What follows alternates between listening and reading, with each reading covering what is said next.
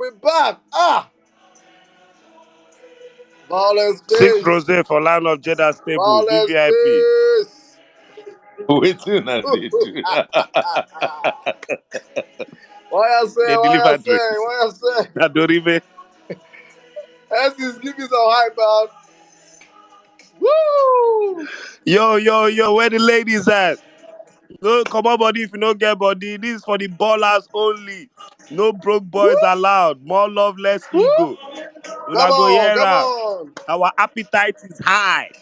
We plan to live overseas the way we live in Nigeria. Yes, oh yes. That's why we are You're here. shouting. You're shouting. A new Nigeria is possible. I swear to God, my people. All right, Lion of Jada is here. No PVC, no shots of tequila. We shut down the space when we're 1-7. We got to get to 1-7 before we get the space kicking. So, guys, between the space, get people up, let them know we're up and running. The Vawulence space is back, yeah. We aren't playing, you know, we're not playing. We're not sleeping, eh? Oh, yeah, turn up. Vawulence, are you ready? DJ Oma. DJ Omar, you're going to pray for us too, yeah? Woo! All right, ladies and gentlemen, you're welcome back to the Vawulence space. Due to some exigencies, we had to shut down the space. They're probably attacking that last space, but everything is back now. We have the Lion of Jada in the building. You know, people in my DMs are telling me, have you chickened out? I say no, it's not possible. I know the amount of, if you know how many handles we used to try to log into that last space. It was crazy. They had to even kick them out of the space. Guys, but we are back, and that thing where they don't want to make we hear, we must hear them on the Vawulence space today. Oh, thank God. Hallelujah. We recorded the space. On more, I thought I didn't record the space. I forgot shut it down the space again now. More start time again. But thank God it's been recorded. So it's a space that's going to be playing right now. I think, please, our tech team behind the scene, I hope it's playing on the radio station. Please, guys, we need. My friend just told to me, she said she's in an Uber and she was playing the last space on her Uber on through the Bluetooth, and she has a convert here. So please, guys, if you have your Bluetooth speakers out there, you're in midst of friends, let everybody get in right now. We're about to start this space afresh. It's about to be a fresh Vawulence space. Please, Saddam, I also want to make a challenge. Please do that. Please, I beg you. I understand that Nigerians, you people have a problem with retweeting and all of that. Let me make you a deal. You can delete your retweets when the show is done. We are 1,200 people here, 1,194 right now. Please, every single one of you, just put out a tweet saying, come to Vawulence Space now. Retweet the Vawulence Space handle. Tell people to come in here now. If all 1,000 of you do that, we might get 8,000 plus people. Delete it tomorrow whenever the space is done. Thank you, but please just do us that favor for today. And out of respect for this brave young Nigerian man who has come out against one of the most powerful politicians, I would say, in Africa, with more evidence than Google can ever give us. Raw hard facts. In respect to Mr. Lion of Jada, all we have gone through behind the scenes to get him up here, even going as far as deleting that space. Please, you owe Vawulence Space one post right now telling somebody to come into this space and listen to what we have to say today in particular. God bless you as you comply. Saddam, back to you, sir. Thank you very much, my brother. Thank you very much. I think I see over 1,200 of us, and we just have 131 retweets. Why are you guys stingy? Do you people know the stress it took me to vision on that last space? Retweet the space, guys. Please retweet the space. Everybody on the building, the platform, please retweet the space. Share the space. Comment in the comment section. Let people know that the Vawulence space is back up and running. We had 1,700 people that were listening the last What space. questions do you have for Mr. Lion of Jada himself, so that way, even if you don't get an opportunity to speak, we can also ask him your question. But please, it must be retaining to article gates if you've been up to speed. Thank you very much. Saddam, Caesar, I don't know. I have a clip of Mr. Lion of Jada that I would like to play, but if you guys will allow me anyway. I've been watching definitely. You Yeah, you can play that before his opening submission. Yeah, but I wanted Omar, you said something about the last hashtag we're meant to, I think that we're meant to trend. I Yeah, don't know. Batiku infighting. That should I be the don't know how hashtag we good should that trend is. or That was Atiku what we Gate. used the last time. Because I think Atiku Gate people that and will, Space is better. Atiku Gate and Vawulence Space is better. yeah, because people that are trying to stop him from coming to this place is not Batiku, it's Atiku. Because Bat will love him here. I know Bat will love him here. I have So APC members in my DM telling me to bring them up to speaker. Let them join us to help to destroy Atiku. I have Oh them my in my DM as God. we speak. Oh, if this were to be a church, I this would have be the them part in where I my say, DM "What a as we mighty speak. God we serve." Hallelujah. No, we've reached the point where the enemy of your enemy is now my friend. oh my goodness, Nigerians, we are taking So back at our some point, I'll country. bring up one or two APC people to ask questions if possible. All Saddam, right, on a They lighter have note, promised to Saddam, call Truth Sizzle, on Obedience and Peter will be for today's space. on a lighter note, have you seen Jimmy's latest display picture? Jimmy na bad man. Jimmy na there's, there's something extremely worrisome Jimmy, oh, I about don't have Jimmy's latest display. No, they're obedience and they are super obedience. Jimmy is in another league of allegiance. Jimmy Jimmy wait talk say Peter be kill him. Mama ain't go tell Peter be make Peter be serve him tenure finish. Can't go jail. No, Jimmy is on Jimmy na another level bandit. of obedience. Jimmy Please, na oh. bandit obedient. Jimmy, yeah, that's a Egbo obedience, senior obedience. He get obedience where you go shake your hand. He get obedience where you go prostrate for. Oh Jimmy my na goodness. prostrating. Egbo obedience. Baba obedience. Oh my God, Jimmy, his latest display picture is just... Obedience on the shout to NC say obedience the shout say don't give APC people back. Don't give them back. For where? No, and you know the good thing about today is that today's Christmas for Tinubu. Today's Christmas for Tinubu. So probably if some Atiku guys, Tinubu boys might want to come on, probably we could do Christmas for one or two of them. But you know as it is now, Mama, you know now. You know it's been long. Bro, it's been no long. matter what is going on, Tinubu cannot be laughing right now. Did you watch that Buhari video yesterday? He's probably trying to wrap his head around how he's going to navigate that. When you add that to when you add that to the US Secretary of State Anthony Blinken releasing a statement about people that are trying to undermine Nigeria's democratic process. I mean, when they define thief for neighborhood, I have a problem with Nigerians. Yeah, I have a problem with Nigerians. Nigerians, why don't you like supporting good team? Please, everybody in this platform now, look at your put your hand on your head and say, I am in Nigeria. From this year, I'll start supporting some good team. Please put your hand on your head. My hand is on my head. In Nigeria, no, from today, I will start supporting good team. How are you on this space? How are you on this space now listening to our voice and you're not to this space? How are you on this space in all righteousness? In all righteousness, with all your blue tick, with all your thing, why haven't you retweeted this space? Please tell me. I know just one shade obedience. Obedience will go sit down for the Jada or do space for like 5 hours. They gaslight them, they talk rubbish. And they will not come and cry in my DM. Saddam, please, can you make Vawulence space 3 times? I know they reply. Please, make Vawulence space 3 times a week. Make it 3 times a week. Please. We are not, bro, you say low key on days like that. I actually log out of Twitter. I'm not messing with you. I will just log out. I will just log out of Twitter completely. I will just sign out my account. We say, now I won't go suffer on ourselves for the Jade or just space. You see Deji open space, you go with Deji space. How you go to space open by Deji? How? It's crazy. Please, let's welcome. Let's. We have Micheal in the building. So, guys, before Micheal will speak, no. Before Micheal will speak, I must have at least 700 retweets on this space. At least. If Micheal. Okay, bro. Should we listen to his clip then?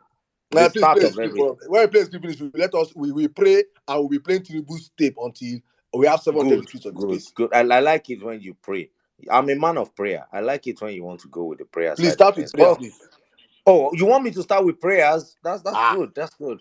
We need to. I agree with you. I totally agree with you because it's very important to my brother. Yes, we cannot let go of our beliefs. And we have to always put God first in everything. So please, let us pray.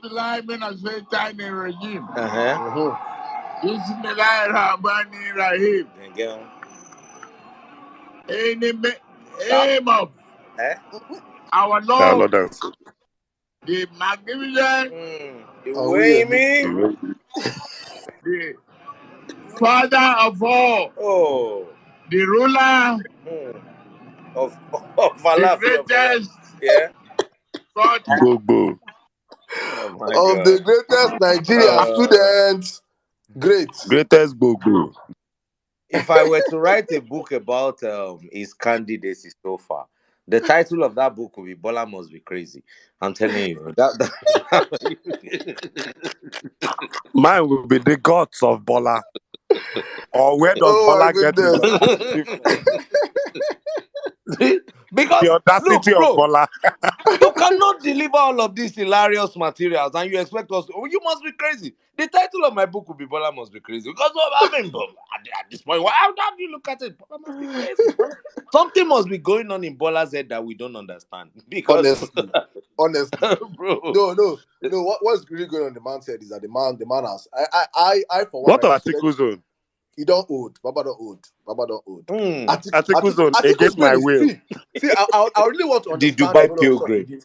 I would like to understand a lot. So when Micheal comes in here to speak here, but because I know that for one thing that at least Atiku's brain is more functional than Tinubu's brain now.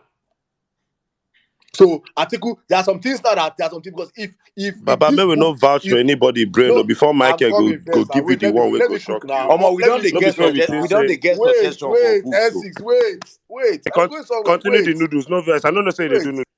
You won't come put crayfish before pepper. Wait.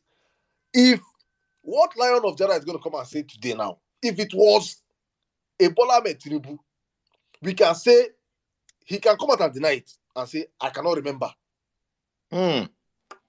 Because the brain is no longer working. But we can all agree that Atiku's brain is functional. So it's functional, yeah. Say, even if he's working anti-clockwise, but at least he's still working. No, I mean, don't get me wrong. I'm just. Oh my God, fool. Even if legally, they'll say he has the presence of mind to be accountable for his actions. But he's working. You see, let us get one thing clear. There's a difference between your clock has stopped and your clock is not correct. There's a difference. Atiku is the clock that is not correct. Tinubu is the clock that is not working. Tinubu needs a new battery. Atiku needs somebody to reset it. But the problem about that clock that the time is not correct is that the battery is already faulty. So you will reset it like 16 times. Eventually, the battery will pack up. And you have to change the battery too. So it's always back to square one. Both of them are not well. Oh my goodness. Please pardon me. I want to do something. Mr. Micheal, could you say hello? Let's be sure at least you're here, but let's be sure your microphone is working. Yeah, I can hear you. Good evening to you and to everybody else. Good evening. Please, it's more helpful if you speak directly into your microphone. Plug your phone if it's not fully charged, maybe to a power bank. And, it's better if you speak directly into the microphone as against through an earpiece or stuff like that, okay? So is that your present condition? Could you say hello again so we'll check? Hello, Micheal, can you hear me? there? I am here. Can you hear me? Yeah, very audible. Very audible. Much better. Okay. All right then. Good evening to all of the hosts and we went through a lot of stress to have you here, even as far as shutting down a space with almost 2,000 people on it. I would give you, I think you know how to handle spaces. You can do your opening monologue and, just tell us how it all started and then how you got to this point, by way of conviction. The floor is yours, at least for the next 10, 15 minutes. Welcome, Mr. Micheal. Cheers. Thank you. I was hoping I was just going to be answering questions. I'm not very good with monologues, but yes, you will, sir. But a lot has been said. You who are you? Your name, media aid. Just a brief introduction. Just introducing yourself. You are a bar you've walked in. Introduce yourself before you sit down, more or less, and then we go into the questions. All right. Okay, so my name is Micheal Achimugu. I'm a media consultant. I've worked with the likes of Atiku, Professor Kingsley Moghalu, a number of gubernatorial aspirants, and some other VIPs that I am not at liberty to mention here. I met Atiku 1st of August 2017, and from there, it's a kind of father-son relationship, ensued.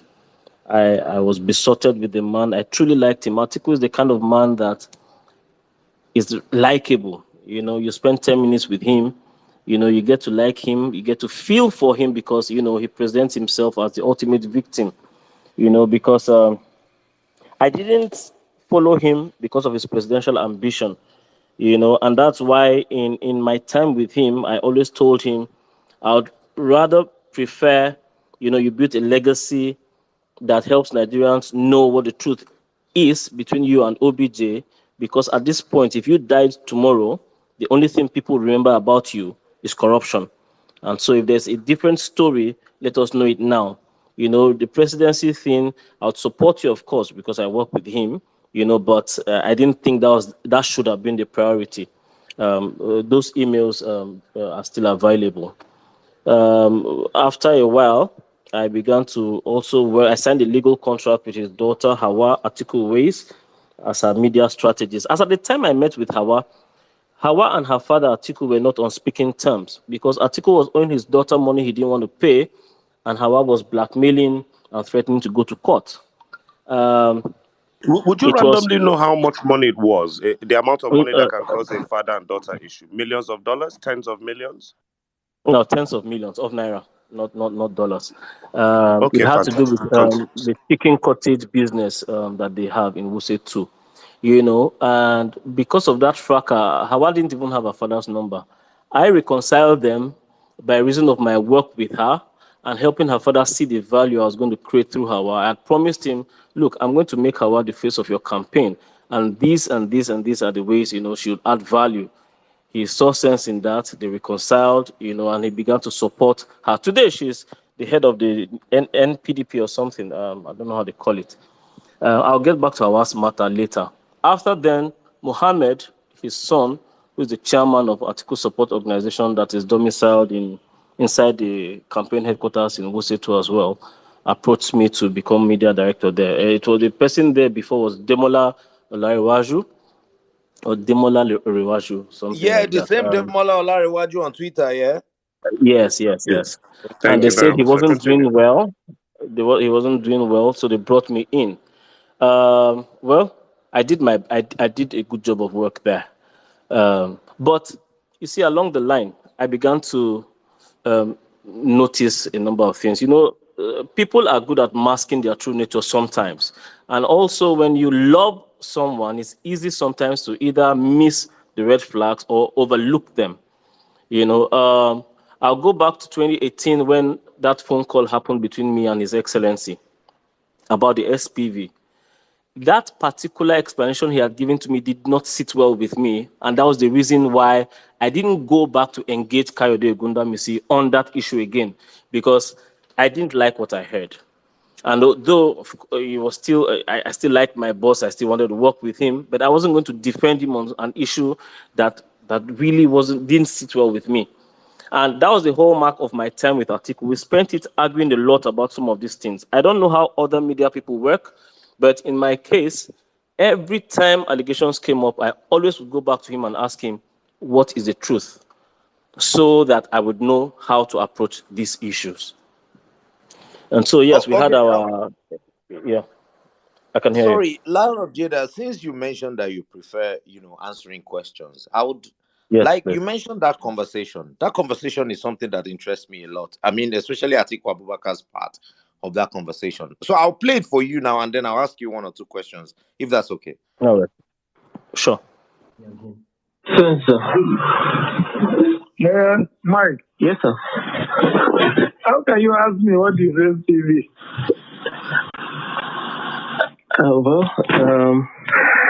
I don't know what SPV is, and it needs to be sure before I start arguing with these people. SPV is a special purpose vehicle. In other words, is a company they incorporate to carry out certain, activities.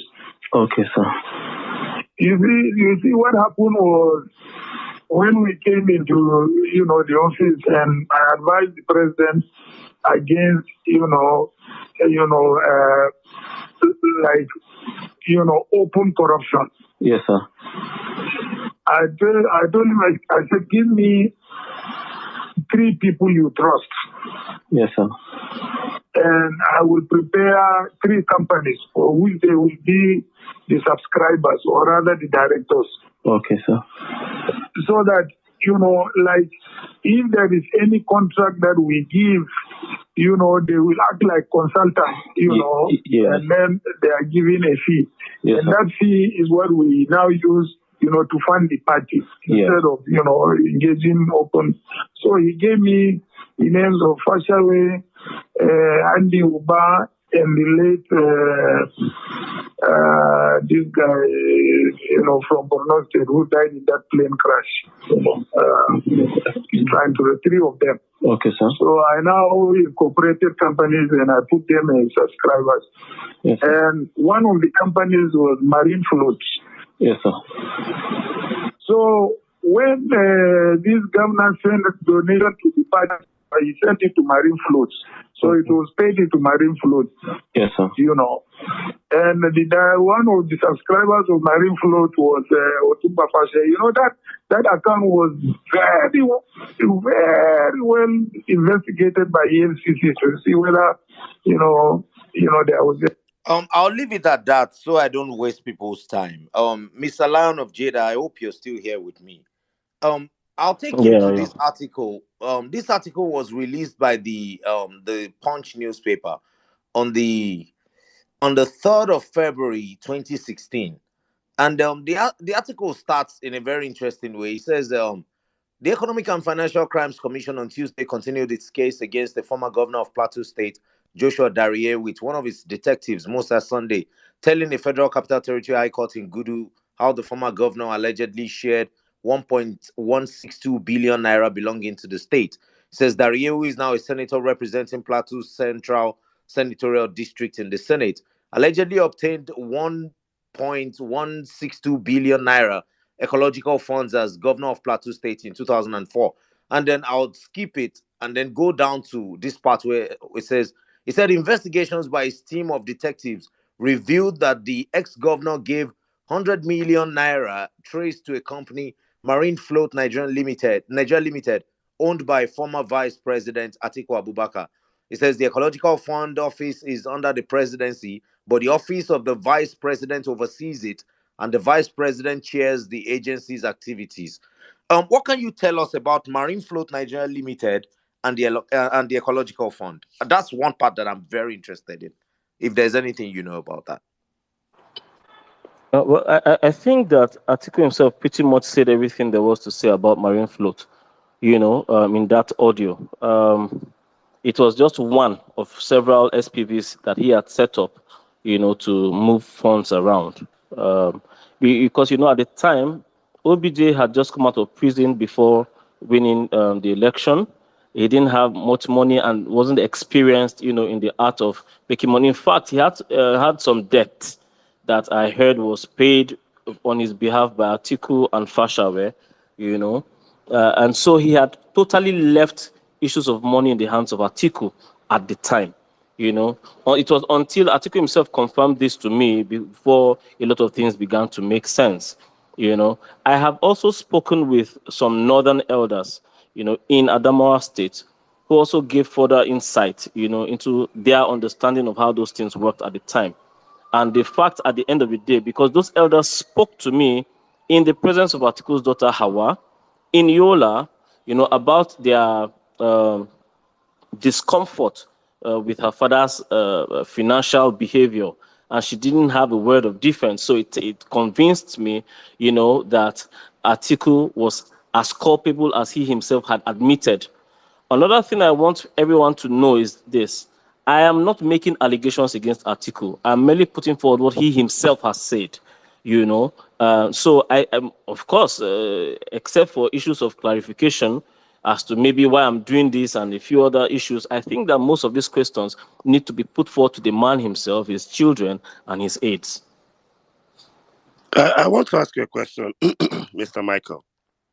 I'm going to ask you some very basic questions, so just try and answer me. And the first question is this: Atiku Abubakar is very rich, but he keeps running for elections. Now, from what there was a place where we read in an email where he said something about his family is pushing him, his wives are pushing him, the children are forcing their mothers to push him. Please help me draw a parallel between Atiku's ambition to be president and the mini infightings or the ambition of his children to fleece this nation when he becomes president. Literally, tell us what would be if Atiku becomes president today. Give me 5 problems Nigeria would face. If Atiku becomes president today, what are the 5 problems we would face with him in power? I usually say to people that, the 2 standards of measurement for any leader or aspiring leader is 1, intention, and secondly, the people around them. When Atiku decided to run for president this time around, he told me clearly that, look, I just want to retire, because in 2019 that loss really affected him, and that was why regularly he would say, Mike, I wish you were here in Dubai to talk to me when I'm low and all of that. Most of his people left, most of his aides stopped communicating, Sorry, and affected him in what sense? Financially, emotionally, psychologically? financially and psychologically, especially when he found out that most of his trusted aides had sabotaged him. APC used, people from within to defeat Atiku last time, So the intention this time was not to run. Do you have a name or 2? Oh, Benga Daniels. 1? That's as clear as day. Oh, yeah, that Yes. was clear as day. Yes. Yes. Okay. And other people, I wouldn't want to drag into this at the moment. Oh, that's fine. Yes, yes, because they are still working with him. So that and secondly, the people around Atiku.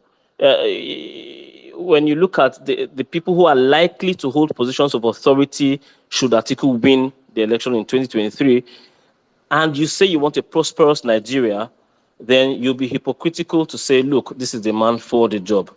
As his own supporter, Prince Olatunji, who is SSA presently to Governor Kowa, said, that Atiku's appointments this time are not going to be based on merit.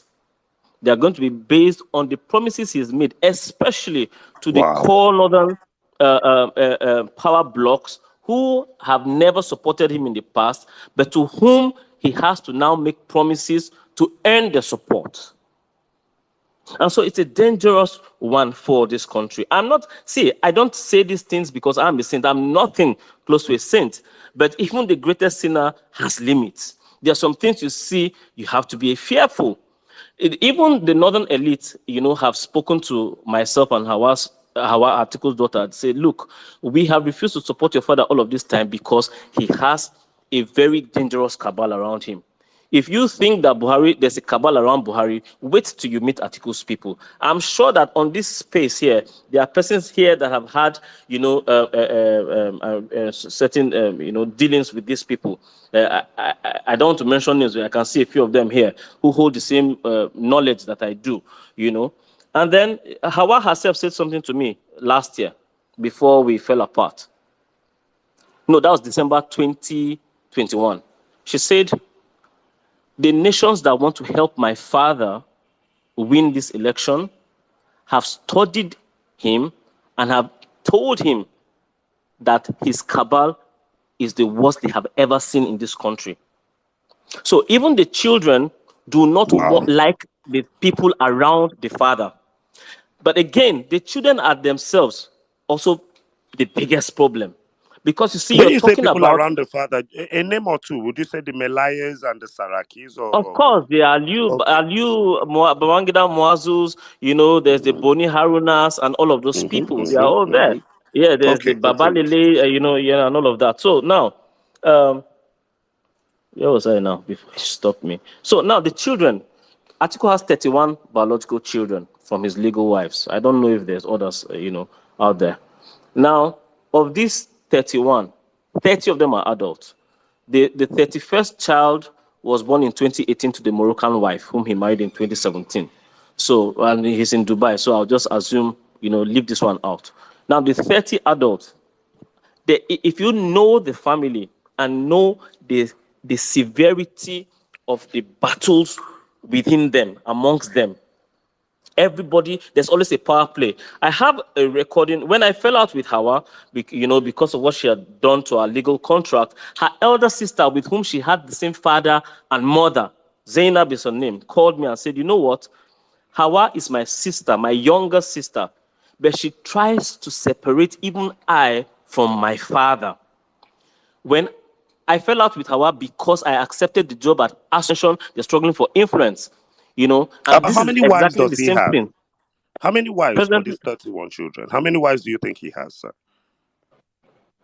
I have a record of six wives. Yes, six wives. But he's Okay. divorced with Jennifer, the Igbo wife. He's divorced with Hawa's mother and one other one. I think there's three wives at home now.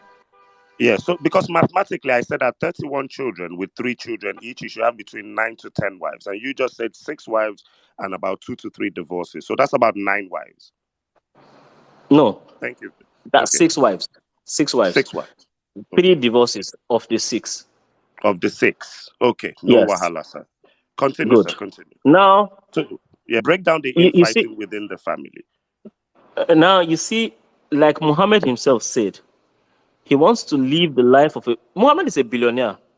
Because according to Hawa and Muhammad's one of his aides, Akinze Mose, Muhammad himself has spent over R1 billion installing Governor Fintiri in Adamawa State. Now, Muhammad is less than 35 years of age. I don't know what business specifically he does. I know he does some contract with some state governors close to their father, you know. Um, but if a man who is a billionaire already at this age is saying, "Look, I want to live abroad with my family, but I want to give them a royal lifestyle, and the billions I already have are not enough yet." And you have a Hawa, you have a Miriam, you have a Zainab, you have Atiku Jr., all wanting to be at that level. You can imagine the strain on the resources of this country. Because for 30 adult children, it means that security has to be provided for each one of them. It means that they all have their gardeners, they all have their cooks, they all have all of those things that they all want. And they are not satisfied with having these things in Nigeria. If you visit Atiku in Palm Jumeirah and know how he lives, even though he appears to be conservative, then you will understand the kind of strain it's going to put on our resources should these people get to power.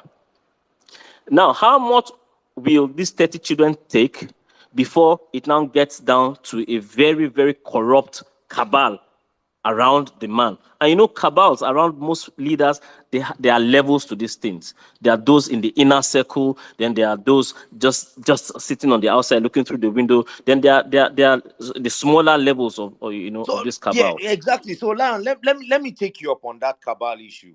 When people Mm. look at the circle of Atiku Abubakar, they look at people like Dino Melai, Bukola Saraki, and they believe that those are the ones who are closest to him. But you mentioned quite a number of interesting names in your last submission. You mentioned names like Boni Aruna, the former governor of Adamawa State, right? You mentioned Yeah. OG politicians, the street parlance. When we say OG, like Mm. all those older generation guys. Can you tell us one or two OG guys that are surrounding Atiku Abubakar and giving him the confidence to run again at this time? So, well, I no longer work with him. I resigned my appointment January 2022. That's a year ago. And so I will not be able to speak much about things that have happened between then and now since I'm no longer in the system. But there was a very strong indication that he has received, the word of someone high up inside Aso Rock, whose name I wouldn't really want to mention at the That's moment, fine. with assurances that, he'll get it this time. He's banking heavily on sweeping the northern votes. That is the game. There's no other game plan for Atiku at this point. The game plan is, look, sweep the votes in the north, then let's get 25%, 20% in some of these other states if possible. But nobody saw Peter Obi coming, to be fair, and it was the reason why also they tried to make sure that Kingsley Moghalu didn't get on the ballot, because they envisaged that he was going to get the traction that Obi has now, as at the time Obi was still with PDP. So his coming was a game changer, whether I support him or not. That is the fact at this point in time. These assurances Atiku has received, I have also spoken with some people high up, and I have no confidence in that assurance. I also don't see his calculations really working out, because you see, to work with the APC governors and get them to sabotage their party in their own states means that Atiku would have to also push under the bus every PDP candidate in those states. Because if an APC governor in the north who wants to help you win election has to retain his own structure in his state, it means clean sweep for APC in all the elections outside the presidency. So what happens to the PDP candidates in all of those states? So there's all of this back and forth going on. I do not know where else he derives his confidence from, outside also the word of his, aides who come and tell lies, and give these assurances. But it remains to be seen what the Nigerian voter says when the time comes. I want to ask a very weird question, Mr. Michael. In all your dealings with Atiku, on public record, even Obasanjo said it, that Atiku has a tendency to always seek the opinions of jazzmen. Literally, you know what I'm talking about. Did you ever see anything otherworldly by way of his consultations? I'm sorry I'm asking this question. Atiku would not discuss that with me. I have met suspicious-looking persons there, but if I say with certainty that that is what they were, that would be me throwing wild conjecture. I wouldn't want to do that. I will speak about what I know precisely. Thank you. I was just asking even a random question. Thank you. Yeah, thank you. Okay, Yeah. all right. Talking about what you know, Lion of Jada, thank you so much. You were talking about where this conviction of him winning is coming from. So I want to take you back to a conversation we had on this platform with one of his closest aides right now, Osita Chidoka, on this platform some time ago. And I want you to speak to this because I've been carrying this soundbite around for a long time, believing that there's something to come from it. But for someone like you, who's been an insider all along, can you give me some kind of insight? Just listening to the sound bites and just tell me what you think about it. This was Osita Chidoka on the Vawulence space some time ago. The APC parts that voted CPC have literally withdrawn from the APC. I don't know if Nigerians are observing. No member of CPC is in the party executive. The chairman is former PDP. The secretary is former PDP. The candidate is former ACN. The vice president is former AMPP. There is no CPC person in the APC structure today. And I think Nigerians should watch that. And CPC is the party that got 12 million votes in 2011, not APC. So you need to be watching where the CPC is heading to. Just watch where CPC is heading to in this election. Put your eyes there, where they are heading to. They are the party that got, without a governor, without anything, they got 12 million votes. That party is alive and well. It is part of APC, but is not participating in this election. So can we say that is where the confidence of the Waziri Adamawa is coming But from? funny enough, before I answer that question, there's the privilege of this platform is that a key member of that CPC is up here with us also. God bless you. Cook. So and that see politicians. There's something about politicians. Politicians will lie. They will lie with their. Me politicians come out and tell us today on air that Bola Tinubu system and bullion van, the bullion van by mistake. But bro, they're saying lessons will be learned now. So maybe not the lessons where would they miss. You know when they come out there that every member of the CBC, then all of them CPC. But we have Ibrahim here, a key and integral member of the CPC, with us up here right now that is working for Peter. So when they come up with all those jargons, it is all these are politicians. You understand? So you don't, the last thing you ever do in your life is take the word of a politician to bank. If you take it to the bank, they will catch is counterfeit. Then go lock you up from there. Don't try it. Did you Don't see bank on a Osita politician's word. Chidoka on? Did you see Osita Chidoka on TV in recent over the last week? I saw him. I saw him. I want to ask Michael a question. Hello, Michael. Please explain to me how you helped Atiku get the academic qualifications. I think the master's degree or something he has been fronting recently. There was a very interesting exchange between you both on, help me get it from a Nigerian university, preferably a polytechnic. Please tell me about that. And, in saying this, you might even help me bust this fake certification ring amongst Nigerian politicians. How is this thing achieved, if you will, please? Oh, well, I didn't help him secure his master's. He secured that from Anglia Ruskin in the UK. What happened was he had reached out, under pressure from his children, as he said in the email that you saw, but now he wanted admission. And, before then, Atiku only had a diploma, not an OND, a diploma from ABU Zaria back in the day.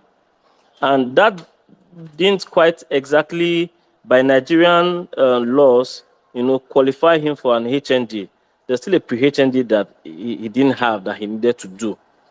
And so I had promised to secure the admission, but when I began to tell him about that particular qualification, needing to do that one first, so that his HND, whenever it was secured, would not be questioned, he demanded, that I get him something that would not be scrutinized. So although I discussed with the rector of Federal Polytechnic, Ida, to my state, and he gave that admission on the condition that we will provide, a pre-HND result if Atiku had it. And then with the owner of Durban Polytechnic in Abuja, whom I had even put on the phone with Atiku, because at the time Atiku was in Dubai, the issue became that he wanted to avoid scrutiny. And I told him, you see, my observation is that the DSS are in these schools. Your name isn't the kind of name that will hide. Even the staff of the polytechnics must mention, because they were excited. They were super excited, And I said, look, there's no way to avoid scrutiny. In any case, if this thing is scrutinized tomorrow, it will be found out that I was involved. So my best advice would be avoid Nigerian schools.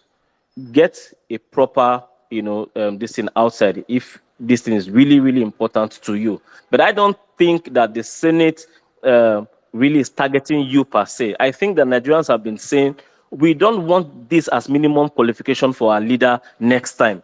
And so the idea was mooted and mentioned once in the National Assembly. So I don't think you are the target. With what you have now, you can go for this, or please get a very legal, certificate. And that's why he went to Ruskin. How he did it, honestly, in Ruskin, I have no idea. Thank you very much, sir. Also, I want to ask you about corruption. Atiku is a very rich man. What does he do with all his money? What does he do? You probably would know better where the flamboyance or the extravagance, or does he just save it and runs for election? What does he do financially? Oh. If you've been around big men in Nigeria, you see the crowds around them every day. To be fair to them, a lot of people depend on them. However, I have no empathy for that because they put us where we are. They put the people where they are. And so when you impoverish people, where do you expect them to go to beg for help? Especially when you are impoverishing them intentionally to keep them subservient to you. And so, when you also have the number of wives Atiku has and the number of children he has and the large appetite that they have, what do you expect? And so the money is hardly ever enough in that instance. And again, he spent over 30 years trying to build political structures around the country. It takes a whole lot of money. One of his aides, Jalam is his name, he is the finance director at ASO and also recently appointed an aide to Governor Kowa. He told me that on the exact day of the 2019 election, on that day alone, Atiku spent exactly $102 million. I have him on record. Jesus. Sorry, 100 That is and what? $102 million. In one day, This on does election not day include 2019. on the election day 2019. Wow. Now, in one of my journeys on his behalf to Niger State, where there was some crisis between Aliyu Babangida Muazu and the state PDP chairman, a very young lawyer, I found out also that the battle, the fight was because of a certain 1.3 billion naira he had sent to them to prosecute the 2019 election. That's Niger State alone. I do not know how much went to other states. There was some, talk about what went to Kwankwanso in Kano and for which he failed to deliver that led to, the current state of their relationship. But now, when you multiply this across all the 36 states in Nigeria and Abuja, and the fact also that because Adamawa people have never really liked Atiku, never fully accepted him, and so he has to spend extra in Adamawa to be able to save face. Otherwise, like in 2019, we're going to lose to Buhari in the Adamawa state. It took extra effort, extra spending to make sure that that victory by 30,000 votes or so was achieved. When a man has to spend these sums of money, you can barely say that money is enough. So that's just it. It is what it is. Wow. Also, I want to ask you, sir. Please, sorry, Omar, my last question. Atiku's health is worrisome. There was a video where he looked like he had a partial stroke. There have been videos where he doesn't look very strong. Coming from a Muhammadu Buhari whose health plunged this country into crisis and at least 6 months of non-activity, is there anything questionable within Atiku's health or physical frame that you feel might restrain him from performing as president of Nigeria? He is very protective of his health status. I know that he frequents Germany, for his medical checks. I've never traveled there with him, so I wouldn't have that information. Thank you, sir. Okay, you seem to maintain a very close relationship with his children, obviously. And in one of the clips that you released, one of his sons spoke about the quality of life that he would love to live if his father becomes president. I would like you to listen to that, and then I'll ask you my question. This is where I've been interested in, going for an office maybe or whatever, but for whatever reason, that didn't happen. Sorry. Anyways, I'll leave it at that. One thing he mentioned anyway was that the quality of life he would like to live, when he moves abroad, is not something he can afford without his father being in office. So I want to ask you, what level of luxury are these guys living at the moment? If you can just give Nigerians a bit of insight into that, because if you're looking at that kind of lifestyle, you ask yourself, what kind of lifestyle are you living that you're hoping that your father becomes president before you can live it outside the country? If you get what I mean. Of course, like Atiku himself said, his children lack nothing, absolutely nothing. He said they have houses, they have their luxury cars. Mohammed, whose voice you just played, has several luxury vehicles, and they're able to afford whatever it is they want to do. They own properties. Like I'm aware that Hawa and her husband own properties abroad, especially in Turkey and UK, and as well as Abuja. So they are stupendously wealthy, all of them. But you see, of course, it's true that to live abroad, you are, especially if you want to live among the elite abroad, you have to be up there. I don't know. I see it as pure greed, especially when people around you have nothing. There are people who have paid the price to keep Atiku's name on the map. They have nothing. They have been cheated. They have been. There's a lot going on. You remember in 2012 or so, or when he was still VP, but I will try to get the exact year again. A man climbed to the top of a mast at the Federal High Court in Abuja and threatened to throw himself down and kill himself if Atiku didn't pay him the money he was owing him. You know, there's this behavior about money that the family has behind the facade that makes you wonder what they do with what they already have. Did you ever have any money problem with them at any point? Oh, definitely. Atiku owes me money. His daughter Hawa owes me money. His son Mohammed owes me money. For what? You know, but for work done, I signed a legal contract with Hawa, for instance. I About worked for how a year and a half. much? I'll give you one small example of some of the how petty sometimes these things could be. You know, in 2020, when I started work with Hawa, for instance, I took a cinematographer to her to both, you know, take her official photos that we'll be using in the media and then run a small interview that I'll use to kickstart her entrance into the political space. Now, it was a 1 million naira job, but the guy was my G. So I said, you know, take 120. I know how these things be, but I will open the doors for you, you know, give you access to the family, and then you can start charging for things as time went on. After that shoot, Hawa said, you know, my app isn't working. I'll need to go into the banking hall, and then I'll send the money. It's 3 years now. Hawa has not returned from the banking hall.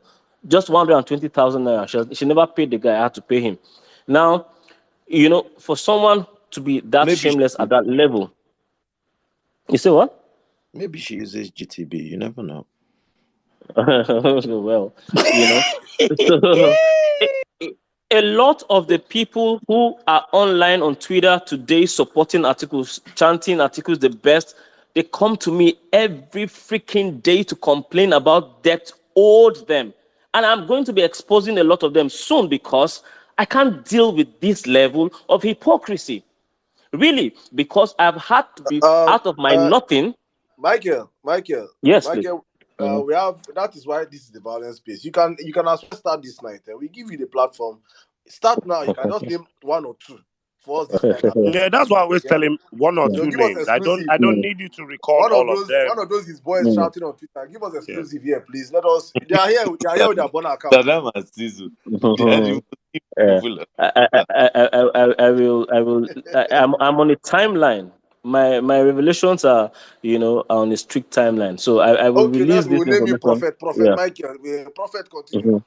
Yeah, you know. No So wahala, no wahala. yeah, so you heard from them, you know, how, you know, they want to live their Okay, lives Mike, abroad. let's do a Mohammed breakdown of mentioned. the family. Let's do a Yes, breakdown please. of the family. When did you start working with Atiku Abubakar? 2017. 2017. Interesting. So that was a prelude to the 2019 elections. If you would indulge me, how many wives did he have? I mean, at the time, how many wives did you? We had 4 wives. 4 wives. Right now, how many wives? 3 that I know of. Oh, okay. So 1 divorce since then. Yes, the Igbo woman, the Jennifer. Yeah. Oh, interesting. So when it comes to that corruption scandal, when it comes to that 4-year pilgrimage to America, what do you know about it? Because every 4 years, it seems like Atiku finds a way to orchestrate this move to the United States just to prove that What is his he does not diplomatic have a... problem with the US? Exactly. Then What is how the does he go diplomatic problem there? with the US? Yeah, how does he manage to go there, come back, and what is its significance, please? What he told me when I asked was that he found out that the Nigerian government blacklisted him. If that is possible, I don't know. That was his answer to me. The only defense I've had for him, you know, because of the lack of proper explanation for that issue, has been that, you know, going to the US is not a prerequisite to becoming Nigerian president. So I have always kept my defense at that. But I'm also aware that a number of persons had to reach out to people high up in the US government, in the Senate. There's a certain Franklin is Zechuku or so on Twitter who lives in the US. He's been there over 30 years. He claims to have been one of the persons who facilitated that. But at the same time, he complained that, you know, Atiku's aides, you know, lied to Atiku that they had to pay tens of millions of dollars, you know, to facilitators, you know, and that it was a lie. You know, they just, collected the man's money. How true those things are as well, I do not know. But these are the things I was told directly by Yeah, the there's a persons story that involved. he spent $5 million just to get the visa or to No, get that more than process. $5 million. Those people are only saying our balance remains $5 million you haven't paid. Wow. Okay, all For right, all something right. that the Ezechuku guy did for free. That's what he said, according to him, yes. And I have him on I'd record like as us well. to take. I don't know how Saddam feels about us taking speakers now, but before we Yeah, do that, definitely. I think this is a platform for the people. We're going to allow everybody come up and ask questions. Today, I think we're going to be liberal today. APC, PDP, CPP, FBI, CNN, whatever it is, we're going to give you a platform to come and ask Lion of Jada. Lion of Jada, you're waiting going be to be that say you mentioned existing and non-existing parties, yet you did not mention Showore's party. I mean, just I don't know the party. Wait, I don't know. If like okay, that, so Is APC, SUG, You mentioned APC. You should raise party. You're right. SUG, APC. I was thinking something along the lines of HIV or something like that. But I don't No, know. I mean, now SUG.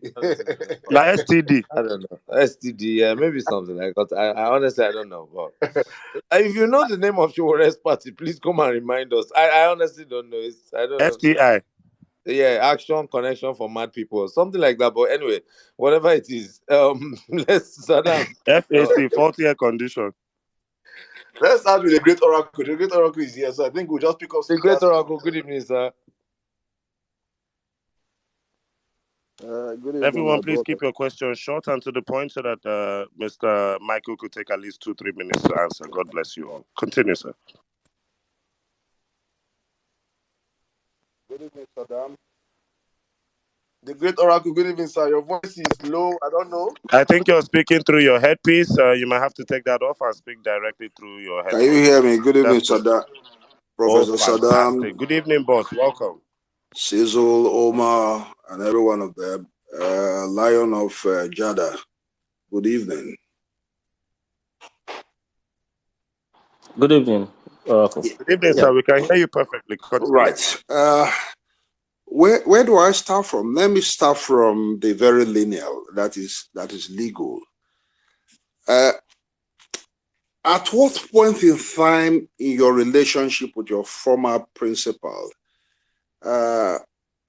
did you discover that he was not up to it in terms of his moral attachment to what governance should be, in our society?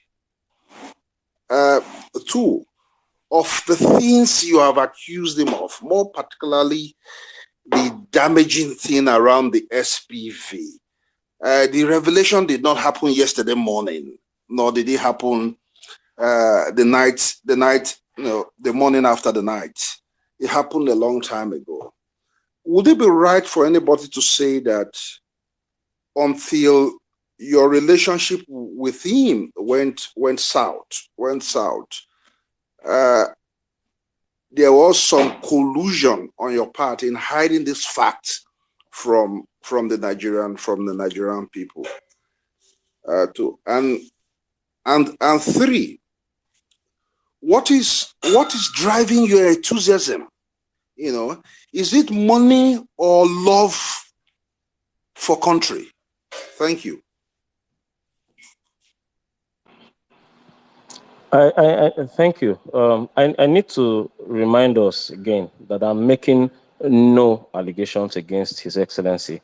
I merely put out what His Excellency himself said, what his children said, what his aides said. I didn't make any allegation. I need that as a reminder.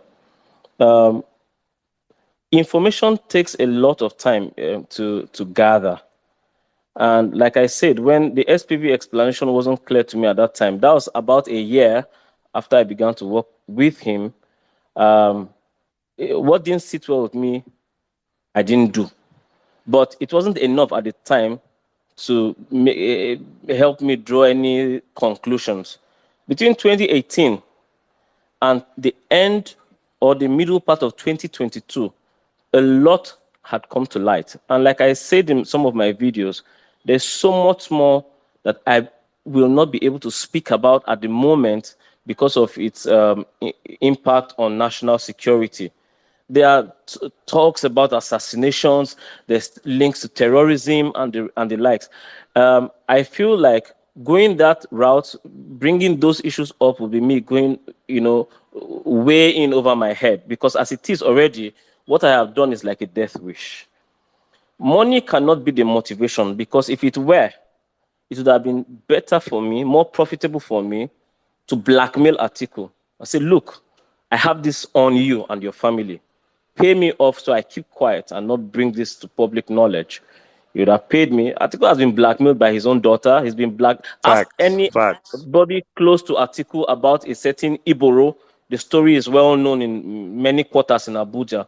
That guy cashed out, over about $2 to $3 million. I didn't do that. There's at no point have I ever said to Atiku or his children, if you don't do this, I will do this. So money cannot have been the motivation. And to come out this way, everybody needs to understand that having worked with him and knowing how dangerous the family are, I can't just come out and decide to say, let me just blackmail these people. I know they can kill me. You spoke about how dangerous the family can be. And I've been watching all of the clips you've posted on YouTube for days. And this one really struck me. I don't know what you have to say about it, but I'd like Nigerians to listen to it. It's a very interesting one from Atiku's daughter, Hawa. How are you going to survive? Really? But then I don't believe that your brother will do it for it's not him now, it's his mother that will do it for him. And it's his mother that this was they've been doing for years. When we were children, when my stepmother would go and bury a whole cow alive, she bury it in the ground. But for what? Is it for money? Daddy gives no money. Control. Control. When she calls her, hey, daddy, hey, the commissioner now give a letter that moved. Now he has left Indians, daddy, what will we?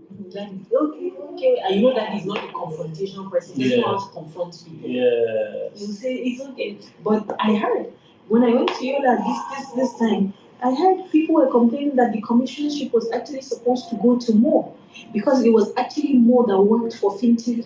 Okay. Yes, and so Mo is very upset.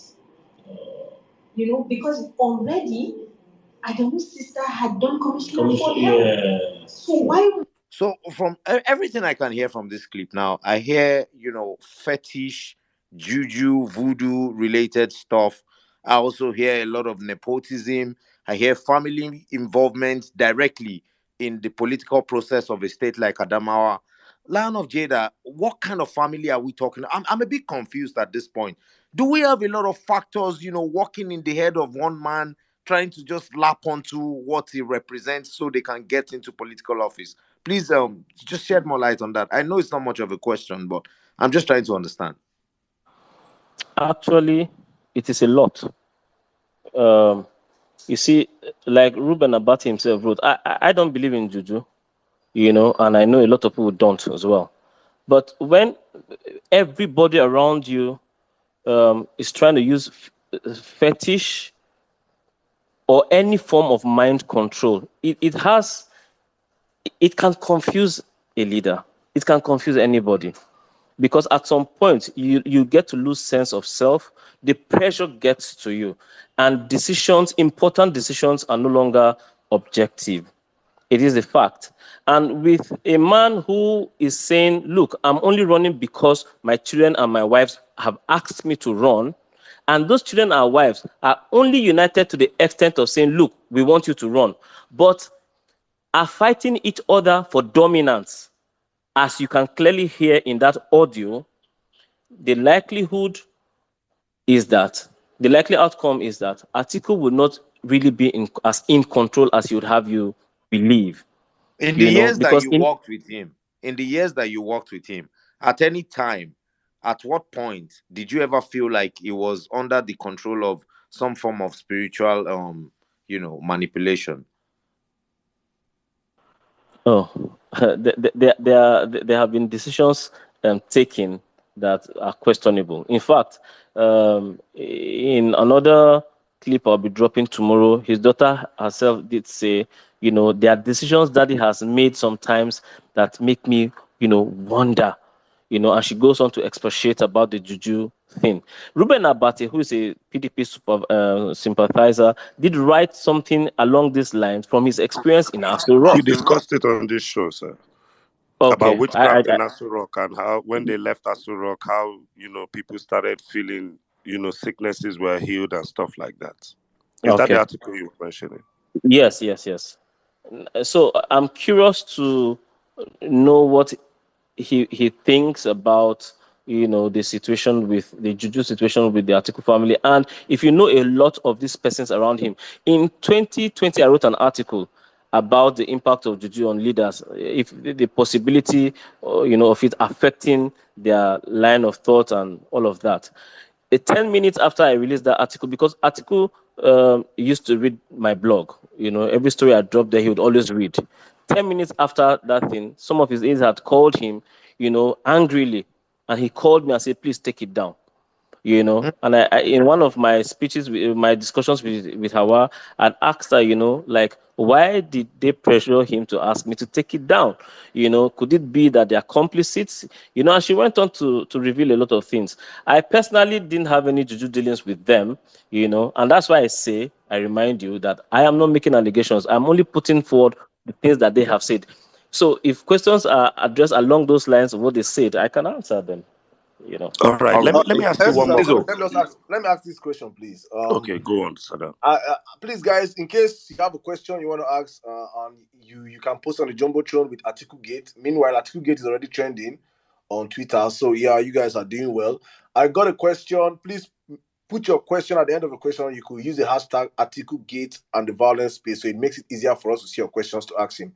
A question from the comment section. Somebody said I should ask you, Mr. Achimugu, at what point did you choose to record Atiku? Was your life threatened? What really went down?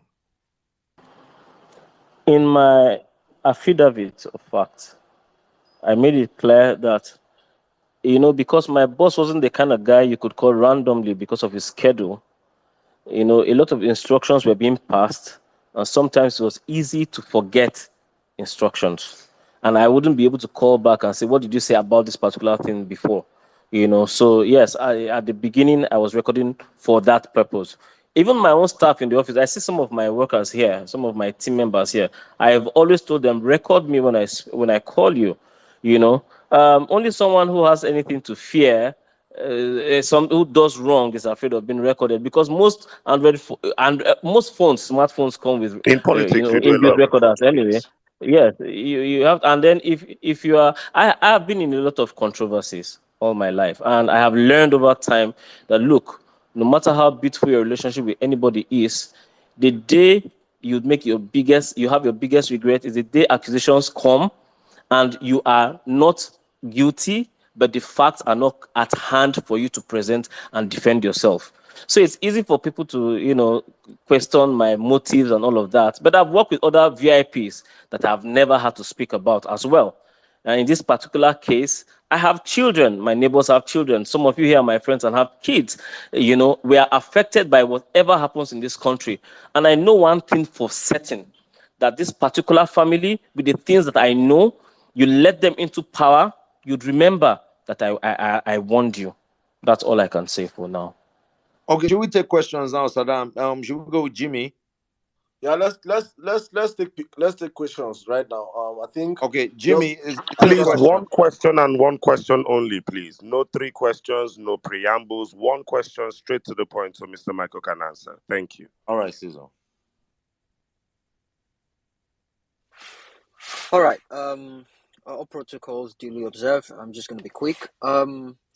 If I'm correct, you made a book for Atiku at a point in time, and you ended up burning that book. Is that correct?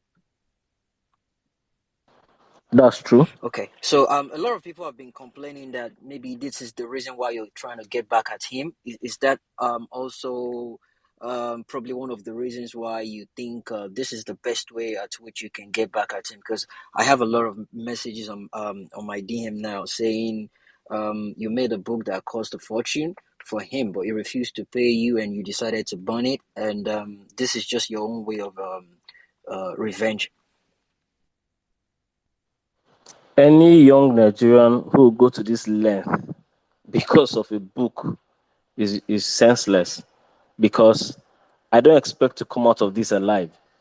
And I wouldn't do this just because of a book. However, you see, the book issue is one of so many things. I will not deny, that there were personal issues. I mean, they were common knowledge, they were public knowledge. Some of them, I put them out there myself. You see, but Atiku supporters keep talking about this thing as though it's a badge of honor that their principal does not honor agreement. In 2019, after the loss of the election, Atiku himself had authorized me to write that book. As I was writing from introduction to chapter 1, chapter 2, I was sending them to him. He was approving them. He even suggested the title by himself. And his most popular or most What used title, sir? picture. Sorry? What title did he suggest, sir? Just a random I'll have, idea. yeah. How my life changed. That's what he suggested. How my life changed. At the time, he All said right, he didn't continue. want his name to be mentioned because he felt that Nigerians didn't want to just, didn't like him enough to want to read about him. So he wanted a title that didn't give away, betray the fact that it was about him until after readers would have purchased the book first. But I rejected the title. And unknown to many persons, he had also announced a date previously for the launch of that book, May 29, 2020. That launching never held, and then for 2 years we didn't even discuss that issue. I only found out in 2022 that I had been scammed. And the reason I burned the books was because after I How left, much would you say you had lost in this entire book Yeah, I endeavor? was over going 40 to ask, million what is naira. the God bless you. total value of the book project? Over how much, boss? 40 million naira. About The 40 total million. value, is that Okay, the total value of the book project? Yes, please. about 40 million. Continue, sir. Continue. Just for the public Yeah. record. Continue. Yeah. So I burned those books because their boys, they kept sending their boys online, targeted with targeted insults at me. But I had to burn the books and say, look, I am moving on from this book issue, because so that when I speak about politics generally and Atiku's name is mentioned, I don't want anybody coming at me with this talk about books. I have done bigger deals with Atiku. You see, if it's even about money, the first deal I got with Atiku when I introduced Frank Shaibu to him and suggested Frank as his media aide. The first business we did with Atiku was for $200,000. That was when I put him on CNN, in March of 2018. So, and between then and now, I have done a whole lot of other stuff with him. So the money for those books, it hurt me, but it wasn't the problem. His daughter also owes me. His son also owes me. I've never threatened them in any kind of way. So for me, also, these things are diversionary. Even if that was my motive, and it's not, but let's even assume it was. How does that have anything to do with Atiku's own admission? How does that have anything to do with the admission of his children to fleece Nigeria should their father win an election? And I think that Absolutely. people Takes want to nothing continue away to from. major in the minor because they want to help to shield him. Look, we are not serious people if we claim to want something different, but we all struggle to protect the people that represent our own selfish interest in politics. We have all been there. I'm guilty. I'm guilty. I defended Atiku. I fought for him. But like I always say, for me, sin has a line. I did my job as a professional, but when I became privy to things that weren't savory, I have the capacity to adjust my perception in light of new information. Most Okay, Nigerians Lion don't of want to Jada, do this. we have a lot of people requesting to speak. What was your first red flag when you started working with Atiku? What was the first red flag you Beautiful saw question. that made you feel like, you know what, this is not right? I would say that was the SPV phone call. Hmm. Hmm. Hmm. That would be a breaking point for anyone, to be honest. It For would me, be it a would be. breaking point. For me, it Yes, would it be. would be a breaking point because I think I want to ask I you, Mr. Michael. I want to ask you, Mr. Michael. Remove your political affiliations. I am not interested in who you're voting for, who you're interested in. I personally like a man called Peter Obi. In 2019, Atiku Abubakar fronted this man, Peter Obi, to be his vice presidential candidate. There was a story last 2 weeks where Olusegun Obasanjo said he technically, did not trust that Atiku would even work for the country. So the Peter Obi guy was to actually do the work, and Atiku could be the ceremonial head or whatever. I want to ask you, now this Peter Obi man stepped away from the Atiku establishment, has started a movement of which you are even here speaking on an obedient space. So remove your affiliation for Peter Obi one more time. I'm not interested in that. But I want to ask you, did you ever meet Peter Obi with Atiku? Did you ever find out, what was the Atiku's plan with this Peter Obi fellow? Was it to exploit his intelligence while, being a ceremonial president, and this guy did all the work? And then what is the current feeling of Atiku towards Peter Obi, who somebody I was to use as vice president is now running and looks like a likely winner or candidate to win this election? How does Atiku feel towards that right now? Please help me out. I met His Excellency Peter Obi just once, physically, in Palm Jumeirah in Atiku's Dubai home. We only spoke very, very briefly. I doubt he would even remember me now. Of course, at the time, anybody running for president would want someone around them that could boost their chances. Atiku believed that people like Peter Obi, his record, was good enough. It was better than Ekweremadu's, who was supposed to be the choice. Atiku had gone ahead to announce Peter Obi as against an earlier agreement to pick I remember. Ekweremadu. Now, but Atiku did have a complaint at the time, especially during the Supreme Court case, that his VP wasn't contributing financially to his campaign, didn't bring financial value We to the don't give campaign. shishi. How true Look at that was, today's hand. I wouldn't know. Yeah, but of course, at the moment, there's no way you'd expect Atiku or PDP to be happy with Peter Obi, because together they had about 11 million votes the last time. With Peter Obi's leaving, a large bulk of that vote, strength has been decimated. It reduces Atiku's chances, especially in the south. And that is exactly why the strategy now is to go for a clean sweep of the northern votes. Because in the south, Obi, Atiku, and APC will slug it out in a lot of those states. I don't know the mind of voters. Right now, everybody's just having permutations, but there's no way Atiku and PDP will be happy. It's perhaps the reason why Peter Obi did not inform Atiku before moving to Labour Party, because Atiku would have tried to stop him from doing so. Thank you very much. I'm coming. I just want to say something. I want to draw a correlation, because when you were making an earlier statement, there was where you said Atiku always, when you got a good job. I think, was that in your earlier statement or a video I watched? You were saying whenever you want to go get a new job, Atiku always persuaded you not to go. Right? Yes. Yeah, so I was trying to draw a correlation because you, as you just said, this Peter will be leaving to Labour now. Probably it is a trait that everybody around him knows him with, that he's a very persuasive someone, that if you are close to him, you will, and you want to make a decision that you ask him for his opinion, he will definitely make you, or how do I put it now? He's going to make you toe towards his own line, and trying to make sure that you don't do what you want to do. Because I was, for a while, I was thinking, why did Peter leave this guy without even telling him? I thought about that, but when I heard you say that in your submission, that you yourself personally, whenever you want to go out, he's always telling you, don't go. I was like, okay. He's highly convincing. Yeah. Yeah. I think. But do you think Atiku is an intelligent man? Atiku is an experienced person. Yes, he's not a dull person either.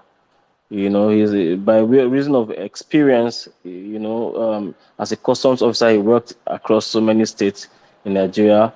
During Abata's time, he ran into exile as well. During which period, Jennifer, the Igbo wife, had helped him. It was Jennifer who took him from the UK to the US. and connected him with some people high up in the hierarchy over there, who also helped him during those corruption The cases. Jefferson.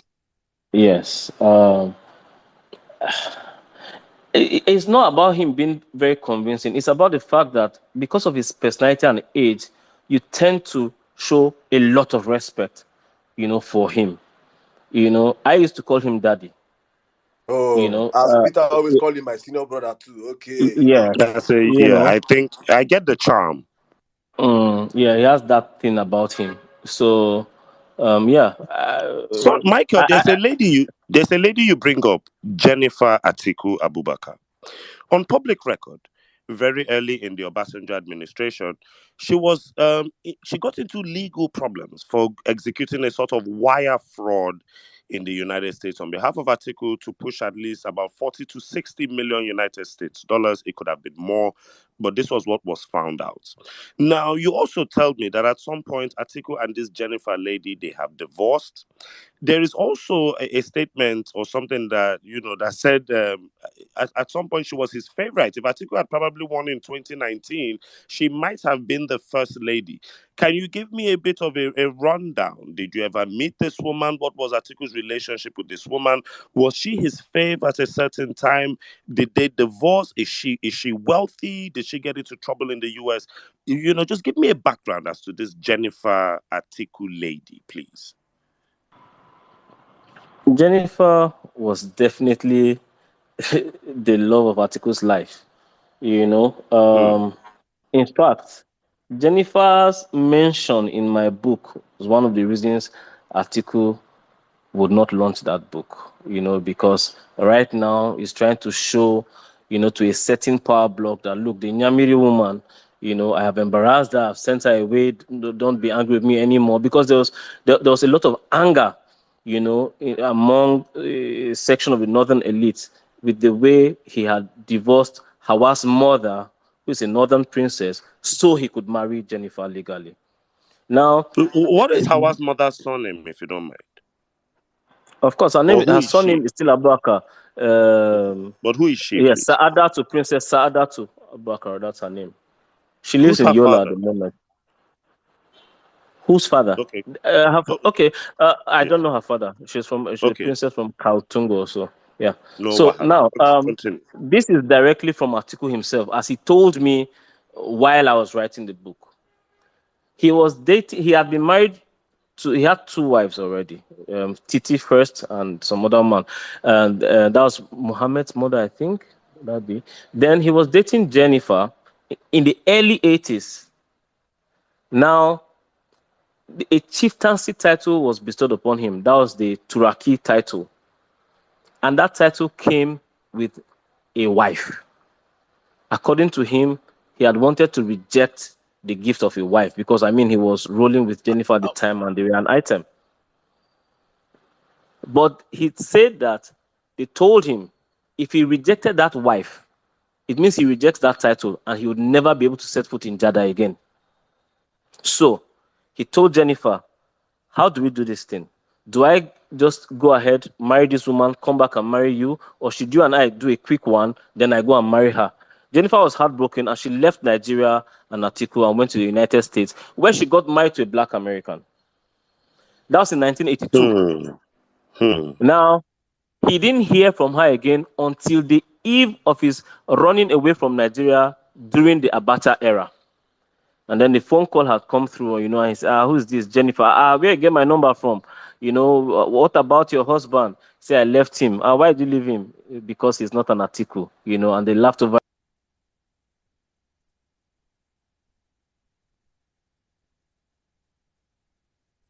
Am I the only one who's lost it? Yeah, in fact, I lost. I lost it. Yeah, He probably had a call. Let's give him a few minutes. So, did you hear? Well, I think I heard something along the lines of they gifted him a wife for some kind of. He has been very fluid. So that means you might have to go and come back. He has been totally fluid. I think yeah. he's back. Yeah. Michael, are you back, sir? Hello, Michael. Yes, we can hear you now. Okay. I think I think Omar, please let's try and just let's take speakers. Let's take people asking questions also. Yeah, So we will. I just want him to finish up on the Jennifer stories. Michael, are you there? Can you hear us? I'm here. All right. So Okay, so I just you try were to saying summarize that. she So yes, so Jennifer she had divorced a Black American. He wasn't an Atiku. So how did they resolve the issue? Please Okay, continue. so they met in the UK when he ran, and then she said to him, "There's nothing for you here in the UK. Come to the US. I'll introduce you to people who can help you." And as far as he told me, Jennifer really added value to his life, gave him ideas, the university, and well, ultimately, if I would draw, if I would, from the things he said, she did, help with, moving money around, and ideas on how to make that money legal. And so he had to divorce Saadatu to make his marriage with Jennifer legal, and then so yeah, she became the dominant wife. A lot of people didn't like her. She never had it good with the rest of the family till she left. Do they still have any relations today since their divorce? Did she have any children for him and all of that? Yeah, she had children. I think 4 or so or 5. I don't know the exact numbers, but yes, It's important to note that in trying to impress this certain power block who were angry, over the Nyamiri wife, is the reason why the divorce became messy. What happened was that he stopped, according to his protocol officer, he stopped her allowances. And she said, "Why will you stop my allowances? How do I take care of these children I have for you?" And I said, "Business is bad. I can't afford certain things." And she said, if you can't afford certain things, then why did you go and marry a new wife? Because the Moroccan woman, you have to set her up in her home, you have to set her up in Dubai, and all of that. And so a battle ensued, and then he began to seize gifts, especially properties, houses, cars that he had gifted her before, according to her. But seizing those items became the bone of contention, and that's why the matter became one for public discourse at the time. Very interesting. I mean, when you say from consumption to production, you realize that Atiku Abubakar has a completely different interpretation of that when it comes to how he uses, the rod in between his legs across the country. Let's take speakers now. If he gets into power, that one is from consumption to digestion, because I don't think we'll be producing anything after that one. Why are you guys making me come in? Omar, I don't want let me to just talk. wrap up and calm down so that people can come I up. tell you that Okay, Simona no beg me to do. So, Lion of Jada, thank you so much for coming. We appreciate coming to this space. We don't take it for granted. So, guys, we're not just questioning him for the purpose of bringing down someone else. Go and grab your PVC. We're explaining to you the people that are bringing themselves out as the number one candidate in Nigeria. Go and get your PVC. Thank you, Lion of Jada. We appreciate you. God bless you. Are you now? all right, thank you, Jimmy. Our next speaker should be Sweet Child. Sweet Child, good evening. How you doing? After Richard Omar, please let's speak Otumba, please. Oh, I mean, sorry, Otumba. I no longer. Okay, I was not Otumba, thinking it Yeah, was Otumba, you. Otumba can go. Otumba, yes, please they are go ahead. elders in Otumba, this you can church. come in After anytime you Otumba. want to come in. Sweet Yes, child, just Otumba, you say can go. yeah. Otumba can go. Otumba, I'll go hold ahead. on. Sister now. I'm not an elder. Please, Joe. I'm not even 35 yet. So, okay, sorry. Line of Jada, nice to meet you, sir. I just want to say, man, I can't imagine what you're going through. I think N6, you read my mind. My question was Jennifer Douglas' question, but I had to pivot.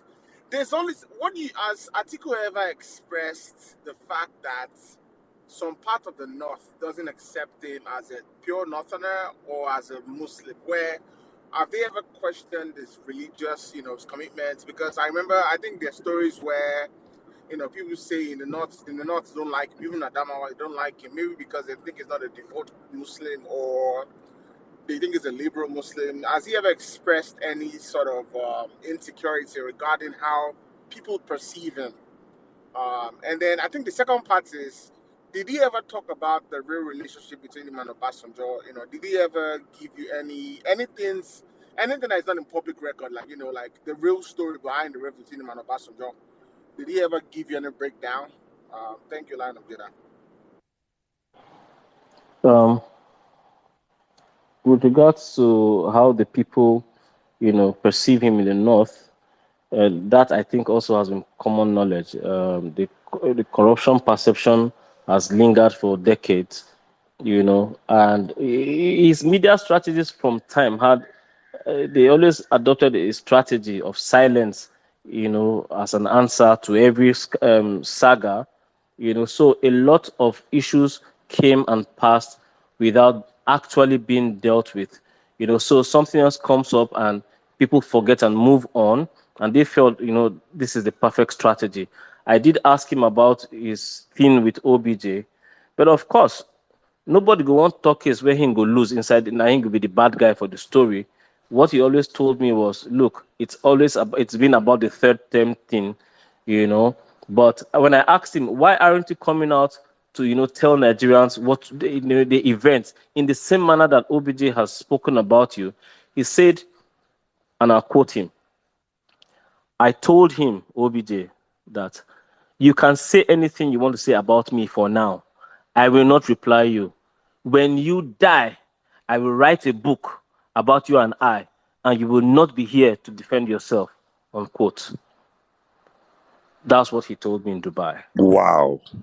So, I know nothing beyond that. But I also met with a chieftain, a former chieftain of the PDP. His name is Chief Imam Bello.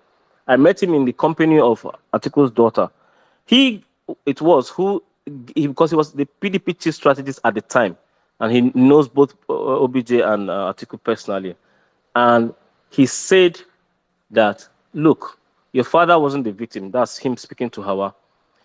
It was Atiku's greed and impatience in wanting to usurp his boss, the president, earlier than they had already agreed. Because all Atiku needed to do was wait for 2007 after OBJ's second term, and he would have been president. But certain people whose names I also wouldn't mention here for now until I release the tape, came out and convinced him that, see, you have control of the National Assembly. And yes, indeed, he did.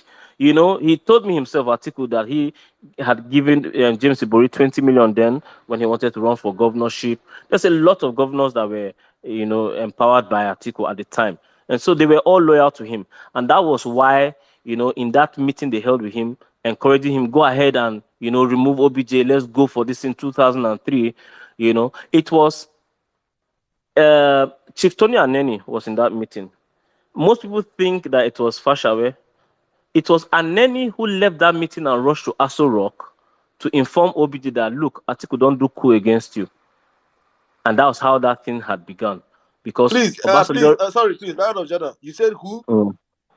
Chief Anthony Aneni. Yes. Oceanini's father. And today his son is working for Atiku. But go on. Well, it's his choice. It's political. That's a full double agent. Yes. A family of double agents.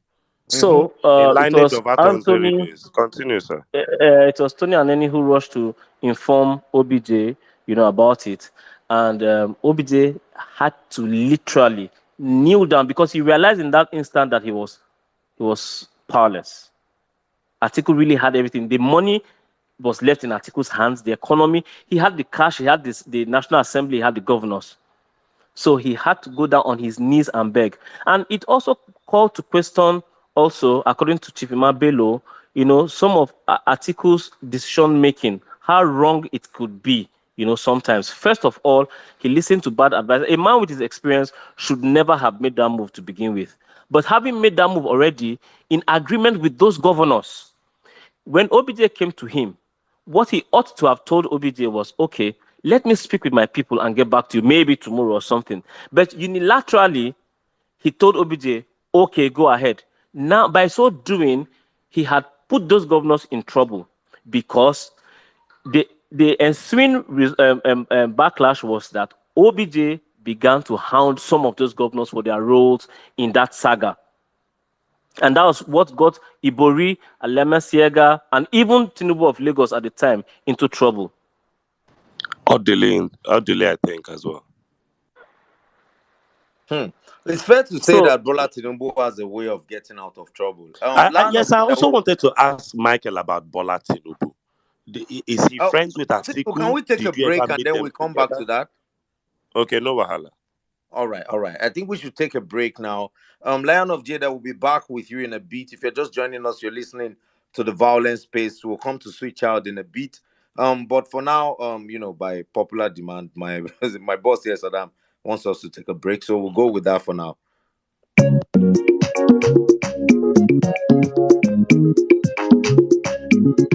When Labour Party come the rule, when Labour Party come the rule, oh, Nigeria go better. When Labour Party come the rule, when Labour Party come the rule, when Labour Party come the rule, oh, Nigeria go better.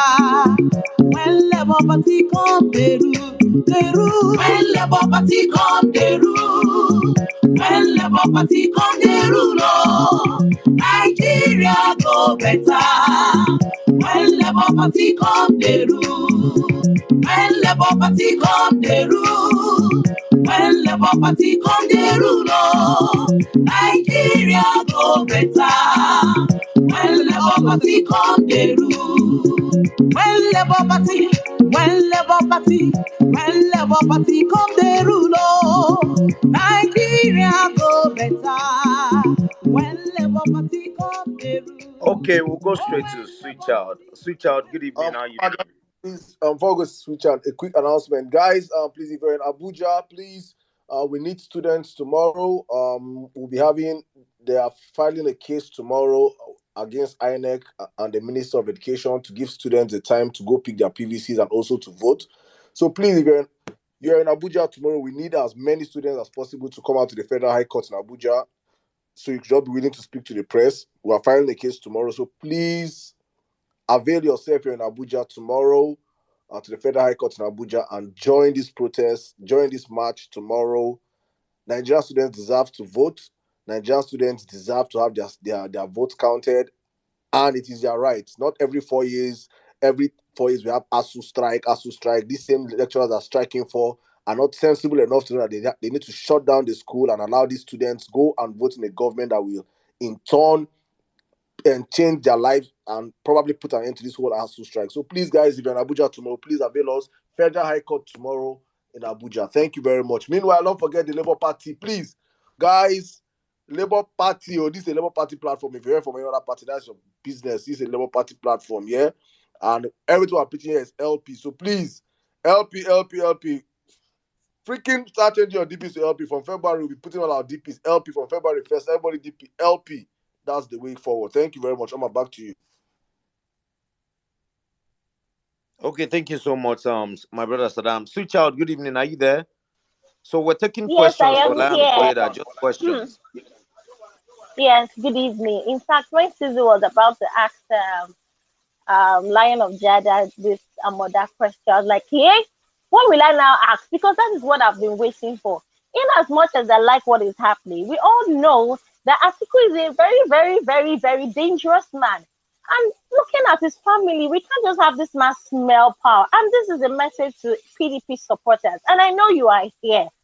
Ayo, Emeka, the fat face, all of you, do you understand? It's still very, very baffling that revelations, articles revelations, you people still come on spaces, defend this man with your left nipple. But I'm very glad that this message will keep passing it. Please, it is violent space now, Abi. So, please, Lion of Jada, in as much, Atiku and Tinubu, they're friends. Do you have anything, as in, you were saying something like terrorism, probably. I know, I'm sorry, I like Amiibo, and I'm sure you say I should wait till the gist comes out, right? But I want to know, does Amoda have something to do with all this? Is this, we need to understand that we have two enemies. Do you understand? We can't keep talking about Atiku, but Amoda must be involved. Please give us the gist. Thank you very much. I have never worked with Tinubu before. Neither have I worked with Peter Obi. I think that the people who have worked with them, who know them, will come out and see the things that they know about them. As a rule, I try to speak only about what I know. And what I know in this instance is that the relationship between Atiku and Tinubu is not anything as close as people would like to imagine. Yes, they used to be friends.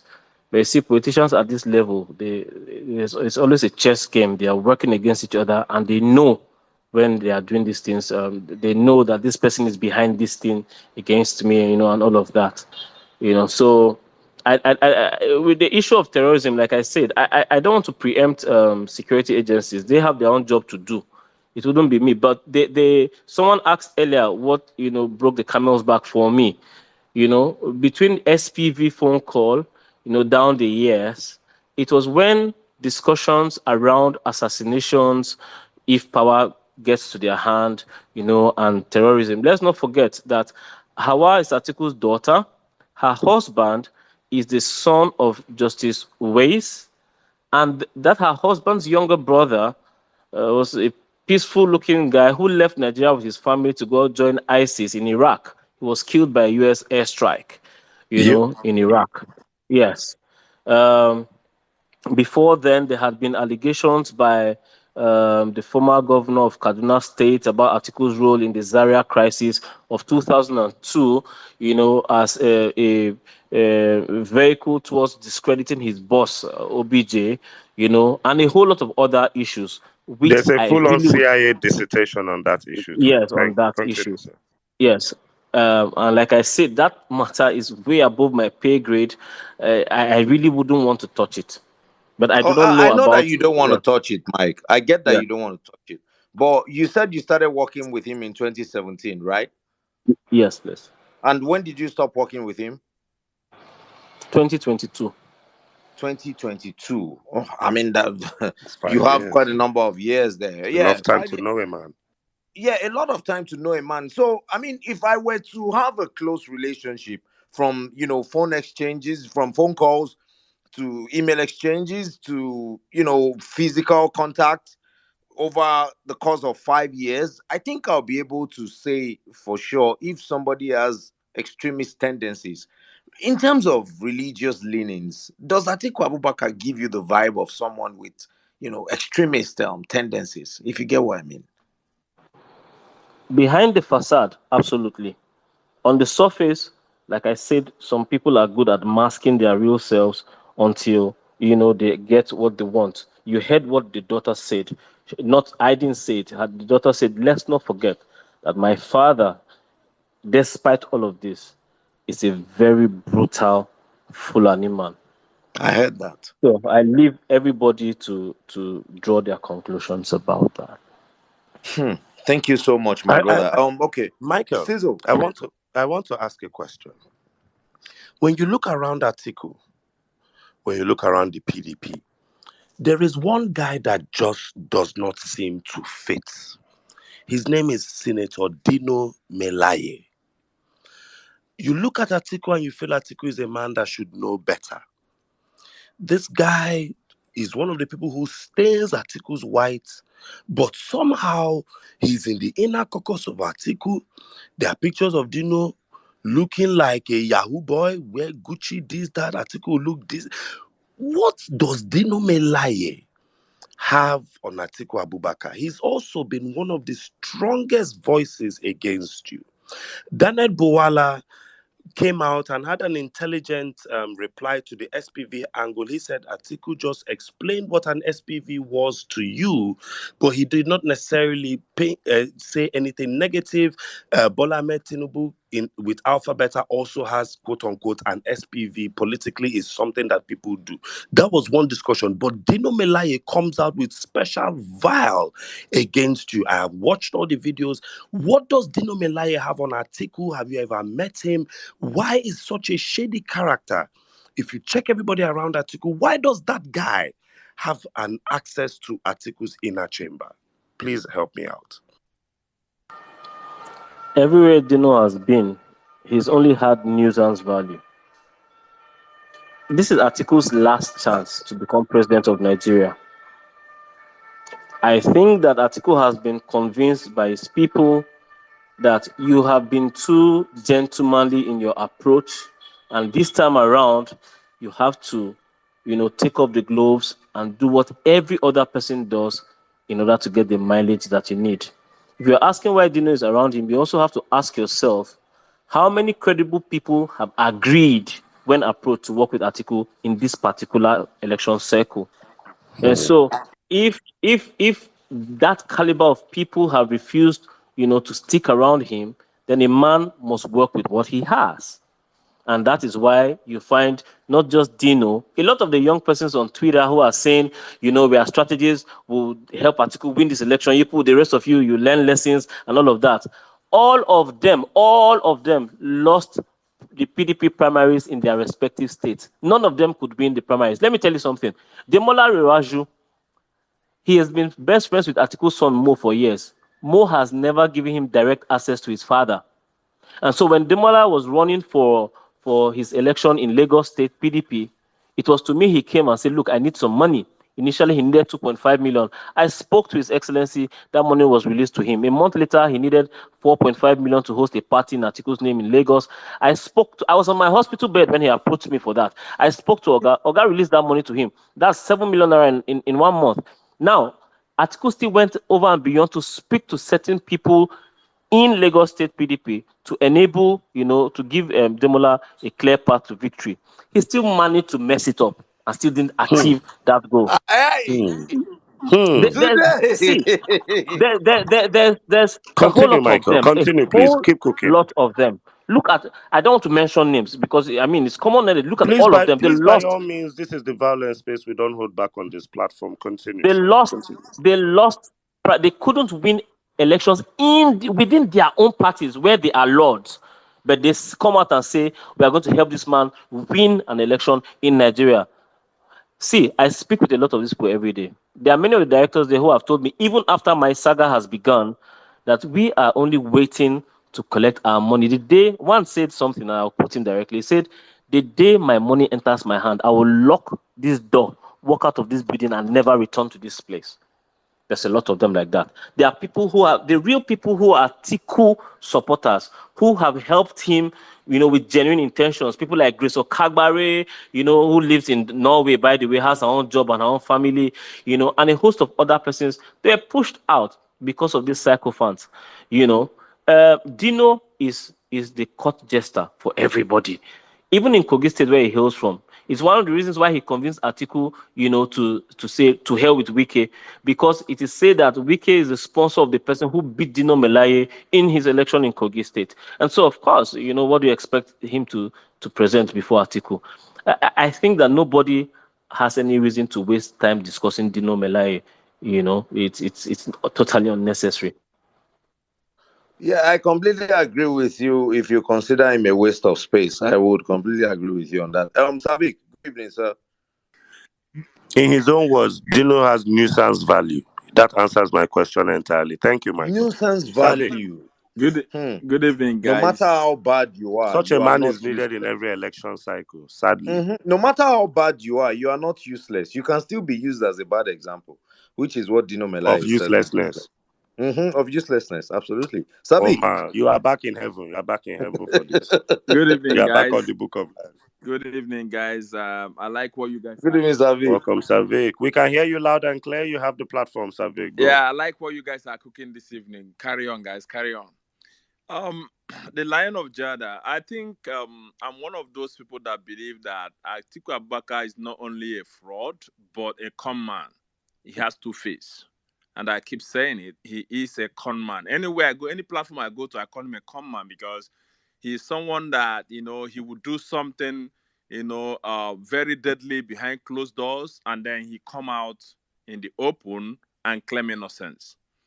So the question I have for you is, I know you are trying to hold back on his alleged involvement in sponsoring terrorism and all that, but eh, working with someone for 5 years is not beans, right? And you will agree with me that you had a long time working with him and his family.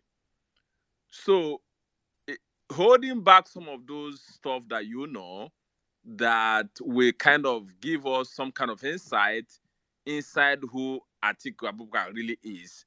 Um, to some way, I would say that you are not doing Nigerians, the right favor, right? Because here is an existential election. that we are facing. And it is already on the public domain that Atiku Abubakar, everybody know that is a fraud. You know, he's someone that we cannot allow to get hold of the treasury of Nigeria. But my fear, apart from him being an ardent looter, is the terrorism aspect of this whole thing, right? Because I have brought up a lady called Grace Okagbare. Michael, is that okay with you, sir? yeah, hello. Sure, why not? Yeah, to the speaker section, I received a special request from an APC person. He said there's a lady called Grace Okagbare I should bring up to the speaker section, if that's fine with you. I've brought her up. I yield. Hello. Continue. Grace, you'll be allowed to speak along in the queue, please. Can you guys hear me? Yes, sir, Vic. Continue, sir. Sorry to interrupt you. Continue. Okay. So, Lion of Jada, I'm kind of curious about this terrorism of a thing because, like you mentioned here, as far back as 2002, Atiku Abubakar has been linked to sponsoring ethnic religious crisis in Kaduna. It's a fact. And one of the major problems he's having with the governor of Benue State is actually he's being linked to sponsoring some of these killer herdsmen that Samuel Otom has actually been accused him of. So if you know anything that is not classified, I know I use the word classified because it might not be something that you want to put out in the public domain. But if there are other insights you can share for someone that has worked with Atiku for 5 good years, please share to Nigerians because Nigerians need to have every single information we need before we go into this election, right? And that's where I want to zero this on. The SPV thing, all of us know that Atiku Abubakar has used SPV to loot a lot of money, but I'm interested in knowing what other things Atiku Abubakar is engaged in that concerns terrorism. Thank you so much. Savik, in order to give my dear brother Lion of Jada a very soft landing on that. First off, he started working with this man in 2017. These allegations by the former Kaduna State Governor McAfee was as far back as 2002. And another thing is, he's not coming here to speak on the things he does not have detailed knowledge about. Exactly. He's made a very blanket statement, which I really appreciate. And that's the fact that behind the scenes, I asked him if this man gives you the vibes of an extremist. And he said yes, that if you take away what you see on the surface, in the background, there's a man that has extremist tendencies. And I think that automatically answers your question. But if he wants to speak more on that, I would stand allow by him. his Igbo wife when his people gave him a wife with a came from chieftaincy. him, you It get is the so. Deborah tweet all over again. This has angered a woman who he says is the love of his life and has been very influential in helping him move money and ensure that his financial lineage continued. He even went as far in support of his own people to cut this woman off from property and financial agreements that they've had over periods of time during their marriage, and has gone as far as even divorcing aforementioned woman to make his own people happy. It is the Deborah tweet all over again. Add that to the staunch defense of Fulani headsmen all over the country. That tells you all that you need to know. But Lion of Jada, if you'd like to speak, Omar, you are back in heaven. You're in the book of life. You are back. You are back. You guys are making me follow. You as Adame. Once you don't set the ball, it gets the be. Lion of Jada, would you like to speak on that terrorism aspect a bit more? I will not come out and make a categorical statement about that. You see, when people say I'm not doing Nigerians a great service by saying everything that I know, you also have to remember that even with what I have said so far, you have to ask what have Nigerians done with it. Most of the people saying these things are not going to come help me in any way. No, but since this began, I've had more people calling me blackmailer, betrayal than anything else. Nobody has asked me how your children coping. I have a daughter who'll be 19 in a few months. I have a 2-year-old daughter. Nobody has asked me, where are you guys hold up? 19. Because now I can't even live in my home. They've been to my house. They're tracking my phones. There's so much going on. This isn't easy for us as a family. But I knew the implications before I came out to speak. But like I said, I will limit myself to what I feel is enough, basic enough for the average Nigerian adult voter to make certain important decisions. Because even before coming out, I knew that the justice system will do nothing about this. True. You know, yeah. So that's it. Okay, Okay, so that's it. okay, Please, Caesar, go ahead, please. let's take that back. Let's take speakers, I beg. Let's take speakers. All right. Let's take a few questions, please. I have more than 40 questions for him, so please Honestly, let's I take do. So if we keep speakers. asking, let's Saddam, who allow should we some go with? speakers. Omega be here for long. Let's take Omega, Madam. Let's take like 4 speakers and we'll go back to this thing. Omega, Okay. Madam Bolanle, MJ Stark, AY Sadiq. Sadiq. Yeah, then we'll come to Mrs. Grace. Okay. All right. All right. Good evening, ladies and gentlemen. Thank you for tuning into the Violence Space. Interesting conversation. So, quick one. I'm about to I just posted something on the Jumbotron, as this is an obedience space, and I want to use this platform to promote that Mama, Papa, and Peking logo. So quick one, ladies and gentlemen, listen to this. Let's go. Okay. Genzo Bahwasa.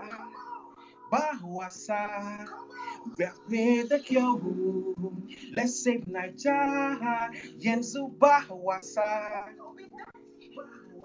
Okay, but Obigati Mama, Papa, Bikino, but Labour Party Mama, Papa, Bikino, LP na the party Mama, Papa, Bikino, waiting be the logo Mama, Papa, Bikino, Yensu Bahawasa. You already know Bahawasa. You already know Bahawasa. Okay, listen. Obi come to our rescue with redemption. We don't tire for the corruption. So just the way to the production. We don't tire for their consumption. That is show them the way. Make them verify you. Gone are the day. Okay, vote Obi that Mama, Papa, Bikino, vote Labour Party Mama, Papa, Bikino, LP na the party Mama, Papa, Bikino, waiting be the logo Mama, Papa, Bikino, vote Labour Party Mama.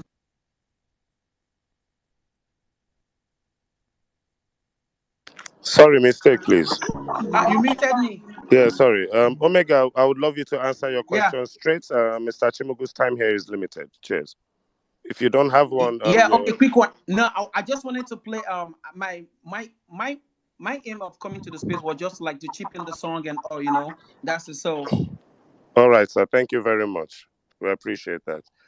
Is there any Please, Omega, please, Omega, please send me the song, please. I would love to have the song so we can play it on our because I'm space. actually playing that from the speaker. Yeah, thanks. Exactly. On our We'll put it on the Obedience playlist on the Violence Space Radio. Thank you very much. Saddam, who else is on the queue, brother? Thanks, yeah. Thank you very much. All right. I think Madam Balale, real quick, Madam Balale, then MJ Stark, then AY Sadiq, then Grace. Hello, my 3 wise men. Saddam, I'm so glad to see you back. Kayla! Yeah, no, you got the wrong one. This is Soraya. This is my granddaughter. Say hello. How are you, Rai? Well done. I was going to ask something about terrorism, but given his last response, I think I would rather ask about. Obasanjo often says that the amount of money that was looted by Atiku, in his book, he talks about it a bit. So I know you were writing a book which you then said you burnt. In any of your conversations, did he, give any credence to what Obasanjo had said about him in terms of his corruption, or is it another one of those things that he just doesn't talk about? Yeah, like I said before, he has this approach of silence as a response to most of these issues. So to extract information from him is usually not the easiest thing. it's still quite hazy, most of what happened between him and Obasanjo, but in my dealings so far, from the SPB tape you've listened to, from the children's own admission, and also confessions of other persons. You guys need to listen, perhaps again once more, to the things that Prince Olatunji did say. You are able to draw conclusions from there. Like I said from the beginning, I am not coming out to make allegations against Atiku. I don't want him crucified. I'm only saying, look, this is what this man is saying. This is what his children have said. This is what his aides are saying. Nigerians, please examine this thing and ensure to make a proper choice. Whatever choice you're making this time, let it be because you are very well informed, you have weighed the options, and you are satisfied with the choice you're making, and so you are casting that ballot. Personally, I would not be voting for Atiku Abubakar because of the things that I know, but the choice, I guess, is for you to make. So how did you guys fall out? How did we fall out? I resigned from this political structure. I announced that on Twitter when I did so, and then we had even I had left the organization before I even asked him one final time which day we go launch. In fact, I even said, you know what, make we no launch this book again. I don't want any profit. Just give me back only my capital. Make her dey go. My daughter secured admission to a school in the UK. I needed to pay her fees. I didn't have money. I better give my money. Atiku's daughter was asking me, was your child school abroad? And this coming from someone who schooled abroad herself, I felt, a type of way about it. But, well, you can't force a man like that, So So I it's left. fair I to say let it that off. the book issue was one of the primary reasons that you guys fell out. No. Like I said, I had already left before I found out that the book wasn't even going to be launched. I didn't expect that my leaving the structure would have any effect. I expected him to honor that agreement because an agreement is Yeah, an but what agreement. led to you leaving? That's my question. But I said it a few minutes ago that with all the information I had been gathering, up to the point where I started hearing about assassinations, terrorism and all of that, I felt very uncomfortable. Also, when it comes to how I was treated, I have a history well documented. I love people. I love to see people treated fairly and justly. A lot of people have been treated very unjustly within that circle. I wasn't comfortable about it. Even Grace Okagbare, I will put her out if she doesn't say that aspect. She too was treated very unjustly in that space, and it's why she left too. Many I have people been have told left. we should allow Grace Okagbare speak, guys. I don't know if we can Yeah, but jump you on might her. have Okay, to. She Yeah, might she not will, be able but to. she's Yeah, yeah. she's on the So queue. well, so okay, Yes, all right, all yeah, right. she's on the Land queue. of Jada, So Land of Jada. yeah. Let's go to the to Grace Okagwari. But before we do that, you mentioned assassination. You've mentioned it twice, and it caught my attention the first time, and it's caught my attention the second time. When you say you started hearing stuff about assassinations, I know you might not want to go into detail, but can you give us like a brief overview of what this whole assassination thing looks like? No, I wouldn't want to do Okay, that. all right, fair enough. Oma, All right, fair for enough. this Grace disposition, let's Okagwari, good respect evening. what he chooses not to expatiate on. All right, then. Is Grace here? Yeah, good evening. Good evening, Good evening, everyone. Grace. You have the floor, please. Thank you so much. Good Um, evening. as we say in the Church of Violence, speak as the Spirit leads. We'll ask questions Oh, along the way. okay, no problem. I'm glad to be here because I saw the space, the invitation on the Twitter so I closed from work around 4, and I've been on the space since 4 p.m. until I got home and trying to bring, Michael on and all that. So I just go off and on, had a prayer meeting 1 hour, went there, came back here. Today I decided to join this space to actually, speak my mind on this issue with Michael, because a whole lot of people, friends, They have reached out to me, talk to your friend, talk to Micheal, what Micheal is doing is wrong and all that. Yes, Micheal is my friend.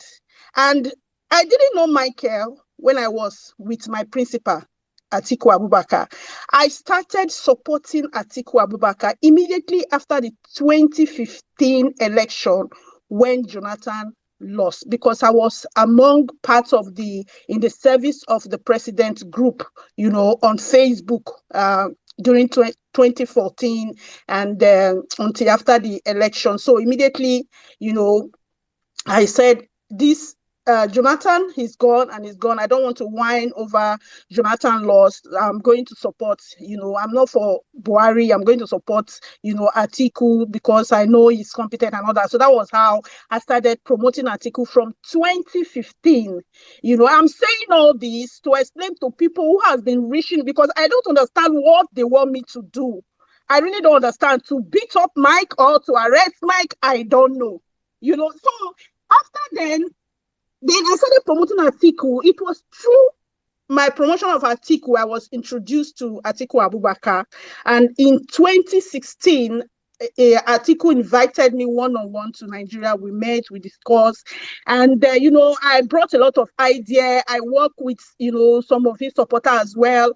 The Atiku Care Foundation, I was the idea. I was the brain behind the Atiku Care Foundation. But because I live in Norway, I have my job. Even then, I had my own businesses then. And I cannot be traveled to Nigeria. In politics, I got to understand that if you are not in Nigeria, forget it. You understand? There are a whole lot of things that will happen behind you. Even your closest person will shit you out.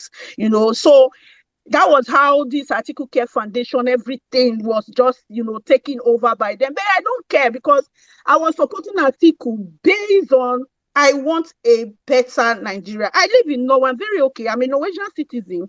I have a good job. I have my family. If I don't even work, they will pay me. They will pay my rent. They will pay my electricity bill. They will still give me money to say, Grace, use this to feed. So if I know how to manage, I can still send to my parents at home from the money the government will give to me.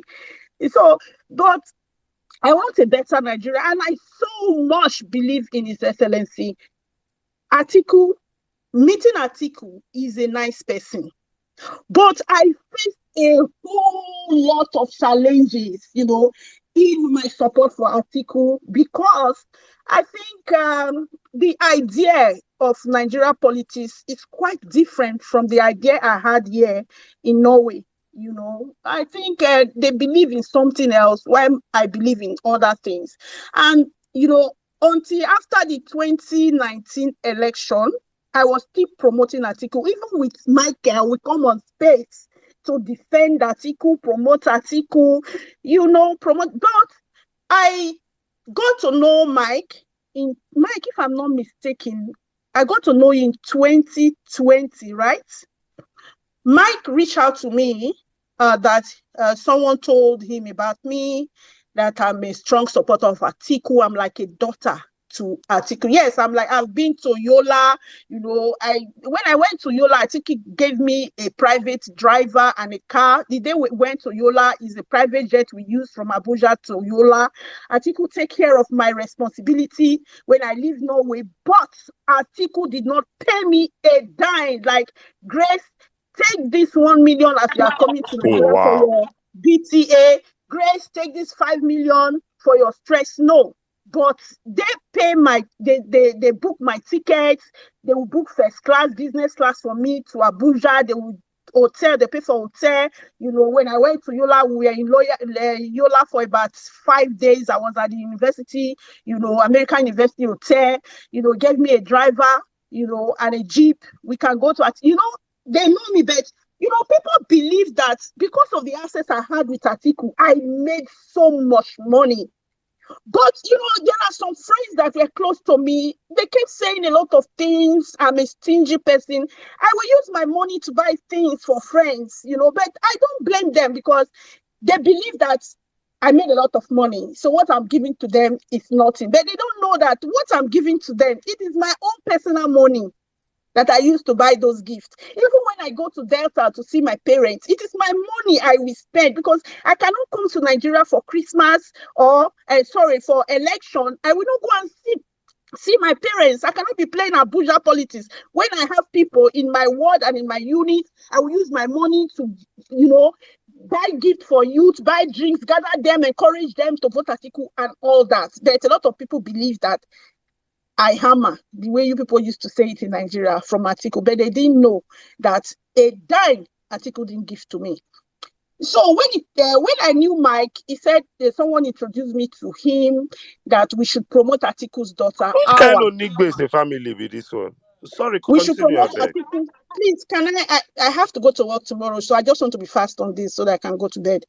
So Michael reached out to me that someone said that I'm very close to Atiku, that I'm like Atiku's daughter. I said yes. He said that he's trying to promote Atiku's daughter, that I should join him. I said, in as much as it has to do with Atiku, I will do anything, So that was how, myself and Mike, we started working together, organizing program, I even contributed my own money to support. Even when Michael was working in ASO, sometimes Michael will call me, they don't have money there. I will send Michael money so that they can use. Some of those people working with him, they don't have money for transport. I gave him money. You understand? Then when Michael started having issue on my own, I left the Atiku camp because I believe that they don't want my support. They don't want my stress. I know how many times I left my children to Nigeria because I live alone with my children, and someone was taking care of them. I paid for the person that was taking care of them. They did not give me a dime. That this is the money we give to you, to say no. And the last time after the election, when I came back, I almost had a problem. Not that I had a problem with the child welfare, because the school reported that my kids were they were going to school late. So I had issues. So there are a lot of challenges I faced because of my support for Atiku. But at the end of the day, I was treated like a trash, like as if I need something, like I'm doing that because I need something from them. No, I'm not doing that. I'm doing it because I truly believe in Atiku. I truly know that he is experienced and he is competent. But, I made up my mind that your immediate world becomes beautiful and peaceful when your attention is focused on your well-being, because the whole issue was affecting me psychologically, and because of the nature of my job as a teacher here in Norway, I work with kids, it's not good, on my person, because you can't afford the world, the best of you, if you allow your immediate world to be governed by external forces, people that will eagerly pollute your soul with their internal war. So I believe what I am doing, I'm just doing it, I don't need money, but appreciation. When I was working with Atiku, if I call Atiku, if he sees my mix, Atiku is to me, he's a father. If I call him, he will call me back. But for 1 year, I purposely did not call. I did not send emails, nothing. He did not reach out to me. Grace, how are you? It has been a long time. Are you okay? How is your family? How is that? I say, no. I can't do this. That means when I was traveling to Nigeria, if I had a plane crash, it's my family that will be the one on the losing side. My children will not even have mother today. If I was in Nigeria, I had accidents, they kidnap you or anything, I am on my own. So at least if someone is doing so, show a little bit of appreciation, no appreciation. Then 2019 came. Last year, I said presidency is for the South. So I will support a Southern presidency. For my support for Obi, I know the badging, the badging, man, is out of this world. But the only thing I told them, If you people can show me a proof that Atiku paid me and now I betrayed Atiku, I will be very glad, because I know nobody transferred money to me, nobody paid me, nobody gave me chichi. All what they did for me, they did it themselves. I don't know how they bought my ticket. They just sent me, receipt for my ticket, booking. I don't know how they pay for my hotel bill. I know that in that hotel, I eat breakfast, lunch, and dinner. Even my friend that comes to stay with me sometimes, I will pay for the breakfast. Breakfast is for one person. So I don't know why people, even sometimes someone called me to come and borrow him 100 million. Why? Because he has the intention that I'm collecting money from Atiku. And see, that one aside, one of Atiku doctors reached out to me, only one, and I appreciate her so much. Even Awa that I was working with, I stopped working with Awa, supporting the father. Awa could not reach out to me. This is Awa that I will donate to his project, to our Okay, project. Madam Grace, let's help you channel your conversation towards like a meaningful end. What kind of work did you do for the Atiku family? I work for Atiku. I don't work for his family. I work personally Okay, what for kind of Atiku, work did you do for him? promoting him to showcase him. And I opened a group for him. I run a group for him in diaspora, Atiku Diaspora Network, with a lot of supporters from Europe, UK, Spain, Italy, France, Norway, Sweden, and Spain. And I also did a program in Spain where I traveled to Spain to organize a seminar for him. I paid with my money, my flight tickets, nobody paid me. I did all those things because I believe in Atiku. So now Atiku problem and Lion, let me just cut everything with Lion's problem, Lion of Jada problem. Lion reached out to me and said, this is what is happening, Grace. I am tired. I can't do this again. I can't do that again. I say, Lion, when you started your relationship with Atiku, I wasn't there. You understand? That is it. I said, my connection with Atiku did not promise me anything. We did not sign a contract that if I work for you, you will pay me. No. So this is why when I left his camp, I left quietly without, making noise about it. But if you think that you were cheated out, I said, I cannot tell you don't do this or don't do that. You should do everything that will make them to pay you your money. If truly you can prove it that, Atiku asks you to write that book, and after everything, he refused to launch it. I don't have anything, to do with Atiku. But people kept coming to me, your friend is doing that, your friend is doing that. I don't understand. What do they want me to tell? What do they want me to tell Lion? I don't understand. I don't have any issue with Mike. And the issue he has with Atiku aren't my cup of coffee. It's not my cup of tea. I wasn't there when they had their businesses and negotiations. So why should I comment or involve myself on issue that has nothing to do with me? I can't. I have left the Atiku camp and I have left the camp. And I'm not going to tell anyone to rest, because doing that will make me automatically involve myself in the issue. For me, Atiku and the people, the sycophants around me, they don't send me. And I don't see any reason why this issue should concern me. You understand? And even when I left the Atiku camp, after the daughter reached out to me, the daughter spoke well. He reached out to me, Miriam reached out to me several times. You understand? We spoke. I'm so happy that she reached out to me. Then Malaya reached out to me, and the same thing I told Atiku's daughter. That was what I told Dino. I said, bros, make I tell you, the people that worked with me, they believe that Atiku paid me.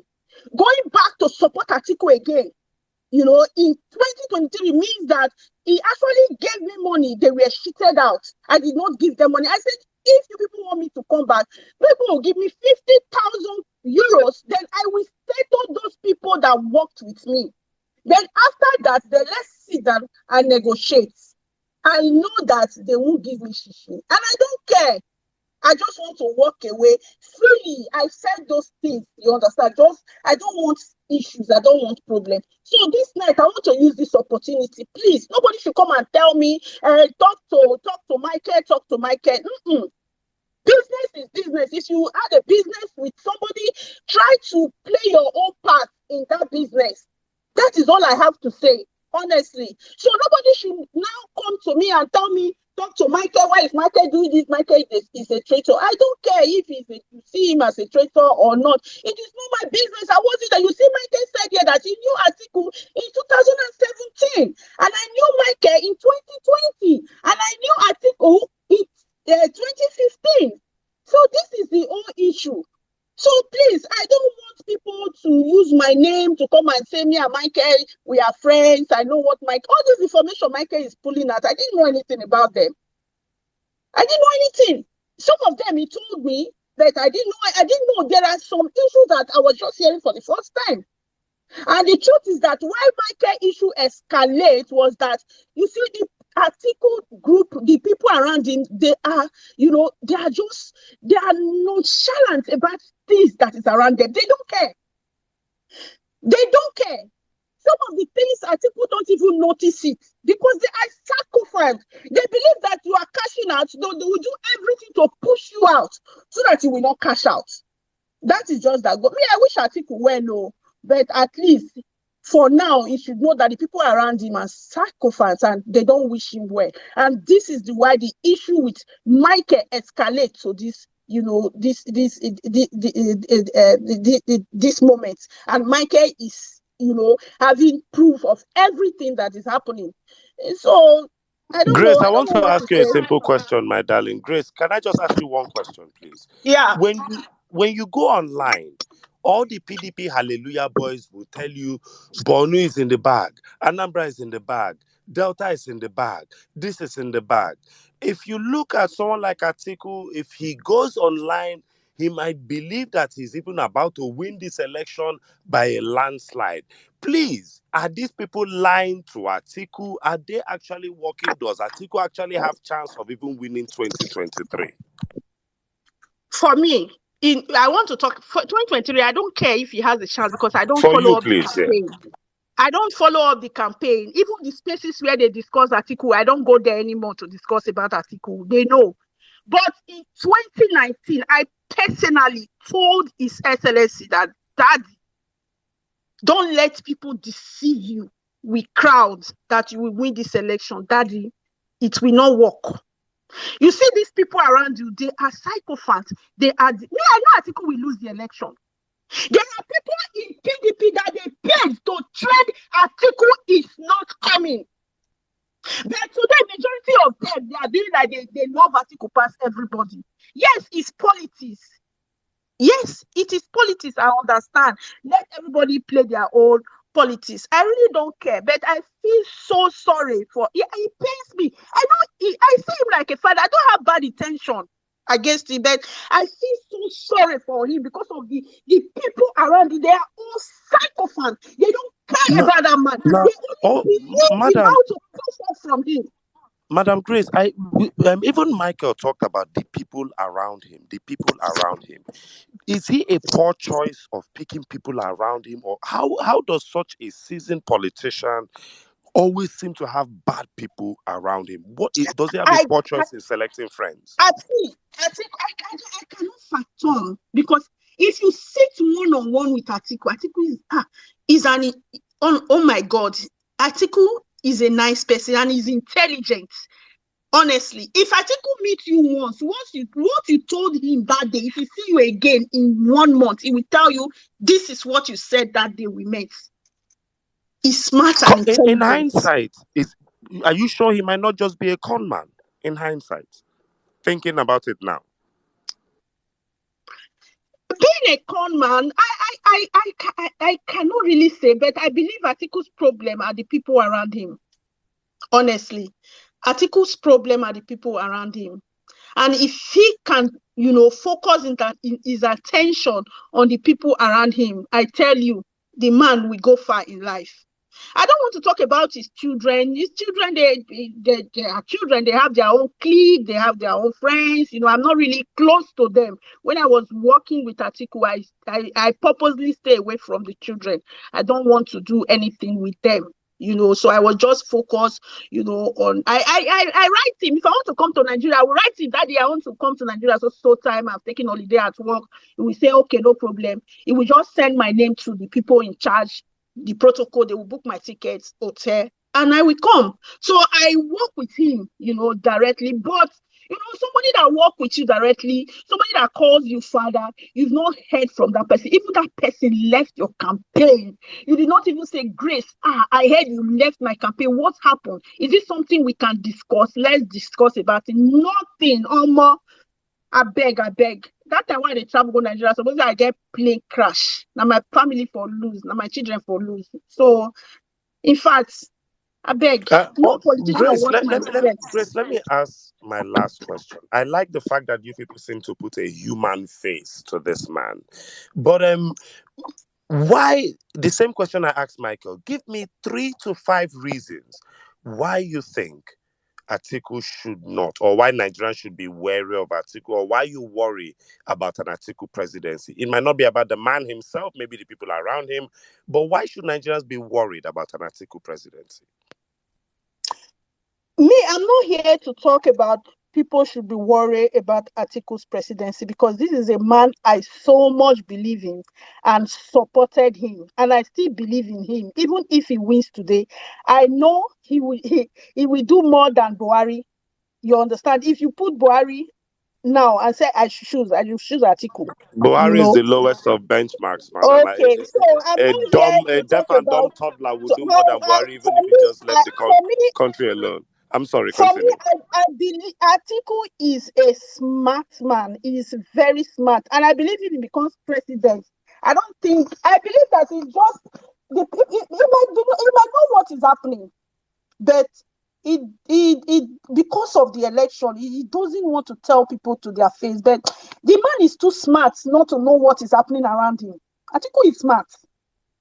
I believe he knows. He knows people that love him. He knows people that are following him because of his money. He knows. And you don't think, politicians, everybody is your friend. And you don't think 30 plus children would do any harm to him being a president? I don't think so. Because even the children, they themselves, they also for contracts on their own. They still also for contracts on their own. All right. I'd like to believe that you didn't understand my question. Cecil, please go ahead.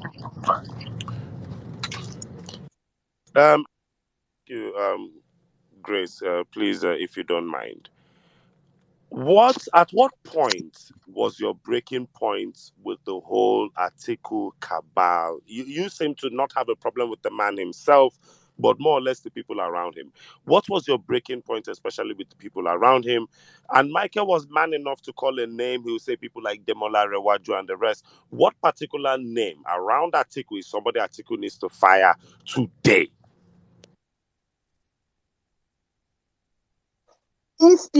Michael, those Demola, I don't think I've called. These people are PDP people. Those people. Me, I'm not PDP.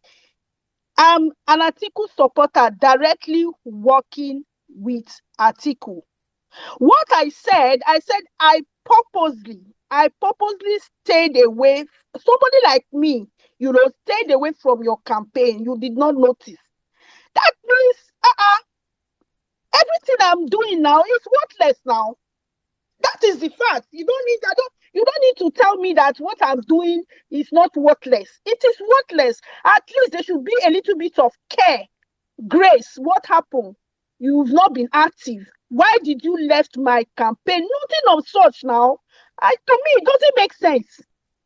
And the people, I see people, they come out ask Biden, and they insult me on this Twitter space. It's not because I even criticize that. They will come and be posting rubbish about Atiku. And I will tell them, this thing you said is a lie. You don't post this like this. About His Excellency, did he ask you to post this thing? I know it's mouth peace? Are you a spokesperson? When issues like this come on, allow a spokesperson to speak. He has a spokesperson for where they will gather like a fly and they will insult me.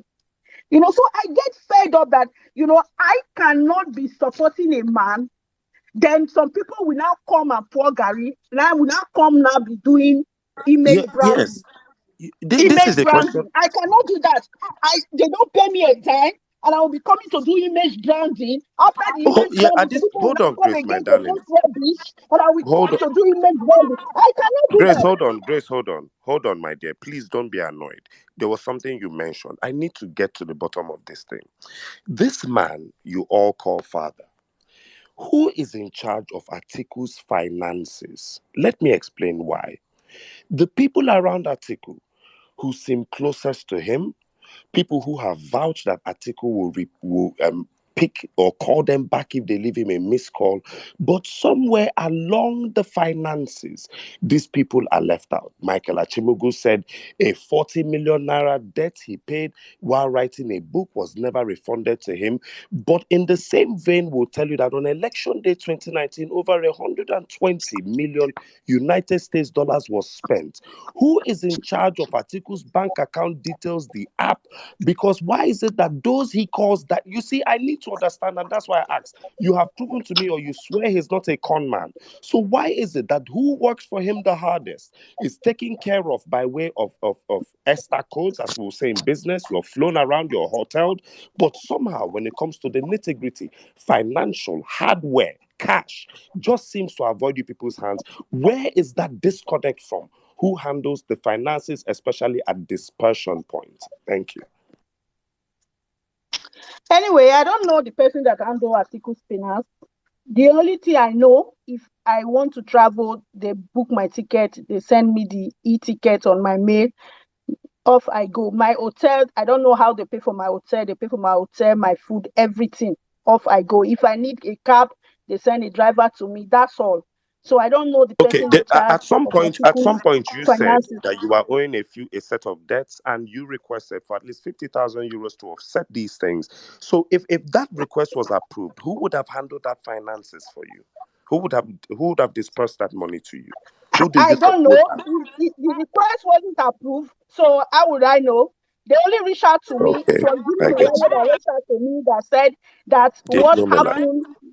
what happened, somebody told him that I left the Atiku campaign and they need me back. I told him that I cannot come back because the people that worked with me, they believe that Atiku paid me in the last election. And for me to come back to Atiku, they need to settle me to settle those people because I knew that a lot of people cashed out in the last election. So So we if they have can heard. settle me to So we have settle heard. those people, fine. But if not, please, I am done. I am done. I'm not coming back. And that was it. Did not reach out to me again. And I know they won't reach out to me. I know Okay. they All won't reach right. out to All me. right, All Madam So right. Grace. Madam Grace, it's fair to say that most of your anger stems from the fact that you didn't get the recognition that you expect for the work that you carried More or out for less the empathy. people. At least Yeah, empathy for empathy, her. it's recognition. I mean, empathy. It's not about recognition. It's about It was okay. never empathy. All about right. recognition for her. I get All her right, Madam grievance. Grace. Let's take other speakers, please. Nello, you've been waiting for a while. Nello, good evening. Good evening, Omar. Good evening, Cecil. Good evening, Saddam. Good evening, Ibrahim, Ibuka, Lion of Jada, Grace, and Madam Bolanle, and every other person listening on the space today. It's been very, very enlightening. And one thing, from what I have heard so far from Lion of Jada and Grace, the character of the person called Atiku, it just goes in line with, what Obasanjo kind of says about him. This is a man that is centered on himself. He is a very selfish person. He is all about himself. Because if I listen to Grace, her pain seems to stem from the fact that you give everything to a man because obviously maybe when you want to travel, he pays your those things, to pay for your ticket to come down, to lodge in a hotel. He probably doesn't even cost him, it's the monetary part is really nothing.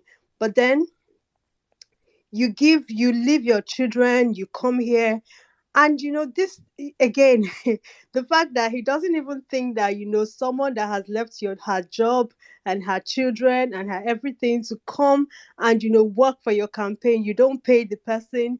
The only thing you do is and then again she stops working for him. He doesn't even he didn't even uh, recognize the fact that she's so while you're there and useful and giving everything, he would take it, but he doesn't care. That compassion, A con that man. empathy.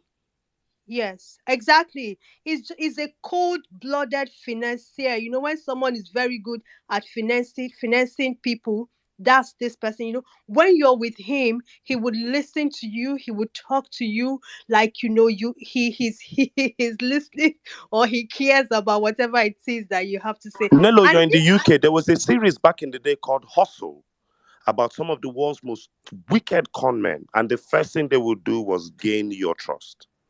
If you remember exactly, Hustle. I haven't seen it, but this is the thing that you definitely get from him. And it's interesting because before Grace even said this, I think there was this interview I was watching, and they asked the person, why do you believe in Atiku or something like that? And he said, that when he sat down with Atiku and Atiku spoke to him and told him of the things that, he wants to do for the country. I'm not going to lie, I haven't heard this, guys, but immediately I got this impression of a man that, when you sit with him and he talks to you, he would talk to you like he's talking from his heart. And, he really has this genuine intention, and if you're not careful, you buy into the fallacy. Just like you said, he's a con man, and he's A a con very man. A good con man. one. Yes. So but you see, you don't matter in the scheme of things. And yes, I totally agree with Grace. If anything happened to you on your way to go see an article, he would not even know. Nobody would care for your children. Nobody would even ask after your kids. And it's as simple as that. It's the same thing that I guess. See, Lion of Jada. I want to say something there. I want to say thank you for for your boldness. Thank you for your courage, because I know that this thing that you're doing, you're putting your life out there. You're putting your life at risk, and you're putting even the life of your children. Your family's life can never be the same again. At least because you have this man. I know that people might not, but this man is a very deep person, and just like his daughter said, he's a very wicked man, and he will take his time, but he will come for you. And I'm sure that you know this already before you took this bold step, to put these things out there. So I mean, I have to thank you, because it's not easy for someone to come out and say, for the sake of country and for the sake of the future, I'm going to present this man to you, Nigerians, and then you can make your choice. Um, but one thing that I wanted to ask you, I wanted to say, why? I wanted to ask why. Why would you put your family through this? Why?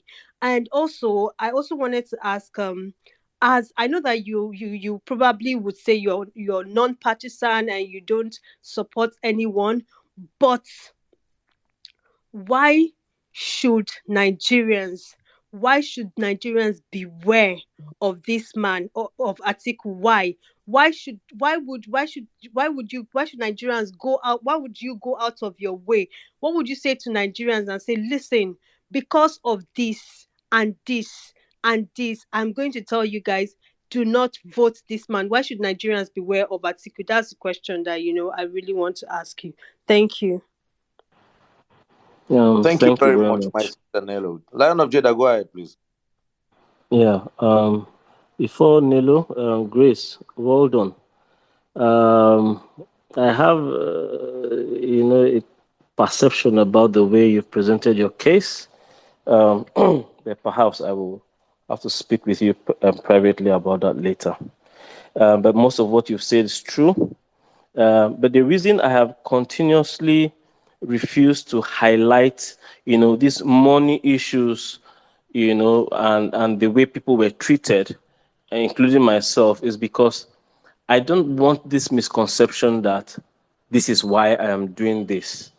Because with Atiku himself, he even wrote me an email once saying, look, you are not like the others. When I say this thing, I'm not talking about people like you who only want to better yourself. Because there's one thing I took note of in my time there, I'll say it proudly anywhere. People see access to big men as a privilege. They take pictures, use those pictures to gain some kind of whatever ego trips they want to have anywhere. I have never been that kind of guy. I walk into a place, I look for what value I can add, I bring value to the table, and I expect my reward for it. When Atiku first wrote me in 2017 saying, I will soon reach out to you for help, my reply was, whatever I do for you is not help, it's a partnership. So me, I always write on Twitter, I don't work for free. I've always been upfront about that because I'm a media person. This is what I do, and I'm good at what I do. So this is how I feed my kids, and I take care of my kids this way. So if I'm working for you, you pay me my money that we have agreed, what we have agreed. Now, why am I doing this? Two major reasons. That young persons like myself who work for these politicians never get taken for granted again. I'm not the only person who has even come out. I'm not the God only person bless who's going you. to come out. Because if you saw one of the videos the other day, a security guard who worked, at the campaign headquarters, Mustafa, agreed to a video interview. He has spoken his own part. I knew him personally then, otherwise I wouldn't even have put out his interview. I knew how close he was to so many of the directors, working there at ASO. Also, a driver for Hawa, Atiku's daughter, a man who says, I stand with the NSAS movement, but his children use the same SARS to torment domestic staff. He has come out and spoken as well. I'm going to put his own out too within the week. And so, see, from the lowest rung of the ladder to the highest level, there are a lot of people who are disillusioned and angry, who have not been rewarded for their hard work and labor. But you see, for me, this does not form the core of the issue. I don't want us to lose fact of what I put out there, and that is Atiku confessing to having used SPVs on a national scale to rip this country. That for me is God a more bless you. fundamental issue than all these issues of you wrote book, they didn't pay you for the book. My life became better after I resigned from Atiku's campaign structure. Even Grace, thankfully that she has admitted that time I used to, be all over the place looking for money to help Atiku's, campaign, but after I left Atiku, I was able to reward someone like Grace. I think I gifted you ₦1 million or so, Grace, and this was because I was working for honest people who were honorable enough to keep agreements. So I thank God for the lessons learned while I was there, but the second reason, apart from not wanting young persons to be taken for granted, because some people see what I've done as betrayal and all of that. I have a different opinion. But next time, if somebody appoints, say, N6 and says, "He come be my media aide or come be my protocol officer," they know one thing for sure. You go pay this guy in money. You go give him recognition when it is necessary. You will not treat them like shit. Right? Two, God that bless you. Nigerians do not make the mistake of voting for this family that I know. I might not be able to say everything, but what I have said, is it the truth? One, can the phone call between Atiku and myself, for which I put out the numbers he had used to call me and the number with which I received that call, can it be authenticated from the networks? People's Gazette have not called me, but they claim that they have authenticated that call, or at least Atiku's voice. So what are the relevant agencies waiting for? If they can authenticate that call actually happened, then that is confirmation that this man has admitted to a crime. For the issues with his children, any day anybody comes out to deny any audio, I will put out video. It's as simple as that. Because I'm a very meticulous person. When I was doing these things for his own advantage against his political opponents, it was not blackmail. Today, because I come out with the truth, it is blackmail. Well, whether I'm a blackmailer or not, it's still immaterial because I'm not running for president. This man says, I want to lift you out of the quagmire you are in. But I'm saying to Nigerians that if you vote for this person, it's going to be worse than it already is. His aides are coming out to say the same thing. His domestic staff are coming out to say the same thing. Directors in his campaign structure are disillusioned and are saying the same thing. What should Nigerians be listening to? Between me and the Atiku campaign structure, who has proven to be a liar or a blackmailer? Immediately I came out with this revelation. The first thing they did was send Dino to come and say Atiku has never had a personal or professional relationship with this person. This person is a liar. Atiku does not know him. Later, they had to come out and recant and agree that, okay, yes, I worked with Atiku as an aide. Later, they denied also that the phone call never existed. I manipulated it. I'm not a tech person. I don't know zilch about manipulating anything. And it is even plain stupid to think that a guy, anybody, any young Nigerian will just stand up and say, let me use a lie to go and pick a fight with Atiku that can kill my family. That's stupid, you know? Then later they admitted Dane Boala, maybe because he's a lawyer, he admitted that that call actually happened, but tried to explain away, you know, the context in which Atiku spoke. Then they went ahead, rather than apologize or explain to Nigerians, where Nigerians ought to be asking, demanding questions of this person. They came out to forge a British Airways ticket in my name, claiming that I collected 200 million naira from APC or Tinubu, whichever one they were talking about, and left Nigeria on the From 11th Tinubu and of APC, I January. remember. Yes, and that I But left Nigeria Lion on of the Jada, 7th. that brings me to a question I want to ask you. Yes. This is political season, yeah, and it's no matter how positive your intentions are, people are always going to look at your coming out at this time to be for a political reason, yeah. So and you are not going to fault people for that also. Oh, but one thing I'm going to say is that I remember you personally with my former account, my account that was hacked by Twitter. I remember you vividly last year when immediately after Kingsley Moghalu lost, you declared that you work for political candidates and you ask for payment, that you're not coming here to do your Is a services for Ronin. free. Yeah, so I remember you perfectly without my own account, and Thank I you. remember. So I heard when you said similar thing here, so I knew that okay, yeah, this have been considered what he's saying here. But this is political season here, so I want to really find out here. Have any of these political opponents of Atiku reach out to you? Especially the APC. No, definitely he knows what I'm saying. Yeah. But of course, everybody has approached me. Even the Labour Party have approached me, you know. But I had announced that I would not be involved in political media for 2023 after Kingsley Moghalu. And so I was going to get, and that was because I knew that this day would come, and I didn't want politics, excuse me, to becloud anybody's sense of judgment over this matter. And that's why I decided to stay away from this. And there's no 200 million naira anywhere. But assuming, but not considering that there's even a 200 million naira, is APC or Labour Party responsible for what Atiku said? Does it negate the fact that he said that? That is the crux of the issue. This is what Nigerians ought to be questioning. But I love since how you people, circle back to the issues. I love how you yes, do that. because Continue, sir. You're a media man. when I came out like this, it wasn't meant to be a circus show. Nobody plays with their lives like this. And if anybody still thinks that I did this because my 40 million naira was not paid, that 40 million naira, sir, Amas, its value was lost, you know, in transition, because already it had been 3 years as at the time I bought that book. A lot of debt had been paid back with interest. I announced it the day I finished paying back the debt. The debt was not even the issue. The friends I lost along the way. People lost confidence in me because they didn't believe that Atiku had not paid for those books. They felt that I had scammed them of money because they invested because his name was involved. But I did what I needed to do. Clearly, life became better and I was good. But like I said, the other things I had come to know over time, the new information that had become available to me, made me question the morality of allowing. It's not just about Atiku and SPV alone. It's about his children. It's about the people around him. If the northern elite are afraid of Atiku's cabal, the northern elite, who are you to say you are not afraid? Who are you to come and say it's because I was bribed by somebody? Does that negate the facts of the matter?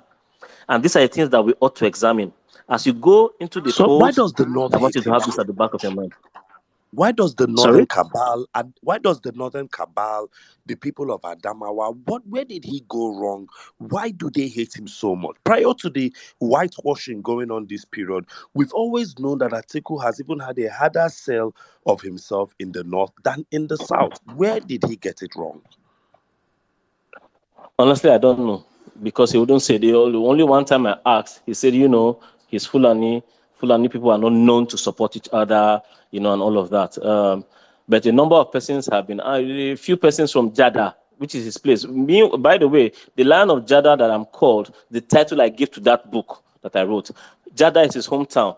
I only appropriated the name because, they were trying to take advantage of it. They liked it and they were using it to his advantage. And when my money for my intellectual property wasn't paid, so I trademarked it and decided to keep bearing the name because it's my work, Smart But, boy. yeah, so people from Jada did register complaints. His intervention, undue intervention with chieftaincy titles, and other issues with his son Adamu, money issues and all of that. I will tell him, I forward their complaints to him, and you say, forget about them. I built primary schools for them.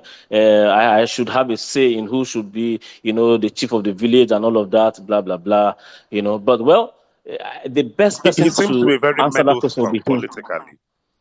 He seems to be very Ah, meddlesome politically. I mean, you heard the daughter speaking about how they, share positions in Adama amongst themselves. So I guess it's a political thing. I'm not a politician. All All right, right, then. Thank you very much. let's Omar, do you have any further questions? I could do let's take this all questions night. from let's take Please questions continue. Yeah. from the speakers. All right, MJ Stark, you've been here for the longest. I think MJ Stark, then AY Sadiq. Please, let's try and keep the question. Ebuka has been here as well, please. All right, MJ Stark, you have the space, please. All right. Good evening, my people. Good evening, Saddam, Caesar, Omar, everyone. My regards to you, or to all of you. Yeah, I would actually like to make this submission in page in English. Yeah. So far, I mean, I enjoyed the conversation. It's very, very insightful, and I would just like to make a few comments, and then I'll round up with a question for the Lion of Jada. Now, firstly, from the flow of the conversation, I think we can establish some connections so far from what the Lion has said so far and what Grace has also said. It seems that the major issue is that Atiku himself, I mean, I'm not making excuses for him, but I believe that he himself, he has the bad habit of cohabiting or rather associating himself with people who do not give him the right, insight or directions. Right. With that being said, I would like to ask you a question, Lion. Firstly, over the past few weeks, there's been reports. I think I saw this in a couple of places. That was 2 or 3 weeks ago, and it said that Atiku, during his time as a custom chief, that he denied Bola Tinubu access to use, his connection to bring illicit drugs or something like that into Nigeria. I mean, I understand that's political season. Do you, by any chance, have any insight? For the public record and for fact checking, Atiku didn't directly make the statement. It was made by his media aide, Frank Shuaibu. I yield. Right. Okay. That being said, I mean, nonetheless, it's still somebody affiliated to him. So, is there any, possibility of that being remotely true or plausible? And secondly, at the beginning of your submission, you made a mention that Atiku is relying on sweeping the northern votes, and he intends to achieve that. Please, can you help. keep the question as short as possible, Brian? If possible, just one question, please. We have people that want to ask Yeah, questions. my apologies. Exactly. These are basically questions he can answer in 10 seconds. Yeah, so he said something about Atiku relying on sweeping the northern votes, and that he expects to have help of a certain entities in the APC. So I'd like to know, can you please, expatiate on that? And these certain entities, if possible, can you name or mention some of them? Thank you. Any information coming from Frank Shaibu, whom I know very, very well, in fact, I got him that job, is a lie. I also don't hold brief for Bola Ahmed Tinubu, so I can't speak about him. Just the same way I cannot speak about Peter Obi. I would like to limit myself to article-related issues and strictly the things I have already spoken about. Thank you very much, my brother. Thank you. And guys, please, another thing, please put in cognizance when you're asking your question that he started working with Atiku from 2017. So I don't think there are questions you asking prior to 2017 that he will really he will have info. I don't know if I'm making sense. I don't know, Jada, please. Mr. Michael. Mr. Michael. Yes, please. Can I ask you the same question I asked Grace? In my DMs, I have a lot of Atiku people, but most of them are with shadow accounts, saying that everything you said is right. Atiku has a way of getting or galvanizing young people from the ages of what I'm seeing in my DM. There are about 4 of them. They said Atiku has a way of galvanizing young people into believing in him. Michael and Grace are right. He loves to make you call him father or daddy while ripping you off. For some weird reason, the question you asked her is also right. I think Dino Melaye is directly involved with the dispersion of funds. Somehow you will speak with Dino about money, but the money would never come through. Maybe his parking garage explains a lot more. This is from a shadow handle that was literally created today. So I have all these people, and I want to ask you the same question I asked Grace. One recurring theme amongst Atiku is the fact that this man would make you believe in his vision, make you love him. In the words of Chinua Achebe Okonkwo, make you call him father, but will have no qualms in killing you as Okonkwo did to Ike Mefuna. Somehow, when it comes to finances, cash for work done. You're a media man. I spent 15 years in Cool FM. I know all about the media. You can respect what we know. Somehow, when it comes to cash or money payment for work done, that is where the disconnect is. Please, who is in charge of the dispersion of funds for Atiku Abubakar, and why is this disconnect a constant? You work for this man, 40 million naira is definitely not his problem, but somehow you never get paid. Why is this a constant, this Onigbese branding, especially amongst him and his children? Is this a family trait, or is there a disconnect in the financial dispersion of his funding? Atiku has someone, a finance controller, an official finance controller. His name is Babalele Abdullahi, who is also his son-in-law. I don't think that Babalele will refuse to disburse funds if he's asked to disburse funds. I think that if money doesn't get to you, it will be when maybe 1 or 2 sycophants have whispered in Atiku's ear and say, you know what, don't do this thing or don't give that thing. Or perhaps maybe the money has been disbursed through some of these shadowy characters like Dino, and the rest of them. A lot of these persons go to Atiku with, very outrageous, ideas, and then when money is released, it never, like right now, people are saying, this person is not spending a lot of money, and all of that. But the fact is that money is being released, but because supporters know that this is the last opportunity to steal from this person, they are not allowing that money trickle down the ladder to the other persons it's supposed to get to. That's why those ones have the impression that nothing at all is being released. And there's a lot of these kinds of people around the man, because the finance controller alone cannot handle everything and everybody. If say Dino Melaye comes with a support group and says, look, these people need, say, 20 million naira now. Money is released to, say, Dino, for instance. If he doesn't give it to them, they'll blame Atiku, of course. To be fair to the man, he cannot know all of these things, really. Nobody gets to know all of these things. And that's why it's important, to have the right kinds of aid. A leader is only as good as a support system. But again, it tells a lot on you when the buck stops at your table, the character and caliber of the persons you have around you, especially when your peers, people of influence, whose support you need, whose help you need, are telling you that, look, like the Chief Mabelo said, I told your father, sack all of these people before he will have my support. So what does that tell you about the character of these persons around Atiku? And what do you think will happen if he becomes president? Because it is these same people that will be there when he leaves. These are the people that will be in positions of authority when he gets there. So what happens? All right, thank you very much. And Lion, so people are asking me, please, what is your YouTube channel? People want to subscribe. I don't know if you have a blog. So we have people on the platform that want to know. People can go check you out on your YouTube channel. What's your YouTube channel, please? My YouTube channel is Lion of Jada. Just TikTok Lion of Jada. Instagram Lion of Jada Show. It's just basically Lion of Jada. Everything I do. All right, guys, asking you've heard that, right? Honestly, let me just let me say this. I scheduled a Lion of Jada for an hour, and he has been here for over 3 hours. Yes, but we understand what happened and the whole stuff. So thank you very much, my brother. But let's do God this. bless you. I want you to take these next 3 speakers. If I let us take all the 3 speakers upstairs, then I think with that we can allow you go rest. You've had a very short time with us here. Thank you very much. So please try and keep your questions as short as possible.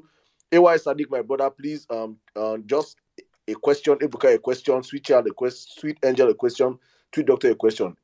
AY, you have the space, please. Yeah, all right. Thank you so much, Saddam. Protocols duly observed. Thanks for the opportunity again. Lion of Jada, I have just a question to ask you. Like, considering your relationship with Atiku, in fact, initially I had quite a number of questions, but I've been quite clarified. You have been very much precise and concise. Your points were very much straightforward. Then my question now is the issue of the selling point Atiku is using for this 2023 election as the unifier. You agree with me? Nigeria is currently as disunited as it can be. Talk about tribal division, religion, and what have you. So, what do you think of Atiku using that as something to sell himself to Nigerians? That he has what it takes to bring this country together as a country again. And please, there was someone that sent me a DM. I should have him ask prior to election in 2019, NMK told Easterners that there was not going to be an election, and that order was cancelled, considering Southeast is a stronghold for PDP. So did Atiku lobby it, or he had some connection with NMK? Thank you. Every politician during elections must come up with a slogan, a selling point that they can use to drive their messaging. As usual, most of it is written by experts, and the politician himself, usually doesn't really have a grasp of most of the things written there. It's just for political reasons. The unifier tag, I think that while it sounds flowery, it's coming at a wrong time, because there's no way somebody who has been unable to unify his party, the platform upon which he's running, as well as even the crisis in the family, even if they do try to come out to deny it, which I expect, but I know the truth, will tell you that he will unify this country. There's been, a lot of inconsistency, around the man. I don't believe in that message, but it's up to you. Make use of the information available to you, No, not just I from me. wouldn't. Don't take my word for it. All right. You understand? Just study all of your candidates, listen to their messaging, look in their eyes. Who do you believe the most? Who do you trust the most? It's up to you. It's a personal choice. I personally would not recommend the unifier as far as Atiku goes. Sorry, what's the other question again? I don't know. Okay, MNK. Honestly, I have no idea of any link between Atiku and Nnamdi Kanu. I don't. Please, what is Renault's role in with Atiku? What does Renault have on Atiku, please? Vuvuzela now. Did he tell you? May I answer that question? Renault's case is one of those reasons that made me research the young people working around Atiku, and why I said my case must be different. And you see, when you try to break away from the norm, when people don't understand you, they tend not to trust you. You see, I have watched over the years and seen that people around Atiku don't really make progress in the true sense of it. Money, some of them may get every 3 years. But you see, look at it now. The person who was fighting to be director support groups 4 years ago is back fighting for that same position today. Reno Omokri was Twitter Vuvuzela 4 years ago.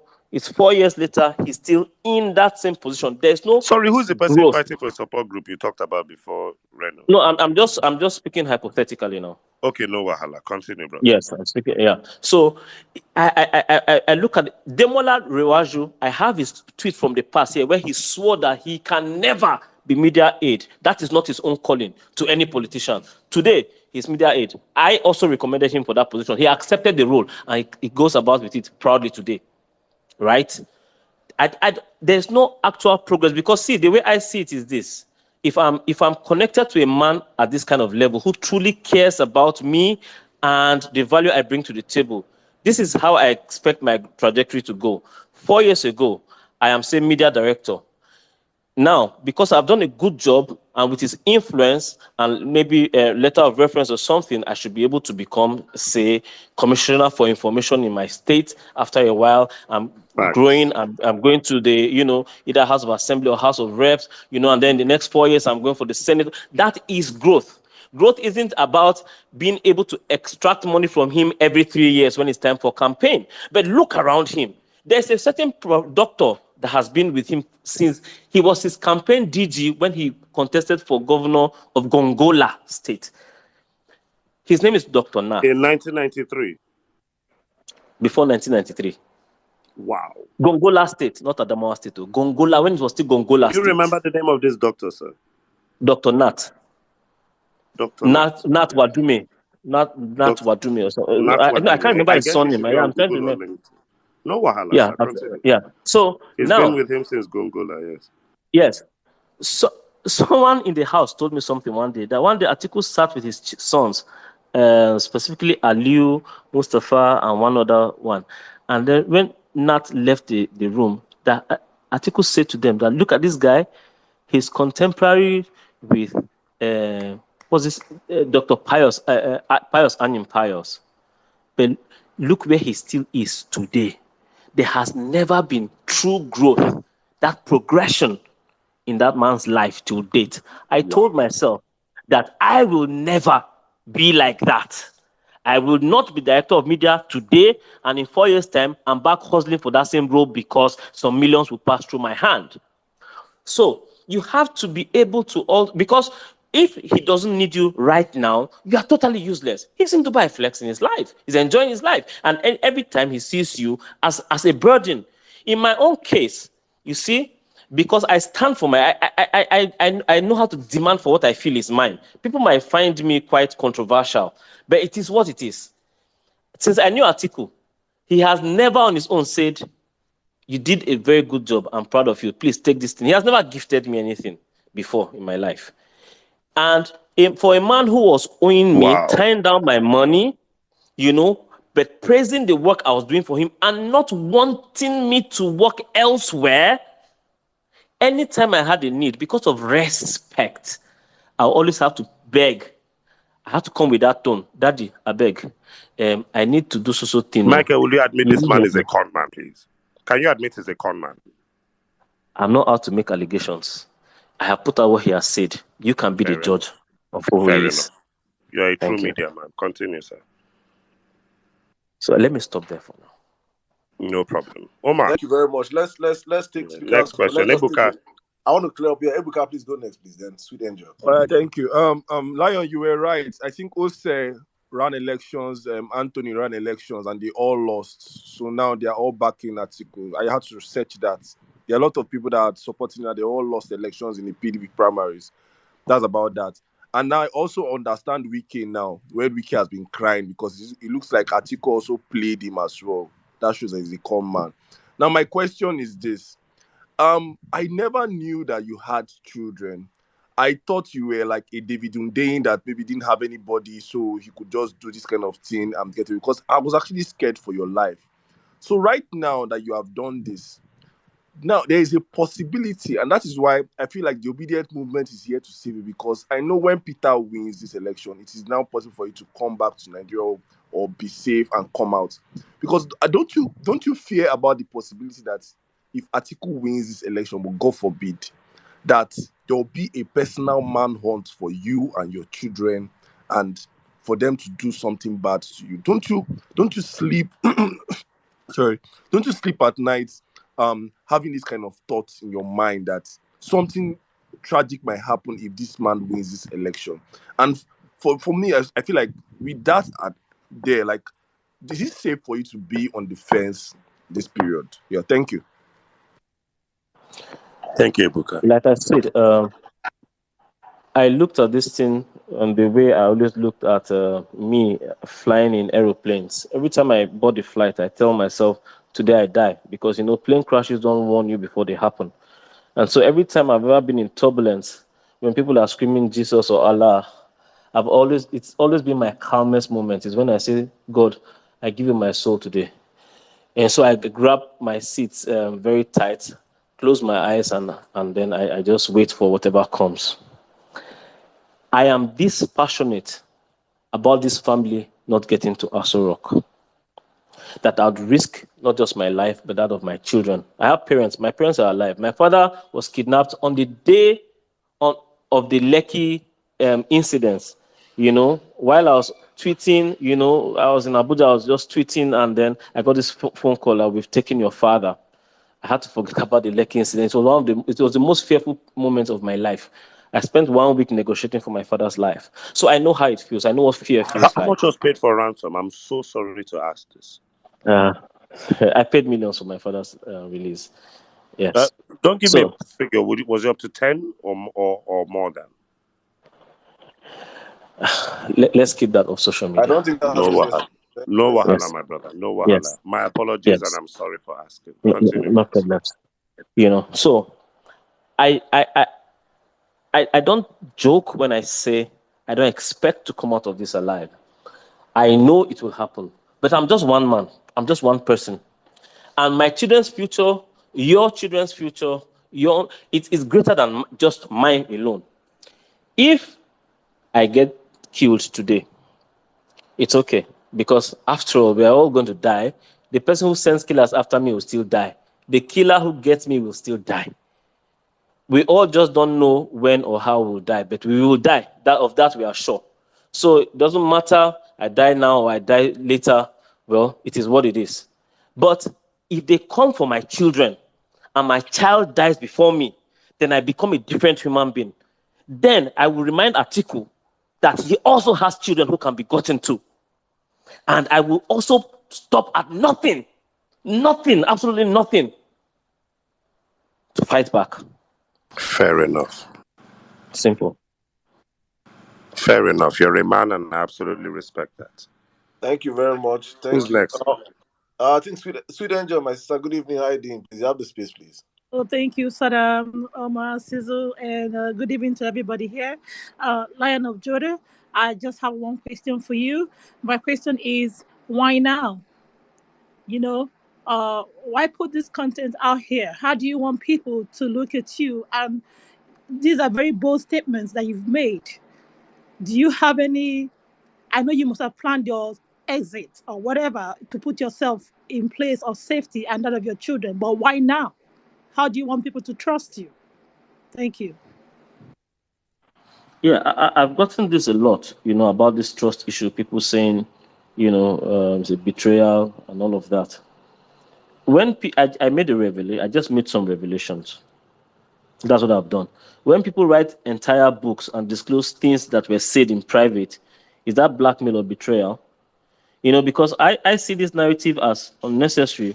Because if you ever held Ngozi Okonjo-Iweala for revelations of private meetings and discussions in her book, or you praised OBJ for the private discussions revealed in his book, or you held Atiku and Tinubu when both of them, accused each other, saying that, Tinubu begged to be VP in 2007 and all of that, then I feel that it is unfair to see my revelation any differently just because it's not in a book form. It is even worse that anybody will hate me for exposing a potentially irreversibly dangerous scenario for Nigerians just because it's about a politician whose interest aligns with, their corruption-laden ambitions as well. See, most of the people defending Atiku today do not love the man more than I do. Everybody on Twitter knows that I am Mr. Atiku. But look, Why, if not before election, then when? The only reason I did not come out with this last year was because I was busy shopping for some sort of protection for my children. You know, I will not deny, I did go around, I tried to reach out to Governor Wike, I went to Port Harcourt, I couldn't meet with him, you know, I went around, it wasn't happening, but wouldn't this be useless if I'm coming out with this information after the election and if Atiku has won? Secondly, if he wins the election, exit strategy, like I said, I have absolutely no belief that I will come out of this unscathed. So it means, as I speak with you, I have agreed to die. Any moment it comes, I embrace it. So you have But no regrets? No, I don't. To Okay. say, I don't, the people saying that they wouldn't trust me afterwards didn't trust me before. They didn't even know me. They didn't care about me. Why should they care about me today? Why should I bother about their trust now? Why should you believe them today? So I will continue to say that what matters here, there's nothing anybody wants to say about me being trustworthy or otherwise that negates the fact that Atiku said what he said, his children said what they said, and everybody around him have said what they've said. And I think that people should be more worried because, you see, even if I get to leave, I am virtually inconsequential to the lives of most people. Most of you here would never get to meet me. I would have no impact in your, life, your daily life. But for a man who wants to be president and your leader, everything he does has an impact in your life. You should worry about that. Let me ask you a question, Michael, and this is just a basic conscience question. The other party, let's just say tonight, you have been very pivotal in burying Atiku and the PDP, believe it or not. That is the power of this space. But on the other hand, we have two more people. We have Peter Obi and we have Bola Ahmed Tinubu, who, as far as I'm concerned, is 100 times worse than Atiku, with an even worse background and SPV and, looting and state capture record. What do you think about Bola Ahmed Tinubu and the APC? Just a simple question. I have absolutely no thoughts about APC and the Labour Party at this point. My mission Is your life is one. safer? Sorry, my brother. Is your life safer or more under threat if the APC won? Do you understand me, sir? The measures you're taking to protect your life, would you still take them if the APC won, or if the Labour Party won, or if the PDP and Atiku won? You see, I don't know anything about Tinubu. I've read stuff. I don't know anything about Obi. I've read stuff. I'd like to leave Nigerians to make up their minds on what's right for them. That's why I'm bringing the information about what I know. I'd really love to be left out of the political angle to these things, Please respect that. As it is, whether APC wins or Labour Party wins or PDP wins, my life as of this moment is over. So I'm trying to enjoy. I'm trying to enjoy the time I have with my children. I'm communicating with them. I'm speaking with my lawyers what they should release in the event of if anything happening to me, because there's so much left to be said, So let me prepare for this moment, as peacefully as I can. Thank you very much. And also, with regards to time, as agreed, if you wouldn't mind, if I don't want anybody to see it as being rude, we had a 1-hour agreement and I've been here for a bit of time. Something else has been calling for my attention, and also don't forget I'm being tracked. So I'd like to keep some of these engagements as short as possible. I hope nobody feels it's rude. And I thank you very much for the platform. Well, thank you very much, brother. You are a hero. You've done way more than we agreed. Thank you so much. The platform appreciates your presence here. I'm happy. One thing if I have a takeaway from this platform is that you did everything possible not to politicize your decisions and your motive for what you have done. I respect him, yes. And I respect you for that a whole lot. I tried my best. We've been trying not to create this in a political line. That's why I say we kept it open for anybody to come up and ask you questions.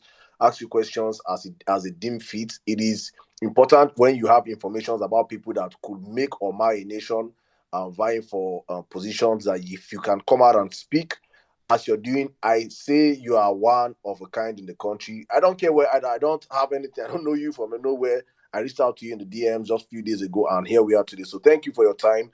I appreciate you so much. We, the platform on the violence space, as a family, we appreciate you. I wish you could stay more, but going forward, we have created this relationship. So definitely we might have a part two when we get subsequent releases from you.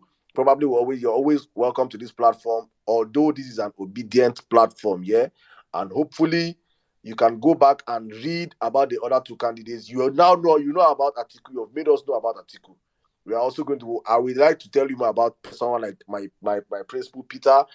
So you know Peter for yourself also, and also please read about the Atiku's twin brother, Tinubu. Is his twin brother. Everything you think you know about Atiku, honestly, I can tell you that it is equal and opposite, if not more dangerous than Atiku. So thank you very much, my brother, for coming.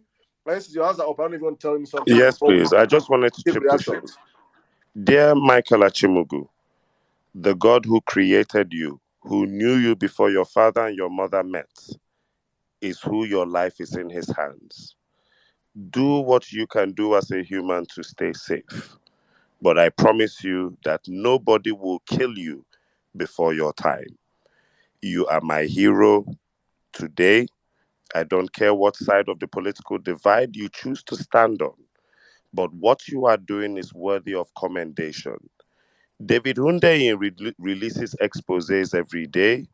I have done my fair share of media exposés, and I know what they cost. I have had exposés that have had me entirely cancelled from the media space and affected my finances. I know what you are going through. I have an idea. A media man, that Diata, disappeared until today. We don't know where that young man is. So please, I beg of you, stay prayerful. I have written your name down. I will be praying for you, and I'll be urging all 2,000 or close to 3,000 of us to have your life in prayers in the hand of God. From your reply, everything you are doing is for God and for country. Like you have said, you would have made a lot more money if you turned all of this information over to Alhaji Atiku Abubakar himself and asked for a financial reward. But you are doing this simply to tell a nation of blockheads that if not for anything, this man, his entire family, is dangerous to put into Asu Rock, most especially at the time we owe 77 trillion naira in debt. I one more time would pray for you. I cover your life in the blood of Jesus. I cover your family, your children in the blood of Jesus. I cover your mental health at this point because I cannot imagine what your mind will be going through. I can't imagine how you would sleep at night. I can't imagine what your blood pressure and even your heart rate will be going through at the moment. I cover you in the beautiful blood of Jesus that was shed upon the cross of Calvary. It is well with you. I can do nothing much than pray for you. So please, I beg of you, do what you can as a human to stay safe, stay prayerful, stay smart. But one more time, as a believing Christian and as a praying man, I repeat that the Lord who knew you before you even became human has your life in his hands.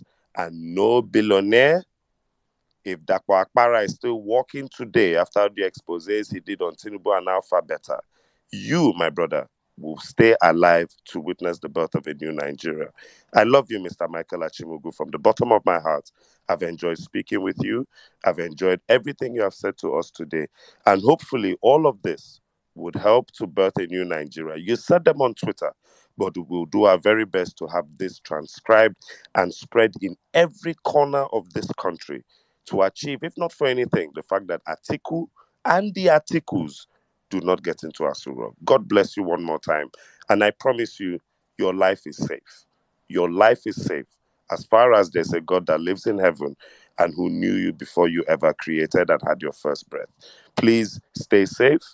I wish you the very best. If there's anybody here from the United States on this space who could help this young man with direct asylum, as a co-host of the Vawulence Space, I will be begging you to reach out in his DM or any country in Europe who's listening.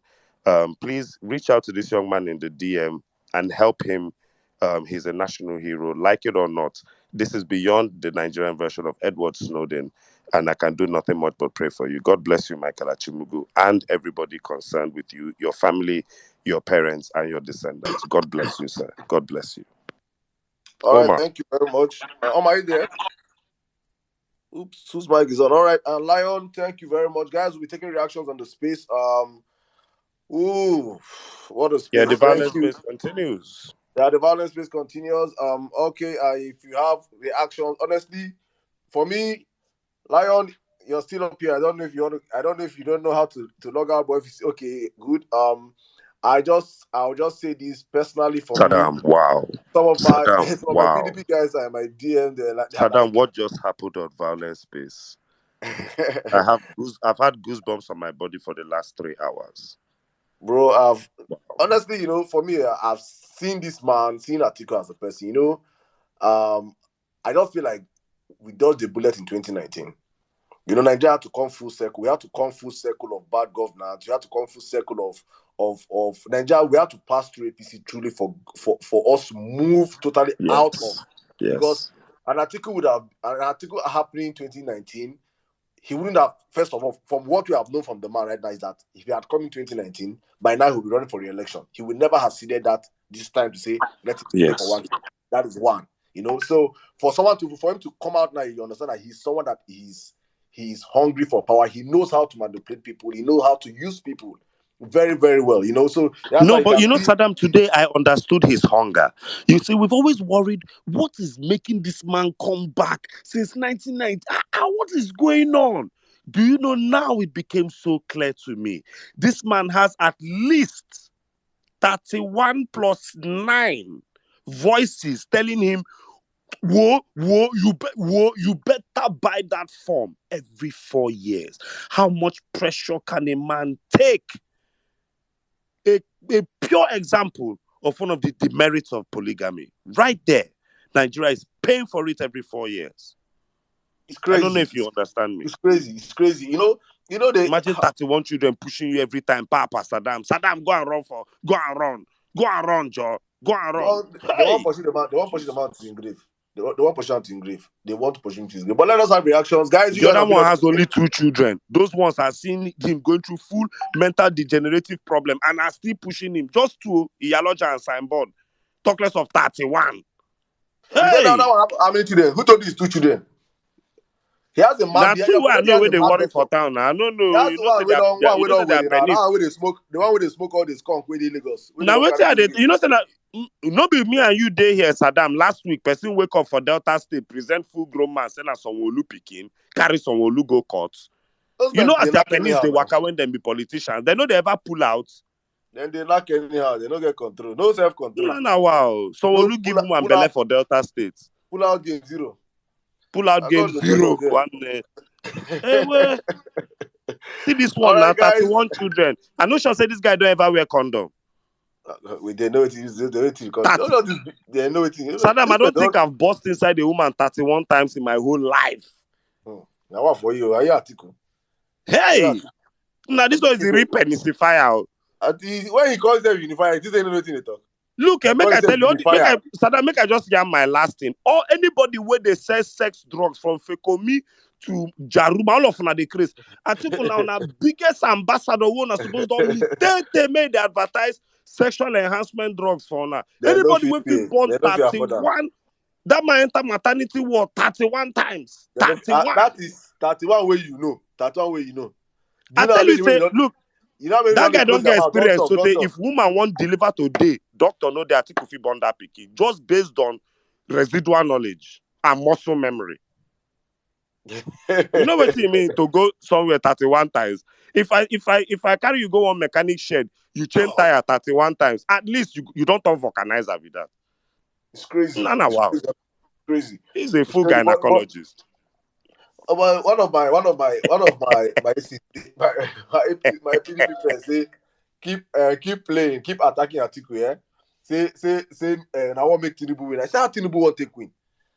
Tinubu and Atiku, two of them, their defeat is eminent, Today, staring na them in their Tinubu face. By public holiday. this Be like time, saying no, they hear. they don't understand what's up. By this time next month, now double jeopardy, now double. They're gonna point out to say, now you cause up, now you cause up, now you cause up. Do we ask you will not allow me to win this boy? Two of them are combined, we go flog two of them came. You understand it? We are past that moment, honestly. As a country, we have moved on from these old criminals. You see how Atiku has I feel like I don't want to do what to say right now. See, Saddam, do you know? Let me make you understand something, From these two submissions, as a Nigerian youth, please understand, Atiku Abubakar has nothing for you. Nothing Please now. understand. He has nothing for you. As a Nigerian woman, as a Nigerian female, Tita Abubakar had the guts 2 days ago to tell you people to vote for her husband so that she can be the first Yoruba first lady. As a Nigerian woman, I want to make you understand that Atiku has nothing for you. Two people came up on this platform, a young Nigerian male, and he told you that for everything he did for Atiku, down to 40 million naira, he was not paid. These are men that will pay marabouts, voodoo priests, scammers, and rubbish. This is a man ready to pay $120 million on election day, but he cannot give this Okagbare lady 50,000 euros for her to handle what she has done for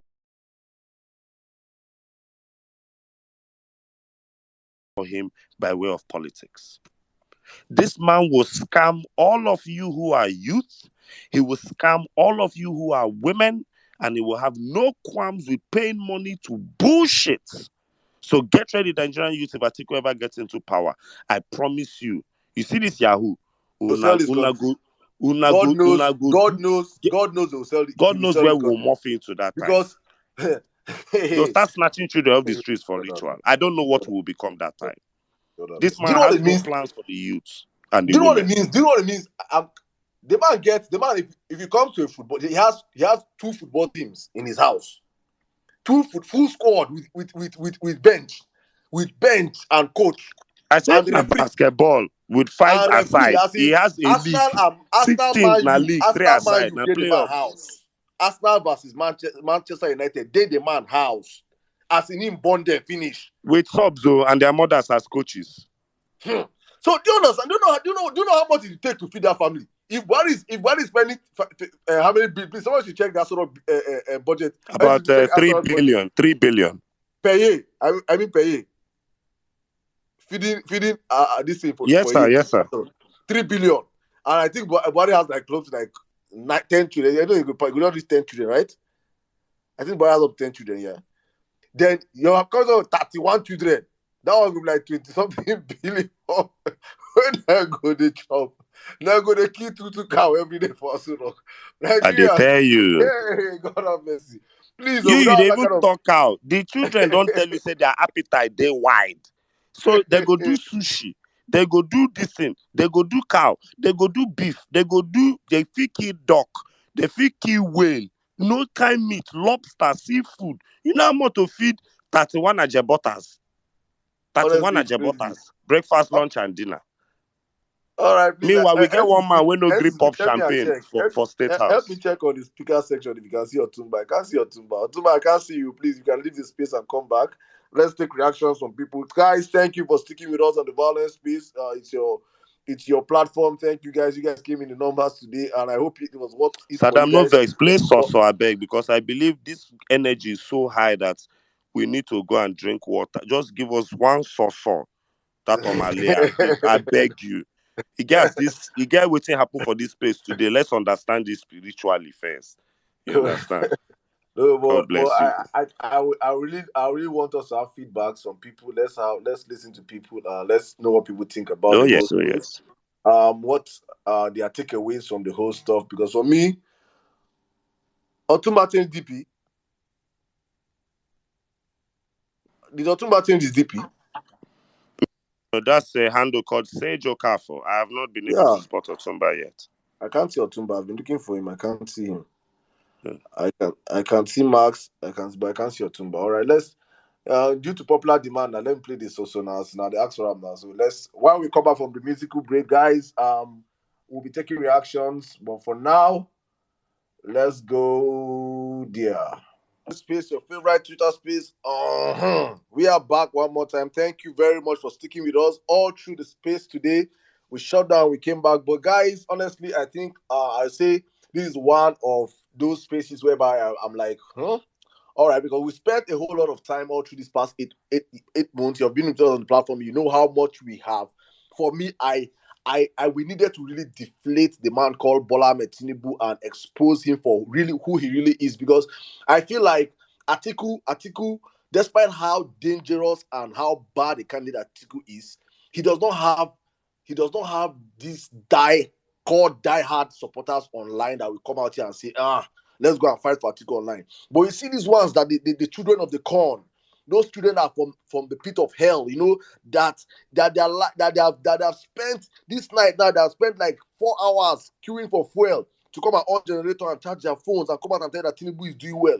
Those children, these ones, they are straight, these ones are descendants of the devil. So we have to make sure that for the past 8 months, we deflate them, we send them out of this Twitter space, we gave them no chance to breathe. Had we allowed those people, honestly, by now, obedient movement would have been suffering. So for the past 8 months, we have done a very good job of exposing to everyone to understand that Tinubu is the worst thing. We did it even before the campaign started. They were hiding him from interviews, they were hiding him from debates and everything. And we were saying, no wahala, Shea campaign go come, Shea go begin talk. And he has gone out to expose everything I've been saying for the past 8 months, that this man is really who the violence piece have said he is, an empty-headed man. And we have proved it, but we have to focus today. Just spend one day. In 8 months, I think we have hosted a space for Atiku just 1 or twice.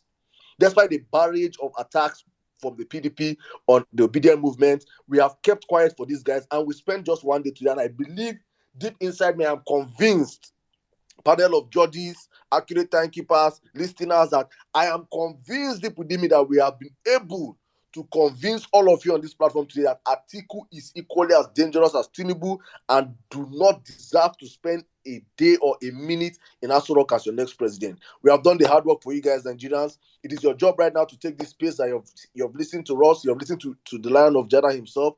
It's a recorded space. It's going to be playing on our radio channel back to back going forward. Take the recording. It was not N6 Omar or Saddam. Thank God. Thank God, though. Nobody say that we go Google. Please take the space, the recordings, play it as far as wide, distribute it as far as wide to your people out there. Let them understand that Atiku is equally as dangerous as Tinubu. Thank you. We can open the space right now for reactions, guys. Whatever you think about the whole space, about the space, let us know. Going forward, I think I'm going to start with my sister, Sweet Angel. Your hands are up. If your hands are not up, I'll drop you, including you. No big deal. Call it up here, do shakara. We'll drop you. Thank you. Thank you, Sadam, again. I'll just call, what's his name? Tinubu. I mean, no, not Tinubu. Atiku. Mokebu Amunike. So, for this Lion of Judah that came, I'm scared for him. I think he has given, he has put on the table. He's ready.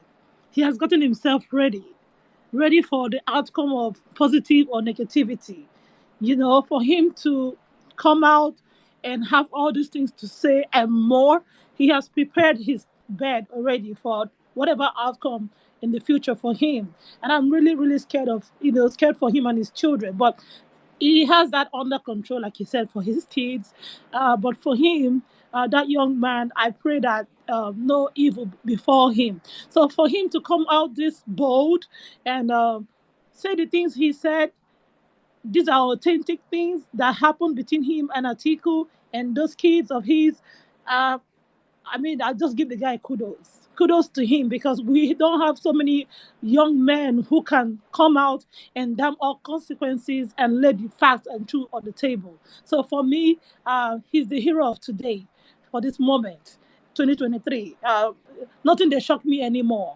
So many people disappoint people, but for him coming out, there's nothing that will be new to me. So I'll give it to him. May he be safe wherever he is. He has taken this big task to expose Atiku and what he stands for. And I wish him all the best. So that's my take from. He has just prepared his table for positive or negativity going forward. Thank you very much, my sir. Meanwhile, breaking news: the IG have deployed new Commissioner of Police to Lagos and Ogun State ahead of 2023 elections. For all of you planning to use thugs to rig people from their votes, come next month, they will shoot you at sight. If you're on this side listening, they will fire you. Go no it is new Commissioner of Police. They come Lagos. So this one where they come, I hear say his name na shoot at sight. Commissioner shoot at sight. If he see you, they tell you say go and Nah, steal ballot lie. They box. don't change the IG. I dey tell you now. I dey tell you. If they catch you, this new police commissioner, I don't tell you his nickname. If you don't know him, I'm telling you his nickname now. Commissioner shoot at sight. If they catch you near ballot box. This one not even be ballot box. If you try hold beavers, they go shoot your blockers. Ah, God, you go hear what. Thank you very much, Barry, for that nice move. God bless you, sir. You are really keeping to your words of free and fair election. Meanwhile, if you're joining us for the first time, this Buhari is is the Violence obedient. Last, Space. you go to print for Labour. Buhari Make just I tell sell out. people to vote Labour. May Make your I sell 12 our million market votes more, go MCs. Labour. Make I sell our market more. Please, if you're joining us for the first time on the Church of Violence, this is the Church of Violence, yeah, where we speak truth to power. We don't care. We say it as it is. It's a Nigerian echo chamber for Nigerians obedient that want to take back their country. So if this is your first time, please, you're always welcome to our church every 4 p.m. Nigerian time on Thursdays and on Saturdays, and sometimes we have emergency spaces as the case may be. But right now, let me open the space for you. My brother, Oladipo. Good evening. How are you doing today, my brother? Thank you. Welcome to the Violence Space. My brother, good evening. How are you? How was your day? You see, today is one of despite everything going on, despite the fact that I had to spend lengthy hours in the filling station, despite the fact that I had to witness people stoning and kicking at APC supporters as they drove by. Despite all that, today, I won't lie to you, I was listening to this space and I was asking myself, really? Wow. I was shouting all through, as in each time this guy keeps dropping some bangers, I keep asking myself, what the heck is going on? Saddam, thank you. You see, you may not know what God has used you for. You are one of the beacons that God has used to expose and demystify these so-called naked Nigerian landlords. I call them naked Nigerian landlords. These guys have been so high up there to the point that we always feel that they cannot be touched. Now they can be touched. Now they can be undressed in the public. I really pray that as you do this, God will do everything that pertains to you well. You, Sizu, and Uma, you guys are my heroes. I respect you guys. As in, you don't know how much you have done. I've been on the space since the beginning. I've been popping in, popping out. But I have listened to the large SWAT ever since this guy came up. You could see that the three of you, I was in your DM trying to see how we can really get this guy up here. Because I won't lie to you, what happened tonight has demystified the person of Atiku. Let me tell you something. Donald Trump became president and his children, all of them had to get security personnel. They had to include them in travels. They had to include them in this and that. Donald Trump's presidency was one of the most expensive protection detail in the history of American presidents. That is just someone with children not even up to 10. Just imagine someone that has 31, and you expect that Nigeria will be good under a man that cannot even make his own personal decisions himself. Thank you for all what you have done. And Lion of Jada, what I will say concerning you is this. the one that the gods have not yet, the one that God has not yet said is going to die will not die. That's one thing I will just tell you. I just want everyone to know that what we do here is very important, and I say kudos to everyone that is making this happen. All of you will walk and never stumble. All of you will definitely excel in life. Thank you for what you have done. I really appreciate you, Otumba, Oakena, everyone, Joel Obedient, everyone, sweet child. I really say thank you to all of you. Mama B, I greet you. I greet you, but God bless you. Deni, IJ, Ayo, Ayodeji, God bless you. Ankadede, I greet everyone. Thank you, guys. I really appreciate. Thank you for what you have done tonight. I really appreciate. I have learned a lot. God bless you, guys. God bless you. Thank you very much, my brother Ladipo. Thank you for the work you do. Also, thank you. Please, you have learned a lot. Let not stop with you. Please take it out there, share the gospel. As my big brother, Professor Chris, always say, like the evangelist, take it door to door, spread the message, let them know how bad it can do this man is. And yes, please, guys, all of you already asking me we are not going to be holding out our fundraiser this weekend anymore. I think we're going to leave it to next week, Saturday. Please bear with us. Next week, Saturday, we'll have that Violence Space big fundraiser, yes, towards the election. So please, not this Saturday, next week, Saturday. This Saturday, I'm seeing how we could get the next governor of Lagos State on the space, but let's keep our fingers crossed. 4 p.m. Nigerian time, we should be having probably the next governor of Lagos State on the platform. If not, we just have our normal space on Thursday, 4 p.m. Stay with the platform. Thank you very much, guys, for always sticking with us. All right, let's go on real quick. Rita NG. 1, 2, 3, 4. Sardam, you don't come again, Abi. Greetings, my brother. Good to have you back. Caesar, thank you. Orma, thank you. Otumba that has been holding the fort, thank you. Thank you, everybody, for being here. In fact, Lion of Jada, God will bless and protect you wherever you are. When the Bible says there is time for everything, I hope Nigerians now are understanding what it means or what he meant saying that. A lot of persons have been asking, why now? Why now? Thank God he answered that question. If he had come out to talk about this some years back, some of the evidence he's got now will not be there.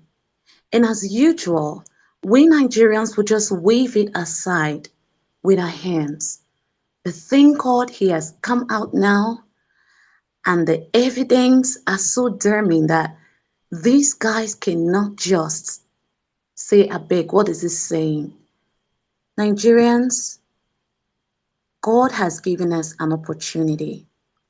According to a man on Arise, he was talking about Nigeria after, as in every 30 years. And from his analysis, I realized that God is always doing great things in Nigeria as a nation after 30 years. Abiola died years ago. This 2023 is going to make it 30 years that he since they killed him. And now we are having a man on the ballot, a man with an impeccable character. And then we are having this two that they call big wings. Today now God have put confusion in their midst and they are fighting themselves. We are over 1,000 or two on this space. Ladies and gentlemen, please go and tell everybody that you need to tell. We can't afford to have an Atiku as our president. God don't help us reach you. We Nigerians will say, God go do am, God go do am, God go do am. He no go come down, come do wetin he don't give you ability to do. God has given us the chance, opportunity to get it right. We can't afford to miss it. Once again, I pray that this Lion of Jada, he will live to eat the fruit of this labor that he's laboring right now. Because I don't understand. I never born, no, but I get nieces when we say I love. I get nephews when we say I love. And if I don't see them when I want to see them, I know how I feel. If I can't talk to them when I want to talk to them, I know how I feel. Not to talk about a father not being able to see his kids running for his life simply because he wants a nation to be better. So please, let's not make fool of this golden opportunity that God has given to us. I pray God will protect him. And please don't stop praying for the forthcoming election. Again, if you can, come to our spaces. Dr. Kell's space on Sunday. We're starting 1 p.m. now till 4. Please come, let's join hands together and pray for this nation because it's obvious that what is going on right now with all this revelation, some persons are still saying it is either Tinubu or Atiku. So let's pray so that as our eyes don't open, so their eyes too go open, so that together we can get a country that will work in our lifetime. Thank you very much. I yield the mic. Thank you. Thank you very much, my sister. Thank you very much. Please, guys, that prayer session is very, very important. Please, you can join that space. That's one powerful space. Where we pray every Sundays, 1 p.m. Please try and join the space, Dr. Kelechi's space. All right. Let's go on. Tanko, my brother. Good evening, Yayo. Please let's try and keep our submission to 3 minutes if possible. We have plenty of people that want to react to the space, so that I'll have everybody speak. Tanko, how are you doing today, my brother? Good evening. Yeah, I'm fine. Saddam, Naomi, good evening, Professor Saddam. Sizu, I greet you. I greet everybody. Wow. Today has been, I was at work when it started by 4 p.m. and then I'm still here. I've still not slept and I'm still listening to this. Wow. This revelation has been great. You know, the fact that we've actually been talking about Agbadu for a very long time and then today was dedicated specially for Atiku Gate. This is actually good that we are actually hearing a lot of things about him. A lot of us are not actually surprised. It's just that this will prove a lot of points on people who have actually been adamant enough to not want to agree to a lot of things. This has proven a lot of things to a lot of them. And you know, this is a sign of of God, revealing himself already. I feel the whole prayer we have been praying in Nigeria and now they come manifest because you find out that we no worry any of them, the two of them on they fight themselves already. Obi is just picking up his 3 3 points, his 3 3 point as they go, they collect his 6 6 point, they go. You know as they be now, the point just they increase, they go, they increase, they go. So what do you expect? At the end of the day, come February 25th, we're going to coast to the finish line. And as for I just want to talk about the Buhari appointing. We could also see that Buhari is actually indirectly working for obedience.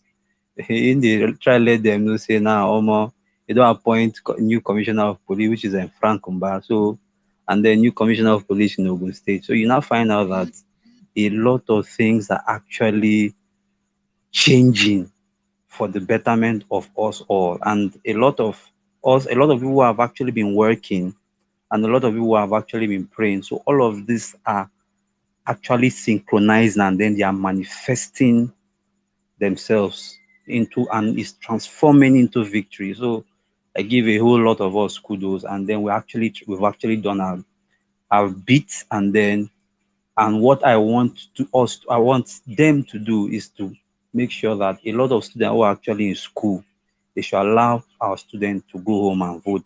That is the next advocate that we want every one of us to do. I want to appreciate every one of us, Shizu, Omar, and Professor Saddam, Nageshika. I greet every one of us. I love every one of us. And thank you guys. I use the mic. Thank you very much, my brother. Please, one more time, let us make the announcement. Please, if you're in Abuja tomorrow, please find your way to the Federal High Court. We're filing a case against INEC and the Minister of Education. All our students must vote. The schools have to shut down. If ASU are not sensible enough, one more time, ASU should be sensible enough to understand that the plight as they cry for their plight, also their students also have rights, and their right to vote is included. So please, we expect you, if you're in Abuja tomorrow, come out. Please go out to the Federal High Court tomorrow and support the students that will be coming out tomorrow to march. While they file the case tomorrow, the press will be there, so we need you guys to speak to the press.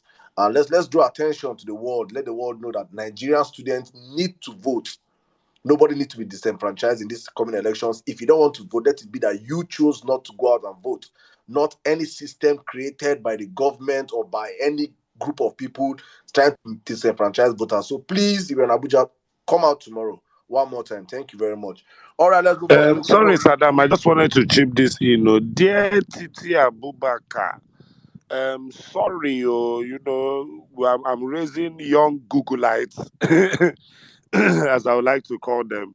I just received word that you are not the first Nigerian Yoruba first lady. Apparently, there was a lady called Ajoke Hafsatu Mohammed, the wife of Muritala Mohammed. She got married to him when he No, was a second lieutenant. in her defense, she said since the inception of democracy Democracy. in 1999. So In her defense, no yeah, in her wahala. defense, I just thank you. Thanks for fact checking the fact check in her defense. in her defense, let us No problem. let us allow them play their kind of politics. Maybe like say we don't press their blockers too much. When they feel breathe small. Oh my goodness, PDP guys say they want to come up and speak. Ayo, stop disturbing me, my dear, please. You guys you're fielding a criminal to be your president. We cannot. Tell Ayo to go and so black. I think PDP should be planning their funeral after today's space. Today is RIP PDP. Ayo, which media aid do you want to become? Which of the 31 children aid will you become now? That's one of you are just looking for. One of you want to be Ayo, aid to the last born of the president. Aid to the aid to the 18th child of the president. Aid to the 29th daughter of the president. Nah, Ayo first to hey, Ayo problem deal. They say the juju wey dey una kabab be say una no dey blow. Say where una dey day na where una dey day 4 years later. 4 Ayo, years from now, please. Atiku will come out. If Ayo, please. Peter Obi dey cause second terror, Atiku will still come out. Ayo, please, the clock is ticking. I hope you will not be running fancy spaces in 2027 when obedience will be running for second term. Please, go open space talk say Peter Obi say they go bring electricity. Say the electricity where they come. Say that it's no longer it's too it much. promised The 40,000 electricity is too megawatts, much. now 39,800. It remains 200. Say the electricity is too Yara. much.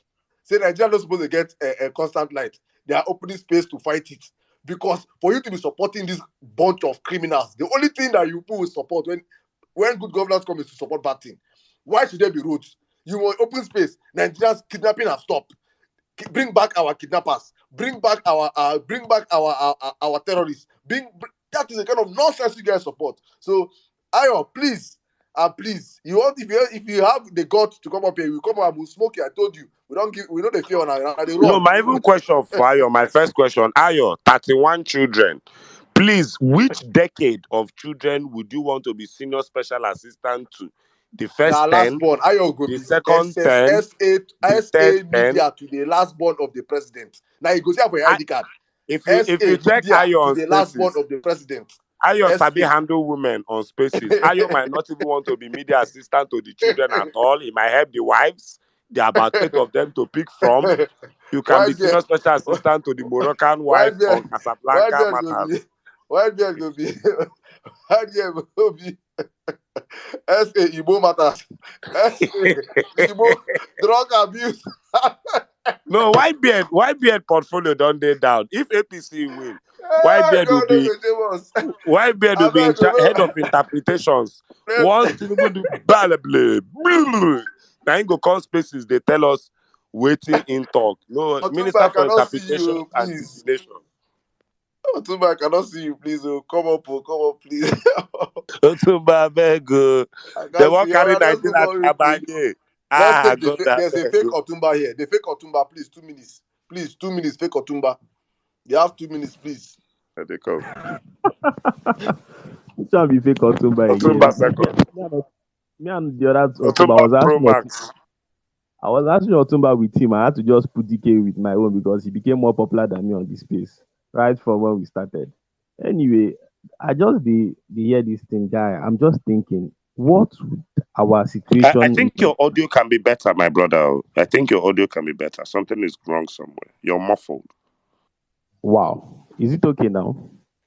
Okay, continue. Continue. I guess it's your line. Continue, sir. Sorry. Okay, I was wondering, what would our situation have been in this country if P2B hadn't left to Labour Party? That's what I was just thinking throughout this thing this guy was saying. Oh. Because by now, just imagine, take P2B off the race now. We have Tinubu, drug case. We have Atiku. All these SPV issues and co. As in would have been doomed. Like doomed. There'll be a dark cloud. In fact, many people won't vote safe. That's the simple My truth. brother, As even in, worse, I now understand why Peter had to jackpa. Imagine make this kind person tell you make you come run with him for vice president. You know go run.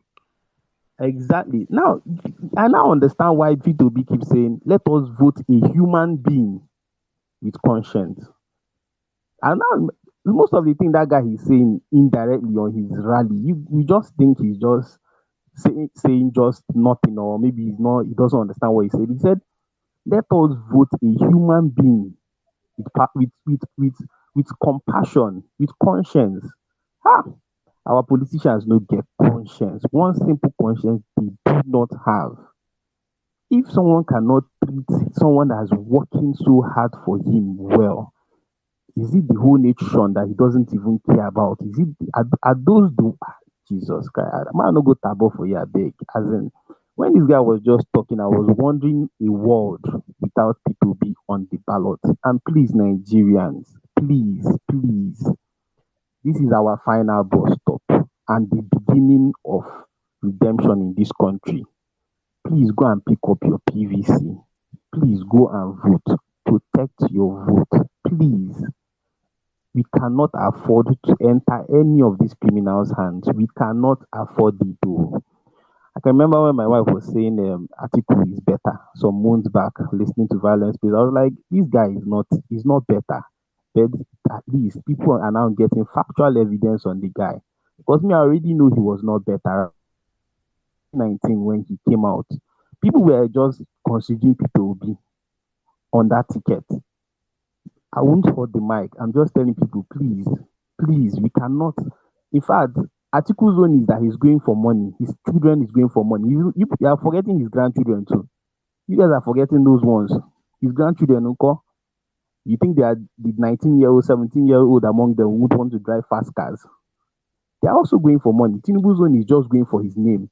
Tinubu can spend the entire money that Atiku will steal from Nigeria in 4 years in this election, and he's ready to spend more. But Atiku is just going for that money. Are you the mic? I beg. Let's use our tongue. Thank you. Our business the weekend. One of my guys say funny thing is that they will not even pay Ayo. They will still be owing him money. Ayo don't they run spaces within data since. They go say, oh Baba, I go to put space the shout. You know say, Ayo lie. Say they don't pay you money. Lie. Say they know they owe you. They go to oh Baba money. Baba go they cry. He go cost space it. Obedience. I don't good. It is well. Oh yeah. I got no vessel. After politics, you go sit down, you go drink beer. But for now, yeah, wife bed. I go say obedience don't drag us finish. It is well. It is not easy supporting rotten product. It's not easy. Thank you. Alex, my brother, good evening. Before I come to you, Kenna and Peter B, USA. Kenna, good evening. How you doing, my brother? My bro, good evening, Saddam. Good evening, Sizzle. Nice to hear your voice again, Saddam. I'm glad you are well. Good evening, everybody in the house. Man, I've heard a lot today. I've been following Nigerian politics for a very long time, even as a child, and this is the first election cycle that we will have two candidates running, and there is so much death, so much evil exposure of who they are, Tinubu and Atiku. And God, whenever Lion of Jeddah said he is not expecting to come out of this alive, guys, I didn't know how to feel about that I statement. wept. I could count how many times he repeated that statement. I was on his space last Saturday or so when he repeated that statement. And today, he repeated it over and over and over and over again. And then I asked myself two questions. Have I actually done enough for this obedient movement? And secondly, can I put my all on the line? I mean, my life and the life of my loved ones for a country called Nigeria that has never done anything for me. Can I?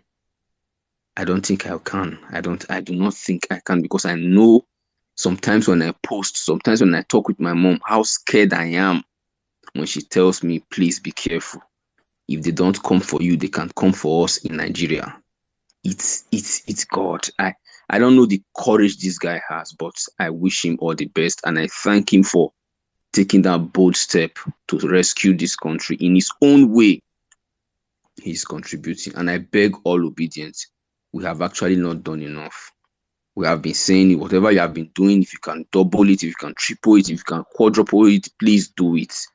We need to rescue our country from these terrorists, these people who are bent on destroying us. That's where I will end my submission. I am just scared for Lion of Jeddah. And I wish him and his family well. And I believe we will rescue Nigeria, and he will be there to celebrate with us. Thank you, guys. Thank you, Professor Damasizu, for the opportunity. Thank you, my Greetings, brother. everyone. Thank you. I always tell people that come to me and say they're scared and scared and afraid of something. I say, in the place of fear, pray.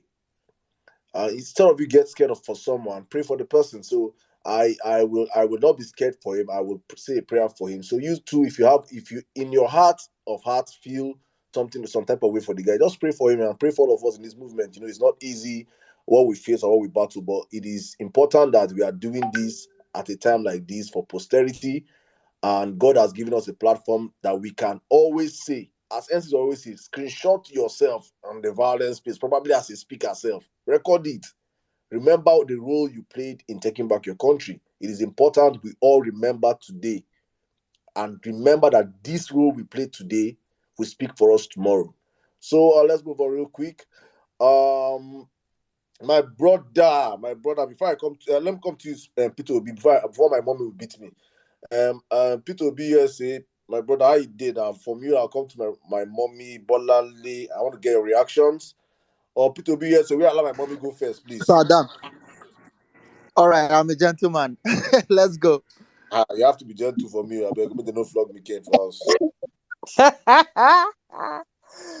But Mommy. Steven is my employer. You don't know.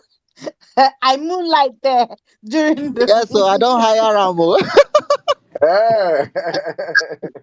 You don't tell me. Mommy, you didn't tell me you're getting a new job. You didn't tell me you're getting a new job. This is our relationship, mommy. I will Lion of Jada you. I will Lion of Jada you. Voila. Lion of Lion of Jeddah, don't turn I think adjective. obviously. Anyway, oh my God, listening to that man speak, Nigerian politics, right? I've always kind of, when people have said over the years that it's shady people that go into politics, blah blah blah blah blah. Having heard what this guy said, it lends a bit of credence to that fact, because we have a Tinubu who we know is a criminal, and we have Atiku who is another criminal. I mean, this was like, it bothers me. It bothers me that these are the people that are running for office, and I don't get, you see, anybody who has heard, and I've only watched a few bits of what was recorded and all the rest of it, but anybody who has listened to all of it and still say they are supporting Atiku, I need to question what they're getting out of it, because it doesn't make any sense whatsoever. And I think the one thing where I felt really cold all of a sudden, when he kept on saying something about assassinations. I know he didn't give us what will you, and I think, who do they want to kill? That's my question. Who do they want to kill? Because that's scary. That is scary. And we know that political assassinations happen all the time. But who? And I don't know.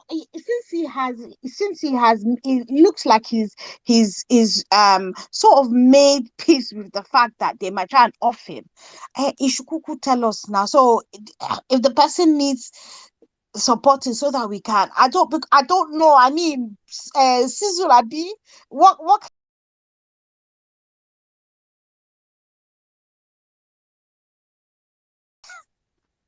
because I'm confused. Because I kept on saying, when he was talking about it, we all know that the issues relating to Atiku and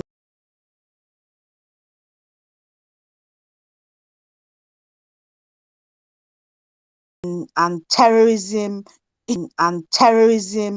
it goes back, way back, right? And we know that this guy, what's this man, the general that died in the helicopter thing, Yakewa or something, I can't remember, who was the intelligence boss back then. He also mentioned it then, that Atiku, had links to tell, he was actually funding it. So I don't know. God, I don't know. Let I don't know. I mean, when your mind just goes into one and you start trying to make all the links, right, and say, right, okay, that's a part of the puzzle, that this, that, and the other. Because even Obasanjo didn't go all out. Basically, we have dark, diabolic, evil men in charge of this country, and it's worrisome. How did we even get here? I understand your confusion. I am confused. I told Saddam to play Soso because I needed about 3 minutes for my head to wrap all of this around. So I understand your confusion, Mommy B. I really do. So nah. I mean, we were never going to, we fine. We went hard on Tinubu, and there's a reason for it. But nobody was under any illusions in terms of his greed, and in terms of this link to terrorism.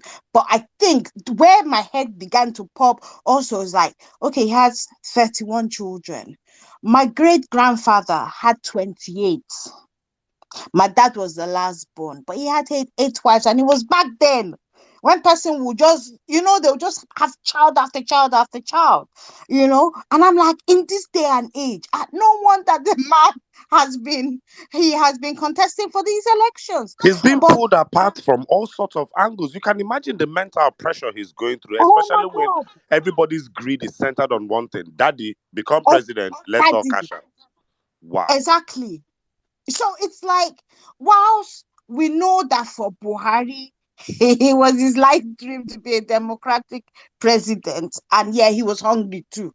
Let's not forget that, because while he enabled a lot of people to embezzle around him, he wasn't smart enough. I've always concluded that the man wasn't that smart, and you can see in the way he's governed. He's wicked, but he's not smart. But this article, you can see why he's desperate. You can see, because he has such, how one person, 31 children, what? Eh? When I go out and I talk to people and they're talking about, when I'm working, and they're like, you probably don't understand, and I'm like, okay, I have five. Five is plenty.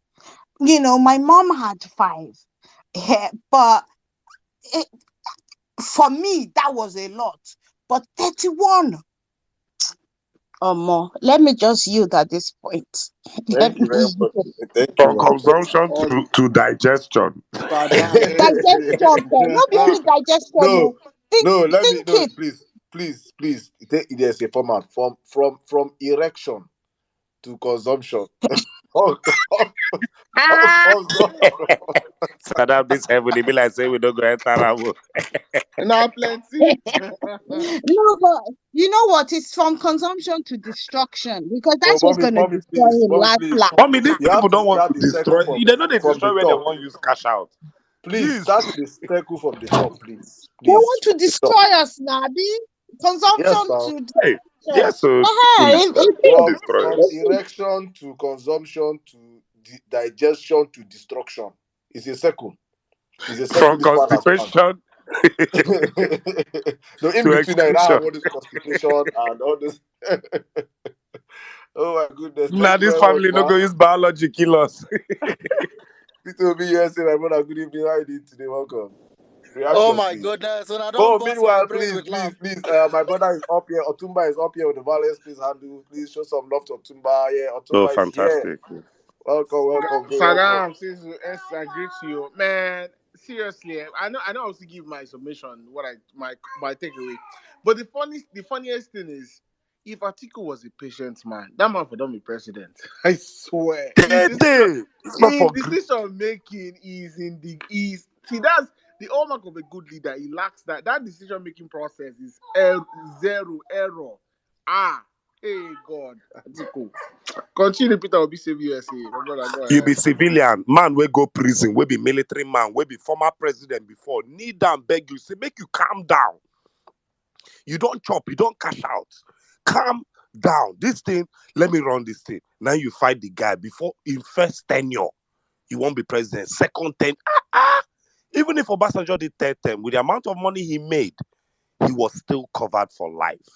No. This was just madness. Wow. First of all, thank you, Saddam. Welcome back.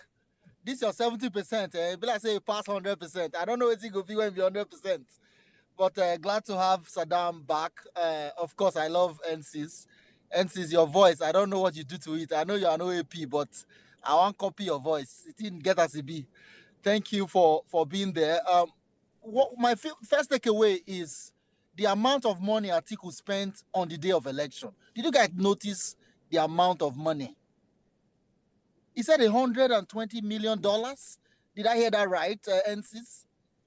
About 120 or 102. I'm not very sure, but more than 100 million for facts. I think it was My 102. goodness. My goodness.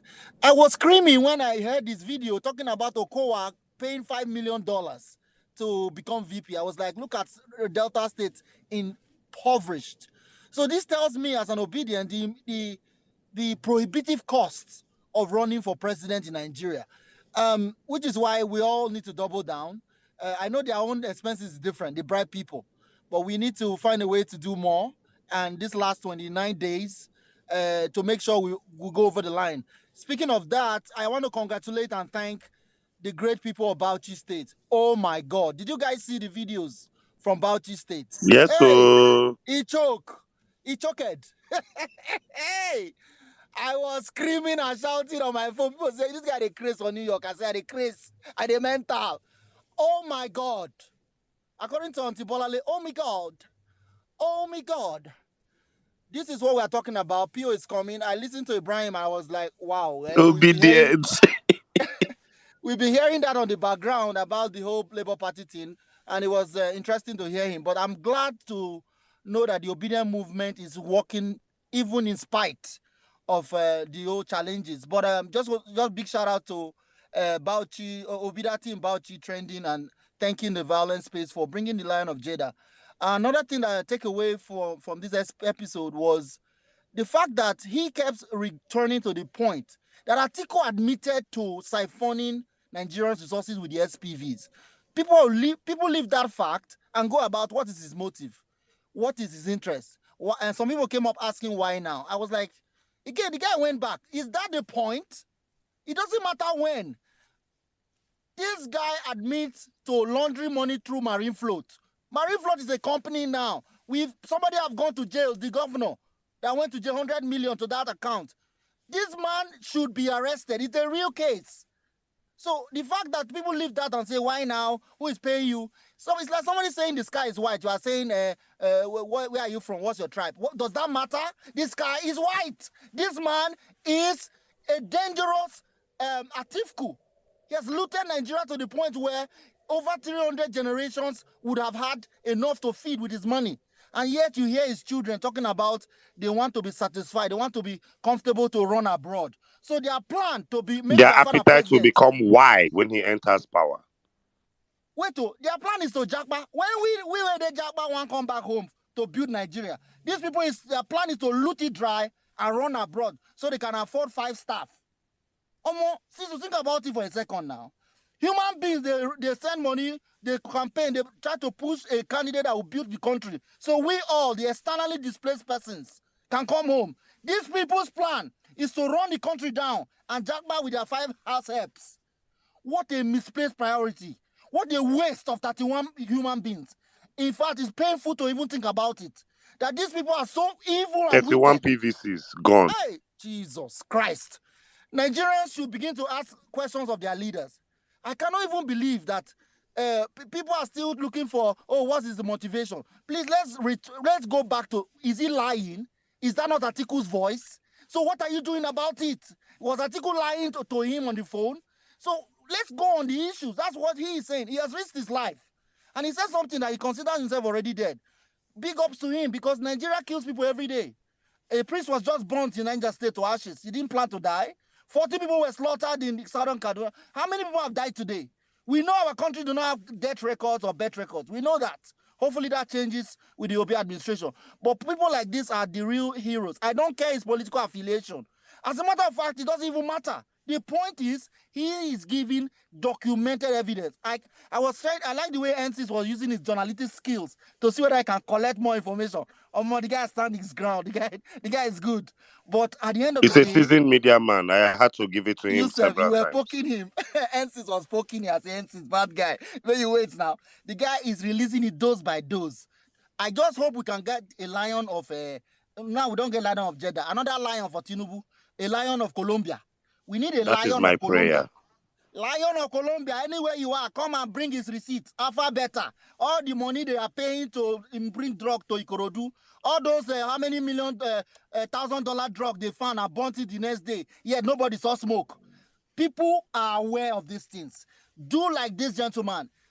For the love of country. People build the societies we live abroad.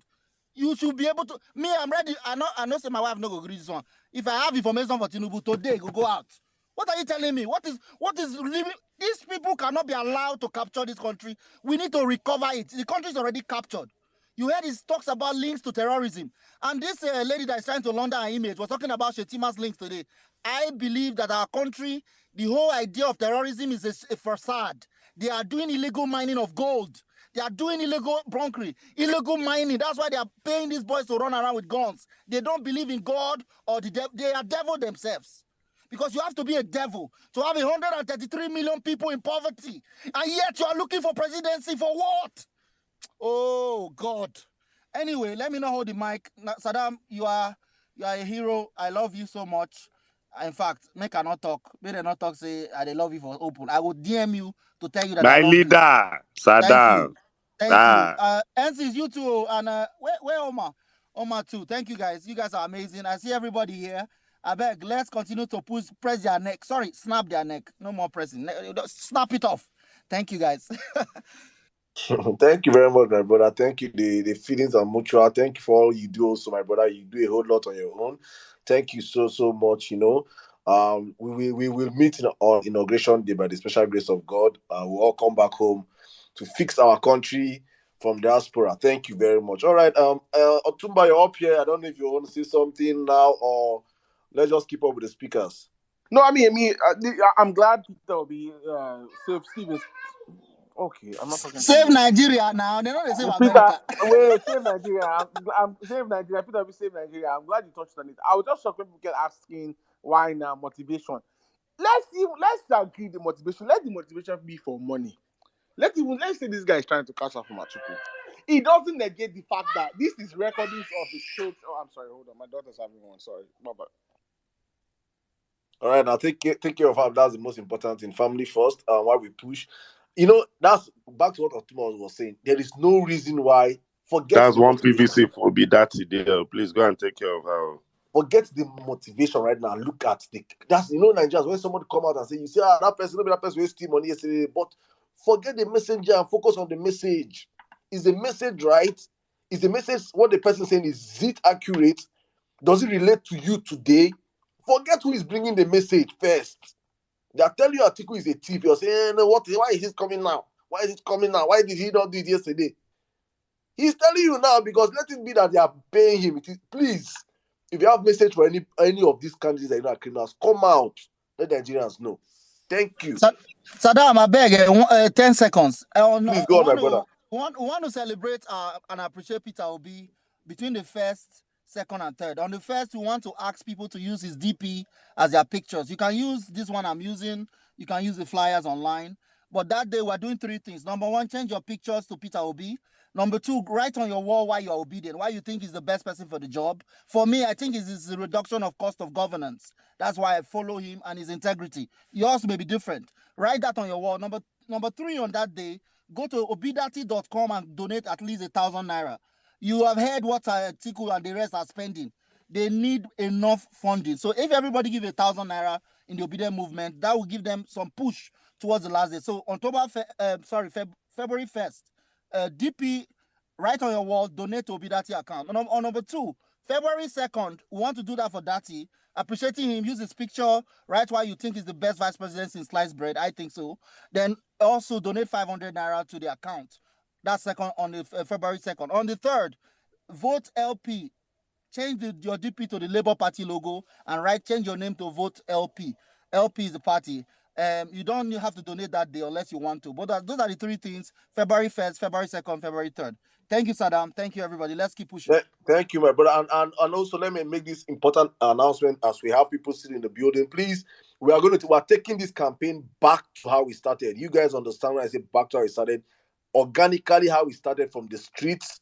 We hit the streets with the 1 million marches. Yes, that's how we're going to end this campaign. So when Peter is done with all his campaigning across the country, we are planning with Big Mag and everybody. We are planning a 100 million man march across the world on the 18th of February, 1 week to the elections. 1 week to the elections, we are planning that one big march, a march that will resonate around the whole world. That yes, Nigerians are truly ready to take back their country.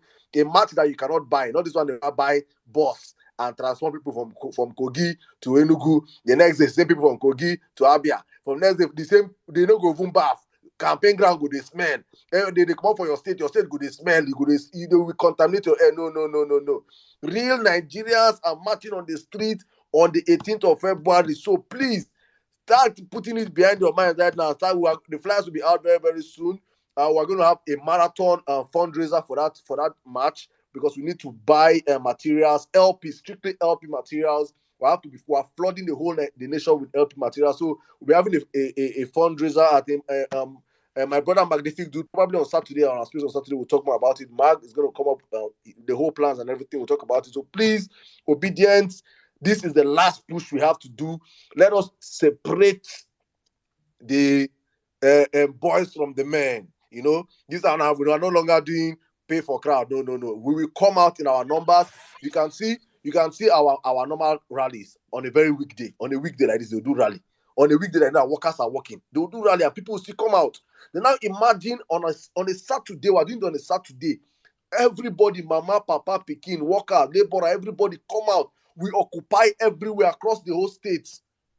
If they see that one, I'm sure some of them might not be alive to see the election. Go on, my brother.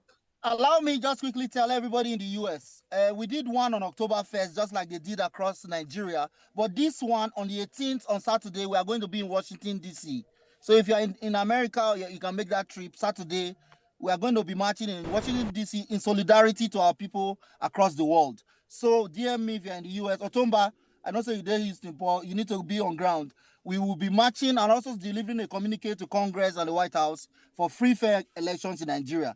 Thank you, Saddam. Let's make it happen.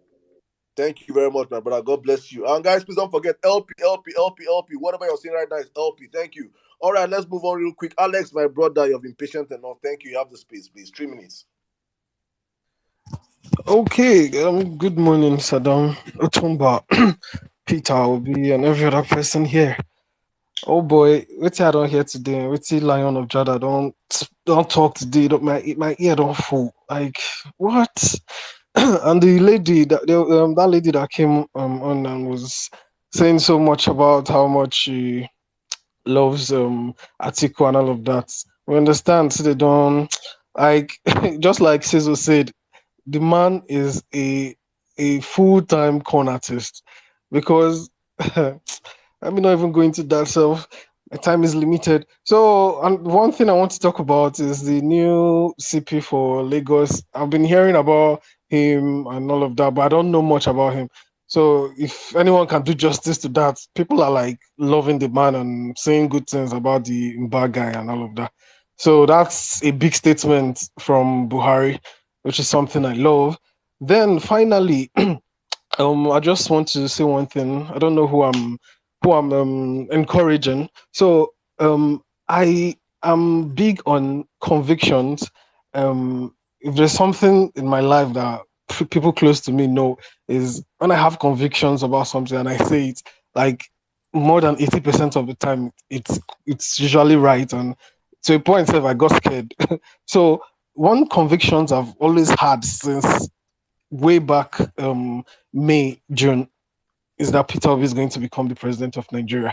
But then I was even doubting my own conviction because I felt okay, it's because I like the man and all of that. That's why the convictions is coming. But something happened that shocked me. I had a dream about Peter Obi, and my dreams also they are one of the things I don't play with. I had a dream that Peter Obi won, although there was something about a media announcing someone else before the real media announced Peter Obi to become the president and all of that. That thing happened, and to me, I was like, I've been thinking of the guy too much. Probably that's why I dreamt and all of that. So I didn't want to share it and all of that. But the shocking thing that happened was, like, I think after a week or so, or 2 weeks, I was just scouting through YouTube. I was like, let me even see what people are saying about Peter Obi, all these pastors and all of that. I was like, prophecies on Peter Obi, just randomly. I don't even know what took me there, self. And I listened to one random prophecy. I don't. The man that was prophesying, I don't even know. I don't think he was in Nigerian or so. I'm not sure. But he said, like, if you had to see me that day, like goosebumps everywhere. Exactly the dream I had. That was what that man was saying. Like my convictions skyrocketed. Like exactly the same thing about a media announcing someone else. Then just a quick, like maybe within minutes or an hour, then the real media announced Peter Obi as the winner and all of that. So I think my 3 minutes is gone. So that's just the summary of what I want to say. So thank you, Prof. Saddam, Vawulence Space. This is one space I enjoy so much. Oh my god, since 4 o'clock I've been listening, and this is 1 o'clock, almost 1 o'clock. So this is where we come to reset our mindset. So yeah, thank you guys. Thank you very much, my brother. Thank you, thank you, thank you. All right, let's just move on real quick. I think who's going next? My eyes. Well-meaning Nigeria, my brother. Good evening. 3 minutes, please. My sister Spotlight. I see you. I'm bringing you up now. Yeah, Prof, it's great to have you back. I know it sounds like you're still struggling, but Sorry, please. Otumba, if you can see N6 fell off. I don't know if you can see him and bring him up.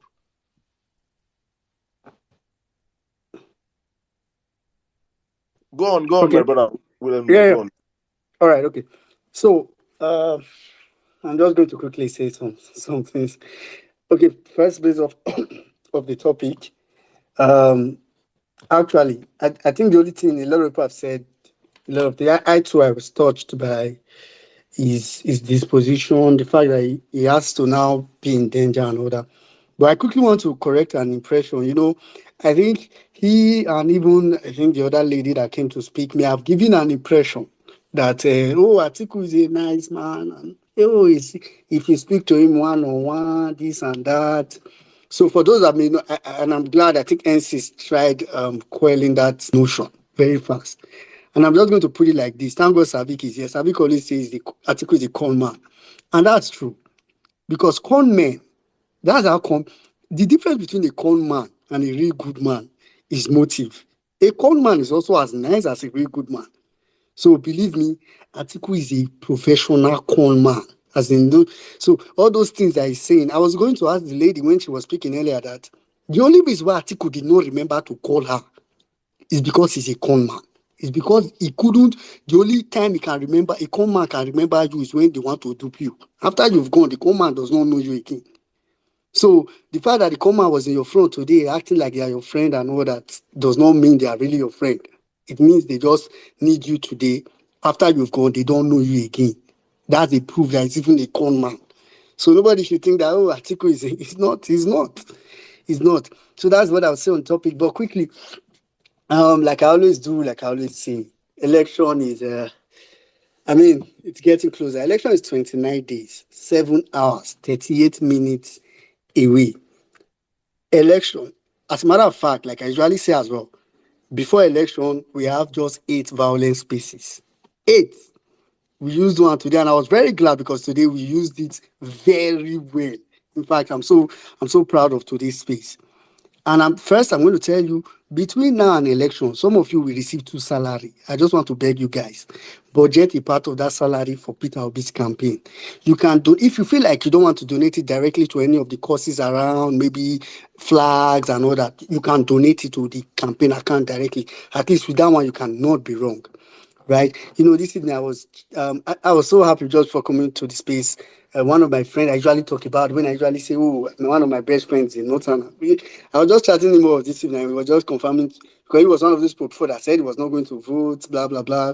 He registered in Bauchi, but this evening when we were talking, just told me, yeah, he has collected his PVC, did transfer, and he's going to vote for Obi. I was like, correct. We are getting there one by one. And earlier in the space, like earlier when this all started, we usually say, I don't remember most of the time when we bring up conversations about strategy to spaces or violent space, most of the time we'll just be like, no, it's not yet that time. I really want to inform us now that now is that time. Right. So please, if you are here, this is crunch hour. So lastly, I posted something on the Jumbotron. And it's a call. I actually made this announcement some time back, but I don't know if it's that there are no such people. So please, if you know you're on this space and you've ever in the recent election where BVAS was used, if you were a core member then and you did APU or PU, basically if you've ever used the BVAS personally, practical scenario, real life scenario, please DM me. I'm looking at coming up with something, maybe a space and where we look in depth at the practicality of beavers. Because I was in some space recently where somebody was talking and the space sounded enlightened, but the person had a lot of wrong assumptions. And I just felt like a lot of people were confused on that space. That I was like, no, we needed someone practical or some set of people. So I already know a person, but I want different people with field experience so we need to start discussing strategy. There are 2 types of strategy. There are those that we discuss in secret. Then there are those that we talk about in open because we want to use it to educate people. Like we usually say, for example, the way to vote is with your index finger, and make sure you just touch it a little and touch it in between the space and make sure you fold it like a book from left to right. Don't fold it from top to bottom. So these are very important points that we need to start reoccurring nowadays. And I hope that at the end of the day, it will go as far as we want it to go. I yield the mic. Thanks, Adam. No worries, we'll soon we're finished. Just now. Thank you very much, my brother. Thank you. All right, now let's move on real quick. Some good news in my DMs. Probably I'll share it on Saturday. Let me keep it in the kitchen. But I got good news, guys. Just keep pushing. We have a country to save, and we are there. Believe, trust in God, Keep working hard. Good news came into my DM. We are there.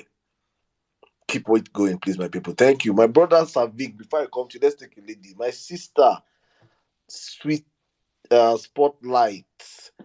Doctor, if you're not ready to speak because your hands are not up, so I will have to shift. Spotlight, good evening. How are you? Longest time we hear your voice on the Good, Violence. good evening, Sadam. Good evening, everyone.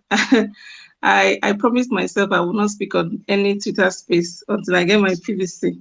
And today I just got it. After so many trials, I've gone to, in fact, they already, Wait, all of them know me in Nine office. I've really Off worked out for your that mic, PVC. off your mic. Look at you. Please, now, make that give me love. I want this. Please, fuck this place up with love for me, please. I want just see love everywhere. Love emojis everywhere, please. Love emojis. Spotlight has a PVC. You dey press their neck for Twitter, you don't get PVC. Now you don't get PVC. I'm ready now. I'm ready. Oh my goodness. It was as if they were Oh, planning it now. Me and my how husband do you feel? transferred and he got his own in December, immediately that first week. Since then, I've been trying to get a reprint and all of that, but thankfully I was able to get it today. So I'm so, so glad. And thankfully it Congratulations. coincided with this space. It was a smasher, it was a great one. And for me, one of Congratulations. the biggest things, thank you so much. Thank you, everyone. I see your reactions. Thank you so much. One of the biggest things for me is that they did not see Peter Obi coming. That was one of the first things Line of Jada said. And it was like a miracle. I've always said that Peter Obi's emergence and all that he's doing is like a miracle. Even like someone, this will be my first time of voting. I have never been, interested, primarily because of the kind of people that have been coming out. So everything that is happening now is just because of one person. And it reminds me of something in the Bible. I mean, this is our church, so I can preach. So, if you look into the Bible, there was a particular portion where I don't even remember the name of the prophets. He was complaining to God that all the prophets had been killed. He felt he was the only one. I believe that was how Peter B must have felt at the point when he was, considering, should I run? Is there hope for me? But unknown to him, there were so many people that God had been training, people like Saddam, Omar, N6, all of us here and beyond, people that are not even on Twitter, people that are even in the markets preaching the same gospel without even knowing it. So God has been preparing so many people in different strategic places, preparing them for this movement. And this is one thing that all those guys that have been plotting, right from wherever they are, they did not see that one man was going to come and change the paradigm, change the landscape of our politics forever. And by the grace of God and by all that we're doing, we're going to have success at the end of the day. I'm so sure of that. I am so, so sure of that.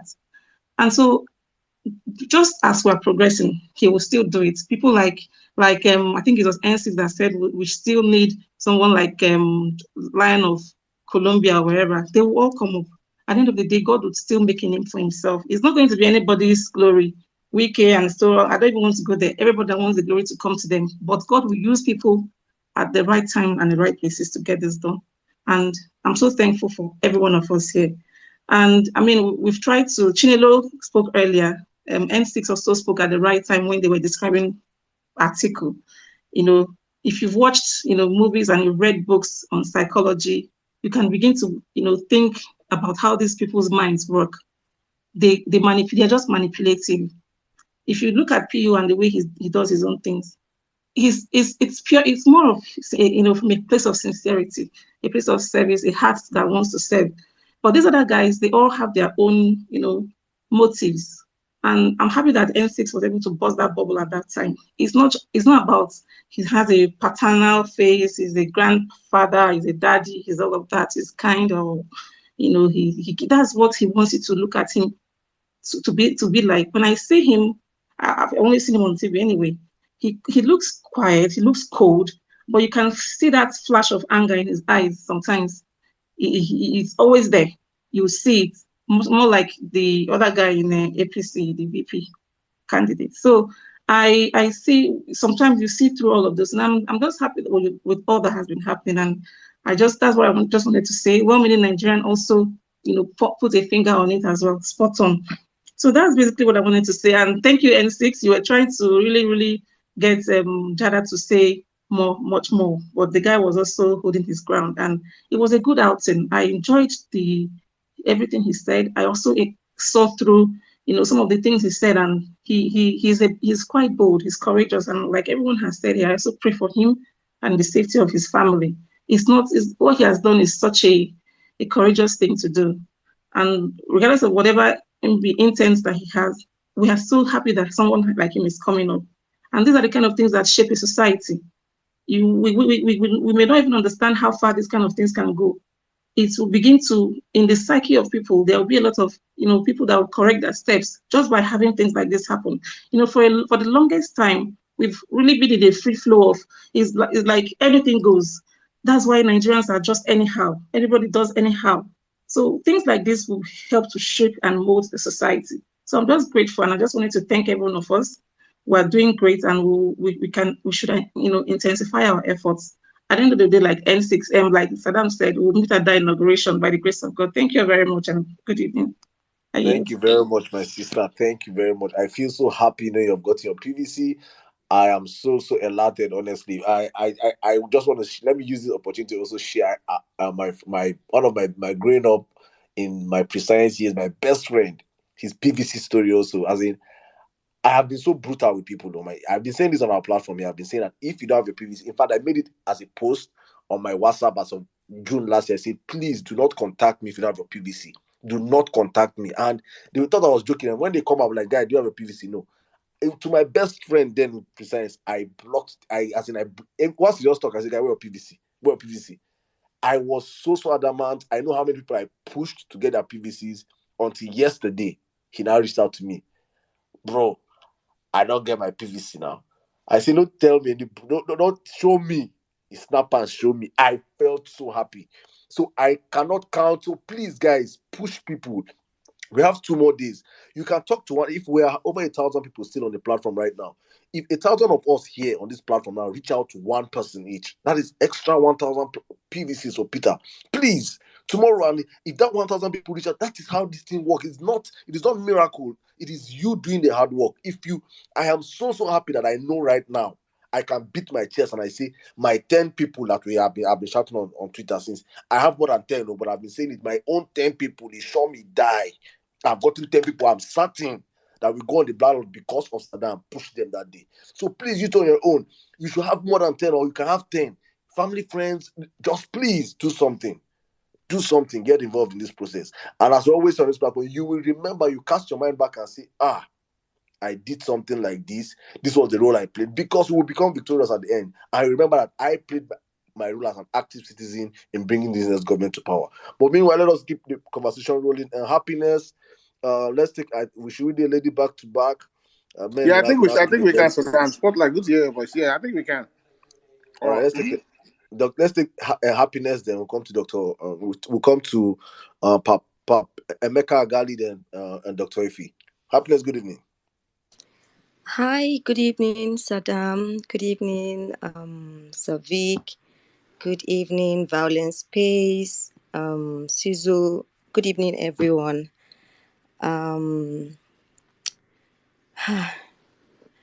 Okay, so I'm just gonna keep it really brief, but I just hope I hit the main point. Okay, so I listened to Mike speak on this app, on this space, and I'm like, Mike is a very, very close friend of mine. Like, very, very close friend of mine. I've done a couple of few jobs with him. With the little that I know of Mike. And it's so funny how you people call him Lion of Jada. Like, it has become his name because, of course, like he said, he has trademarked it. And I can understand why. And all the period, Mike is a very, very loyal person. To the extent that I know Mike, he's a very, very, very loyal guy. If he's going to do anything for you, he will stick his neck out there for you. I don't know, I stand to be corrected, but this is me, expressing my own experience with Mike. And in 2020, just shortly after the lockdown was lifted, Mike reached out to me, and though I've known him before then, but he reached out to me. He will always reach out to me to do one or two, with him.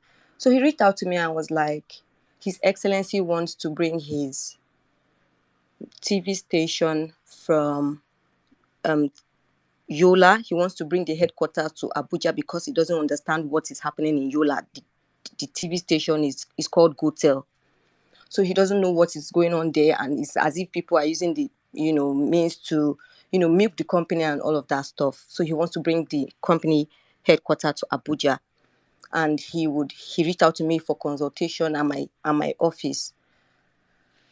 So I said, okay. I introduced him to my boss. I didn't want to get involved. I just said, you know what, I'm going to introduce you to my boss so you guys can talk. He said, no, I'll have to be in the middle. So I'm just going to be like an agent. And now I understand why, because he wants someone who he's close to, so he doesn't want to be cheated, simply because he's trying to be very transparent with this guy, this criminal. So I said, okay, no problem. So I'm just going to be there, but you guys will just be doing the talking. And then, before the whole paperwork started, he just asked verbally, like, how much is it going to cost to raise it, something like the structure we have in our office. And they told him the amount. So immediately we started the proposal. It turned out that the price doubled because we forgot that after lockdown, the price of things skyrocketed. So we didn't remember that before we told him the price. So everything. So he sent, I could remember how many times I came back over and over. Midnight, I was working on the proposal. I was sent to my boss. My boss would send to me. I would forward to him. I didn't even sleep. He would tell me His Excellency does not want it. He said it's not like this. And he explained to me personally that he doesn't want to appear like a criminal because he had already told him the price from the get-go. Immediately, we told him the first price. That was what he told him. And I remember he was laying emphasis, are you sure this is the price? Are you sure this is the price? Are you sure it's the price? So all of those things happened, and eventually we ended up not doing anything because at this time, the criminal was in Dubai enjoying his life. So after that, shortly after, he scheduled an interview with me for our article Ways With Me. And when I told him, I said, see, I don't do politics. I don't involve myself in politics or political show or current affairs shows because I don't want to, I don't like, I know I don't have patience to deal with liars. Politicians are bloody liars. They can lie a lot. So me, I don't have that patience too. So I rather just respect myself and just focus on other, content. I didn't want to. And he was insisting. I said, my show I don't do politics. I said, I'm going to introduce you to someone in the office who does that. And he was like, no, he wants me to handle it because he needed to, censor some questions, and he wants to, somehow, he wants it to be a bit flexible for him so he can influence the questions that will be asked. And then the night before, I didn't sleep. Kept asking questions. I drafted my questions. I sent to him. He made his corrections. Blah blah blah, like that. That was how it happened. And before the interview, he told me, okay, you know what? If it's about the money, Awa is going to pay you for the job. Blah blah blah. I said, okay, no problem. I just did it. After the job, nothing. And he would tell me, say, Awa has not answered him. And I was like, no, I don't have a problem. I just want you to know that once the editing is out, I'm going to send it to you. I know how many people came for me from Yola, to be very specific, because they felt really bad that Atiku's children has never been to go tell to their father's TV station for any interview or whatsoever. And seeing her on my show in my office, and they felt, somehow, and then they were Sorry, coming Agnes, at me. are you from your is your radio station? Sorry? What radio station was that? It's not a radio station, actually. It's a TV station, and Oh, it's owned sorry, by what TV station? Sorry. Viewer TV. Okay, thank you. Owned by a politician as well from Yola. So like I was really attacked that period, and he didn't know. I didn't tell him anything. I didn't tell him all of that. Why am I saying this? I know Mike to be someone who is loyal and who is very dedicated in whatever it is he does. And if he will go that far for someone who he's working with and the family, and how very close he is with the family, and because when all of this Lion of Jada thing was going on, he always post on his status. I knew, or the period he went to Dubai for, what's it called, for packaging and all of that stuff. I knew what he did. I knew how much he invested, his strength, physically, financially, and otherwise. Do you understand? So I can understand his bitterness, his pain. And this goes to a lot of, not just aides, not just media aides. The politicians in Nigeria are known for using people. And I'm saying this because I've worked with one or two. They are known for using people. They are known for using youth. And it's so annoying that youth don't understand. They just want to go after them for what they can get. The peanuts that they can get. And they will use you. Your life will be at stake. They will use security aids. We can see how many times some of them are dying on the road, laying their lives. And after their death, what happens to their kids? What happens to their family, their wives? They don't care about you people. They don't care. For Mike to come up with this, I know because I know how many times I've asked him, how far is your book? How far is your book? How is it going? He will tell me, His Excellency has changed the date. He will tell me a date, and the day will come, and I'll be like, okay, because I was supposed to even come and bring my camera guys and come be among the media crew that will come and cover the event. And then at the end of the day, nothing till today. So apparently he started recording those voices when he started getting to know how the Atiku circle, the Atiku himself and his family, how they use people and dump people. So I know this is something that he might have been planning for a very long time coming. But I'm just really scared for his life. I'm just so scared. I'm really scared. I just hope he'll be fine wherever he is. I really hope that Mike will be fine wherever he is, because it's so unfair for people to be so loyal, committed to you, and at the end of the day, look at the experience of the other lady. So for people who go about shouting and serving politicians, these guys will use you and dump you. That's just the plain truth. They will use you and dump you, and they will give their kids the best life. Please, I yield my mic. Thank you very much, man. Thank you. I think this is a lesson every young person right now should understand. The new Nigeria we're betting, it should be a Nigeria whereby you don't get used. It's a Nigeria that you should be the one using politicians. They shouldn't use you. You should use them and dump them. If they don't perform, you dump them. So it shouldn't be the reverse going forward. So thank you very much for that. Hopefully our young ones in the other side of the aisle will understand why we are doing what we are doing right now. A whole lot of us will if we wanted money, we will not be doing this. We will not be here. So we want a better country for ourselves. Hallelujah first. They don't open space already. Oh, they have. They have. They must work for their money. They must work also. They guys It's also. normal. It's normal. They're on this thing, the hot seat. But it is well. Let us move on real quick. Savik, my brother, good evening. Thank you. What was your reaction from the space, please? Was it Savik or Emmanuel? Sorry, go ahead. Mm-hmm. Oh yeah, let's have good then. Emmanuel next.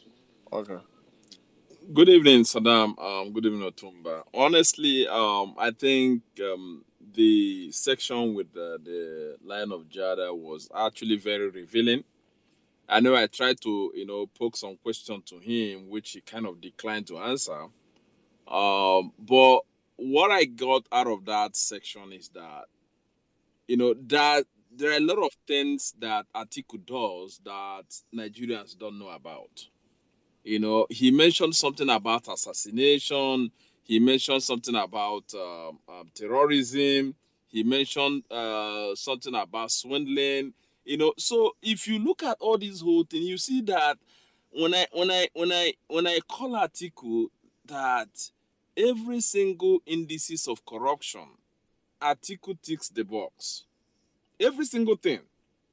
You know, so that's why I said this guy called Atiku, we might be, you know, focusing more on Bola Ahmed Tinubu, but he's as dangerous as Bola Ahmed Tinubu. I know for his own safety and for his family safety, he didn't want to kind of divulge a lot of information. But we can see through what he was trying to explain to us. We could see what he was trying to tell Nigerians, that these guys that you guys are seeing have, you know, I've been with this guy. I've actually done a lot with this guy. I'm telling you guys, this is not who Atiku, you guys see at Atiku. He is not the person he's saying he is. And that's what exactly the message he's trying to pass. That's exactly the message. This guy is putting himself on the line. He's putting his life on the line. He's putting the life of his family on the line to tell Nigerians this guy is not who he truly say he is. And that's actually what a con man does. A con man will come out and pretend to be a good person, and then at the back end, he's more than a monster. You know, so honestly, Saddam, I sent you a DM. You know, I just hope we could get someone that has, you know, details about Alpha Beta. You know, let's do something like this with Bola Ahmed Tinubu. Let's just tear these guys open, because we just have few days to the election. Every single Savik, on other hand, you know what it takes reaching out to most of these guys. I would say, please, you see what really made this interview today successful was that on my own volunteer, so many people were already reaching out to Lion of Jeddah. They were tweeting at him, say you need to be on the violence space, you need to be on the violence space. So please, if you guys can tweet multiple times, but I know that we have done a whole lot of hard work on Tinubu on the Alpha Beta. But if we can have as you told me on the DM, bringing David Hundeyi here to have a space with him. You guys that think it is possible, go tweet at David. David was on the space earlier on today, so I know he knows the platform and everything. You can tweet at him, let him know that yes, you guys think he should be here to have a space with us. Talk to him, then probably I'll do the follow-up. But I don't want to create a position whereby I have to go and be asking. You guys can make the job more easier for me, so that when I go asking, it makes it more lighter for me. But go on, my brother. Absolutely. I think I agree with that 100%. And every single person that is on this space should try to at least let's make that happen. Because one thing that I think every single person should take out of this space today is that the sincerity of Micheal, you can't question it, right? No matter what you think that he's doing, those people that were questioning him, why are you coming out now? But you can't question the sincerity and the authenticity of what he shared with us today. You cannot question it, because he ate and dined with these people. He dined with them. So he kind of has every bit of information. And I understand why he was holding back with some of those information, is that he wants to release them at his own appointed time. He wants to be the person to release them when he wants to release them. You know, and again, that's actually taking a bet on Atiku people that will rush to go and start criticizing him and go and start saying all sorts of things. But let it be known that we have all the whole information that we need to have on all these individuals before we make our decision on who to vote. Atiku Abubakar, apart from being someone that embezzled and looted Nigerian treasury through SPV, this guy is alleged to be involved in sponsoring terrorism, sponsoring ethnic religious crisis. That's what we should know. Not only that he is someone that has embezzled a lot of money, but there is something else that this guy does, which I think Micheal alluded to, that got him, out of the job he was doing. When he started seeing all those things about assassination, about, you see, these politicians, they can, when you see what they do behind closed doors, you will understand what this guy is trying to let Nigerians know. You will exactly understand what he's trying to let Nigerians know. And so a character like Atiku, I just hope all Nigerians can listen to today's violence space You know, if there's any way we can actually broadcast it in Nigeria so that they could see inside these politicians. Because what this guy did today was to kind of open us, get what the media people say, the back end, you know, open the door to the back end so that we could see what these guys actually who they are. So I think I want to thank him for coming on the space today, and I want to continue follow the people that say all of us should pray for him. You know, I do believe that his intentions are clear, and nothing is going to happen to him. Nothing is gonna. And if you have any effort you could actually extend to him, you know, in terms of asylum, some of us that are outside the country, if you have any connection, please reach out to him, help out, because like Spotlight Abby said, these are the kind of people we want to see in the society, because the guy has actually changed a lot of minds today. Some of these politicians now, they will think twice before they engage people.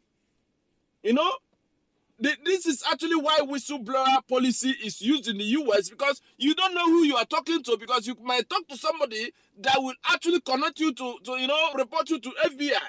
So these are the kind of people that we need in the society to actually change the psyche of the society, to understand that you need to do the right thing.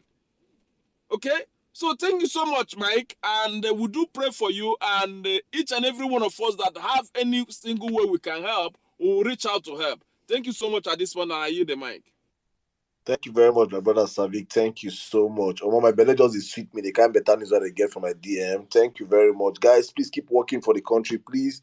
We have a country to save. Dr. Ify, good evening. You have the space. You're welcome. Wait, you skip someone again, Emmanuel and Dr. Emmanuel, let's go I'm and go here, then. I'm here. I won't take time. Hello, Saddam N6. Una, well done. Thank you all. Thank you all for what you do. Much appreciation to Lion of Jada for this expose. We pray for his safety, really. He pulled back the curtain so we could take a peek at what's happening behind the scene in Atiku camp. And what we see is a very flaky man, very unreliable man. The original scam artist. Atiku is the original Yahoo man. You know, he will sweet talk you, one-on-one, you think he's with you. You know, a typical green snake in a green grass. I had to leave the space when Madam Grace was going on and on about how intelligent Atiku is. You know, could Dr. I? Ify, you can't blame. Have you watched any of those Church of Scientology people that leave? Yeah, People that leave that's for my 40 point. I'm like, weeks? this lady still doesn't know that she was played. She Like, was played, but she can't see it. It's like, oh, I that's the can't say nothing thing. bad. That's why scam artistry is still a thing. It's still thriving because people are gullible and they'll defend you, not knowing that they were played. You know, they carry her to where she don't know. She doesn't know, and she's still raving and ranting about how intelligent he is. Give me a break, man. She completely fell for a con man. You know, who sweet talked her and then discarded her when they had no need at all for her. And like she said, if she had died or was kidnapped, none of them would speak for her or her kids. And she would have wasted her time, her money for someone who has no decency, essentially. You know?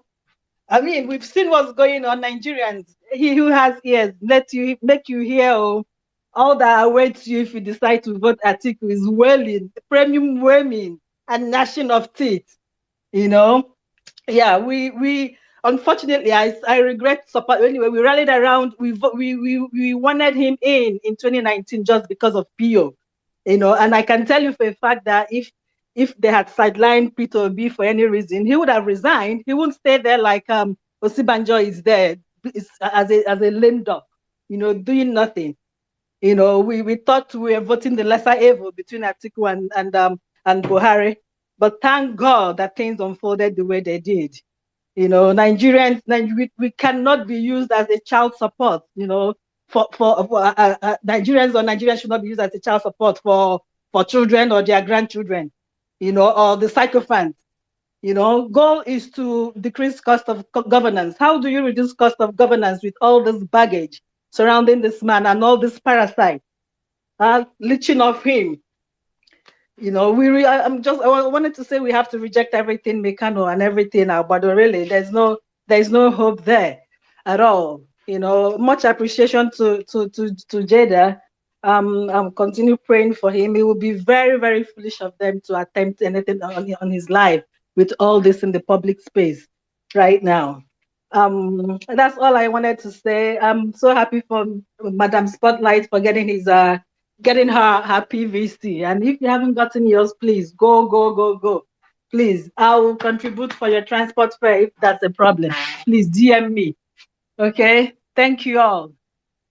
Thank you very Madam. much. Thank you, Yeah. Dr. Ifi. Thank you. Please, all, if you are looking for transport, DM Dr. Ifi. Yes, you see, that's what we're doing. Proof, or not like you have to show proof that you've been to There the. must be proof now. Before Proof, there no, there's must be There proof must proof be now. that you proof. tried to collect it. Yes. Yeah. Uh-huh. There must be Don't come proof. and think you open office on Dr. If here, though. She's professional. She knows how to handle it. Meanwhile, Okay. people are disturbing me. I say my belly is sweet, man. They get good news. I just want to say this here. Honestly, there are more of us than we even expect. Obedient, take this to the bank. If you think we have 50 million obedient, I tell you, we have over 100 million obedience. People that have reached out to me today.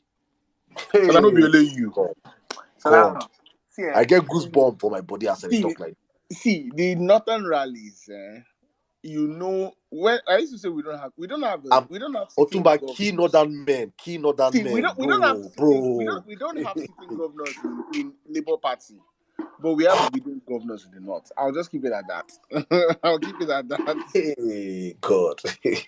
Please, guys, do not, as we go into this movement, these last few weeks of the movement, please don't allow anything to shake you. Don't ever allow anything. Don't allow any news. Be very, very, very mindful of where you go to. We have more obedience, silent. You know that thing that Trump used to say, silent. What do they call them? Silent voters. What do they call them? Oh, now silent voters. So this is a silent voter election. See, like SCs God. say it now. SCs say Silent majority. the existing Silent PVCs. majority. Thank you, Yeah. sir. Right word. Yes. The existing PVC that did not vote in 2019 is enough to win this election. This landslide, Yeah, it will be tormenting. Mm-hmm. Let's go to Emmanuel. Emmanuel, then I think we have a journalist, Mr. Morris. We'll go to Emmanuel, then Morris. Emmanuel, how you doing? Hey, I'm here. Oh. Papi, I'll come back to you. Don't worry. You go talk. No worry. Papi, you no go talk today, Nati. Next week you go Papi talk. Chulo, you there? Where you there, sir? UK, Canada. Sadam, don't kill me. You are not too bad. Emmanuel, go on. I'll come to you, Papi Chulo. Emmanuel, go on. Hi everyone, good morning. Saddam, it's great to have you back. Glad that you're doing good. Lion of Jada, Jesus. I think this is the part where we can see that he released, what does Indabuski call it again? Le Padus Le Primante, or what they call him again, because I mean, it,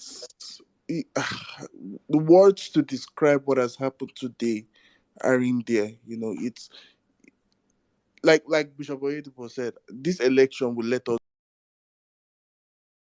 know the number of mad people we have in Nigeria. And then, as Saddam used to say, by the time we're done and we've put in Peter Obi into power, that hospital that Sanwo-Olu is building for mentally deranged people, we will pack all of them, all the IOs, all the white beard, all of them, all the United, and go and dump them there. Because the truth is, if after everything you've heard, today I had a very long day and a very stressful day. And when I connected with the space and I started hearing some of these things, hearing the part of the article having 31 children, the first thing that came to my mind was I started thinking of the landlord we have in Zaria, because where my parents are, I grew up in Zaria, so where we stay, the landlord has about 2 or 3 wives. And I know for a fact that this man doesn't sleep in his house. Why? Because it's trouble after trouble. This is somebody that he only goes to his house by 12 midnight when he knows that everybody in his house is sleeping. He doesn't have as much children as Atiku. So just try to picture it. The man lives basically in his office. If you go to his office, you see a bed by the side. That's to tell you how about they now think about it in a grand scale for someone like Atiku. Like, guys, it's if after everything you've been hearing, you still go back to say you want to vote for these guys, there's nothing you can tell me that will convince me that you're not mentally deranged. There's nothing you can tell me that will convince me that there is something wrong with you somewhere, because it's only someone who has something wrong in his brain that will ever think of this. It's only someone. Today I was coming back from an appointment on the island, and for almost 5 minutes, I posted a video of it on my camera. For almost 5 minutes, I was in a full queue along that Bagada road. And you guys, you feel you get so comfortable thinking that it's okay. But now you can't tell me there's nothing wrong with you. There's no My way. brother is a fuel queue, different from Ah, Balabu, oh Bulaba. God. blue, Ah, Bulaba. it's The guy fuel. disturbing. You know when you say they see queue, you never reach filling station, no, but the queue still they go on. Like how does it make sense? And you're complaining that you cannot go and spend 3 hours to collect your PVC, but you will go and come out by 6 a.m., 5 a.m. to go and stay on fuel queue, and you will still not get fuel queue by 4 p.m. Are you not mad?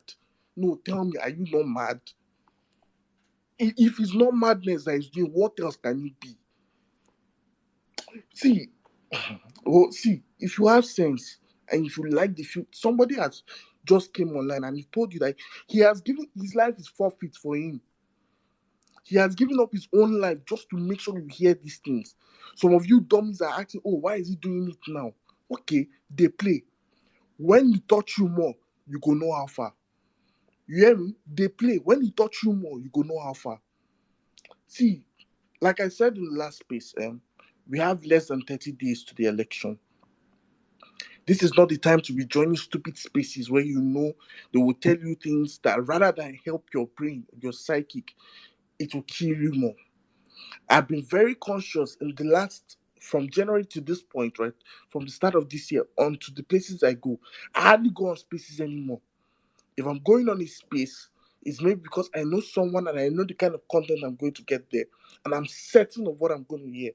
If not, the only space I've been joining since the start of the year has been Vawulence space. Why? I'm trying to protect my sanity. If there are many obedient spaces, even though I know what I'm going to hear is going to be good, right? I'm still protecting my sanity because of where I know I'm trying to get to. So protect your sanity now. There's certain times you don't need to come online. Sometimes tell yourself, I don't need to come online for now. Take time, rearrange yourself, we need your energy. Let me tell you guys something. If nobody has told you, I need you. If nobody cares about you, if Saddam doesn't, I care about you. If Otumba doesn't care about you, don't worry, I care about you. I need you. If you don't need your votes, no problem. I need your votes. Because my future is too important. See, God, let me make some of you understand something. And I'll say this is not a means of pride or anything. I know. All right, so I'll try and round up now. I know the level of legs that my parents have, and I know some of the things that I can do for myself. I know that if I decide to leave Nigeria today, within the space of 2 months, I will leave Nigeria and nothing will happen. But I'm staying here because I see much more than just wanted to leave. Guys, please and please and please think about the future of your children. Think about the future of your family. See, I get Oraimo code plenty for house. If anybody they do anyhow, who did not Saddam on that day? I hear say, Saddam because of one woman, you know, if you go vote, or Tumba because of one person, one woman where you know agree pay, they do the well. Oraimo code time I go send go their house. I don't get time. Time no day before I they always come here. I go they come. I go they do the. Well, I go send Oraimo code. You go chop am for neck. Simple as that. Please, please, and please, guys. e no go sweet when the soup sour. Oh. Make I just leave them as that. Thank Thank you, you, my guys. brother. Thank you, my brother. You said there was something you said. I just wanted to buttress on it. The kind of power that we're using right now. So that's why I saw the power the lion used. If that was keep up this power, liberty secret lament is happy to shake at this power. Power. The percent is power. Now that one, now that one, now that one. Ganduza. Now And we can't. the election day we Hey. release that one. Ganduka Ganduza. Election day. Hey, you don't want to go vote. Or you vote, leave your voting unit, go You house. go collect, they play, Ganduka oh, Ganduza go they touch you. play. He go touch you. He go touch you. All You right, see, let's Saddam, you don't dey move. touch people for first station. I'll be sure of my brother God. Oh my goodness. I don't need to talk much for you. I just want to say how market Nigerians. Say when I dey see am and the year am, they show you they play. No, no, no worry. You still they support APC, they support PDP. It go clear for your eye. Say be the queue now to even collect new naira notes now. War. Wahala, wahala, wahala. To queue, collect, buy fuel. Now problem. You know what they shock me, Saddam? I beg. How APC people they take gather morale, go queue, we campaign vehicle, buy fuel for 300 for long hours, still come go campaign. She don't be madness be that one. All these hallelujah boys wey open space, one light and like, you don't go better for una. Una go return Baba money back. Una be scam. Yahoo boys. Say most of the time they never collect pay. Most of them see they wait.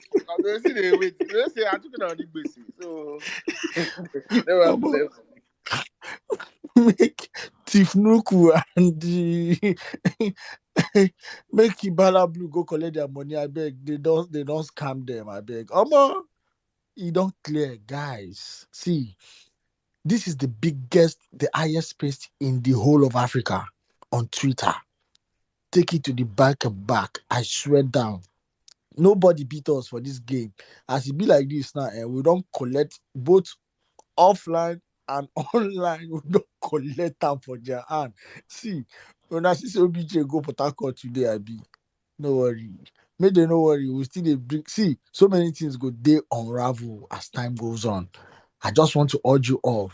There's no better time to die for Nigeria than now. If that guy can lay his life on the line, how much more you that you want Nigeria to be better? I be you like the kind of life where you dey live now. You know if you say you dey enjoy your life, Nigeria is becoming harder every day.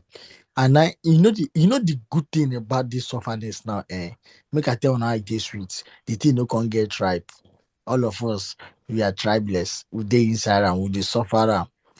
Abi, maybe it makes sense. So as it dey make sense like this, make it make sense. Make all of us queue, go collect our PVC, whatever it takes, pay the price, get your PVC, and vote our common enemies out. Atiku and Tinubu, they are our common enemies. Never vote PDP and APC. They are criminals. They are the same. See, one is more demonized than the other one. In fact, they are both of the same level. They be demon. So I won't beg una.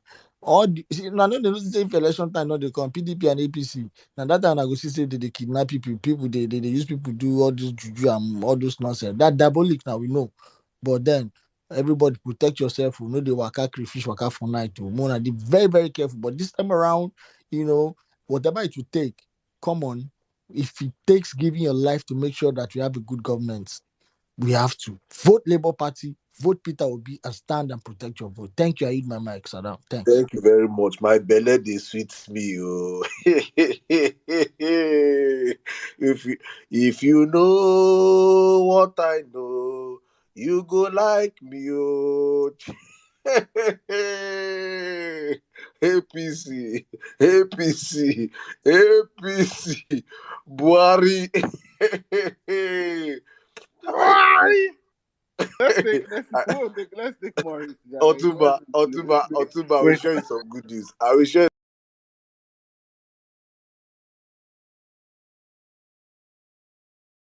some good news. Oh my God. Hey, Tinubu, I pity you. I pity you.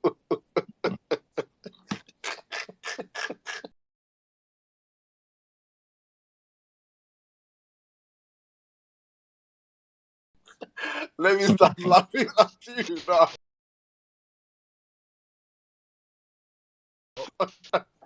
Is it let this be Lent? Abby. Let's just be Lent. Let's take Maurice now. Let's Maurice. Hey Maurice, I have a question for you. Where are you from, brother? Huh? I'm from Kenya. Mr. Maurice, go on. I'm from Kenya. Yeah, I was looking. Well, I mean, you just had Ruto. I mean, you just had your own sort of slight revolution with Ruto there. So, I mean, I know. What's your observation? What's your observation? Sorry, what did you say? I didn't hear you.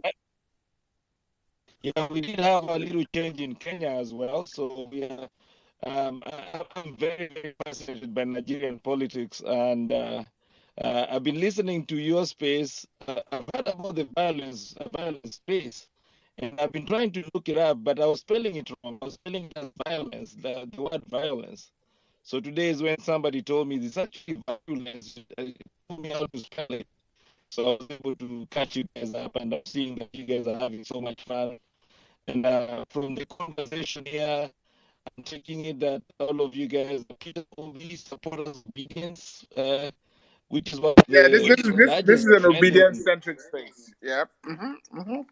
Yeah. So and I've seen the obedient movement trending for quite some time on Twitter. So I've been wanting to come in and kind of listen to you because I am a journalist and I'm going to be doing some coverage on the Nigerian politics. And for all of you guys, I don't know if you know this already, Nigeria is the most respected country in Africa, perhaps in the world, one of the most respected countries in the world. And for us outside Nigeria, we look at Nigeria as the big boys who are sometimes playing around too much and they don't really live up their potential. So this election is being looked at by the rest of us in Africa as a big opportunity for Nigeria to really take their space and lead Africa to and become what Nigeria can be. At the risk of upsetting some people here, I think we all might be able to agree that the Buhari administration has not really stepped up to the plate and dominated the stage as we would expect Nigeria to do, because Nigerians by nature are known to be people who always lead. I mean, I am based in California right now, and everywhere I go, I find Nigerians in leadership. I find Nigerians in hospital. Some of the big doctors in California are Nigerians. Some of the big literature that we read in high school in Kenya are from Nigerians. So Nigerians have done quite well, and we do respect you very, very much. So this election is something that we are looking at very, very keenly. We are hoping that it's going to turn out as you guys hope. I'm not going to say I'm supporting Peter Obi because I have no vote to give, but I just want to say that it's something that I'm going to be writing about quite a bit. And I just have a few questions here. Maybe if some of you guys, Saddam, or maybe any of you guys can address it for me, I would really appreciate. I've been reading a lot about the top candidates, and I know Peter Obi from the last polling that was done came out the top. But one of the things that I'm seeing from the analysis that we are seeing out here is he's not going to get so much appeal from the Muslim side of Nigeria. So my question to you guys is, what are you guys doing to reach out to the other side, the Muslim side? Because I know Peter Obi is a staunch Catholic, and religion is a big deal in Nigeria. So what are you guys doing to reach out to the other side, so you can kind of make sure that he unites the country? Another thing that I'm also seeing is Peter Obi The obedient movement is very, very active online. You guys are doing some awesome work, viral videos, viral tweets, and all that. And you've been able to create a strong movement online. And that is a signature that most of the people in this movement are young, are youthful. And if it's any indicator in politics, if the youth participate, they tend to bring a change. But most of the time, the youth tend to be very active during campaigning, and then during the vote, we don't see them. So, what are you guys doing? I know I see Saddam is very strong in saying that, hey, if you don't have your PVC, don't talk to me.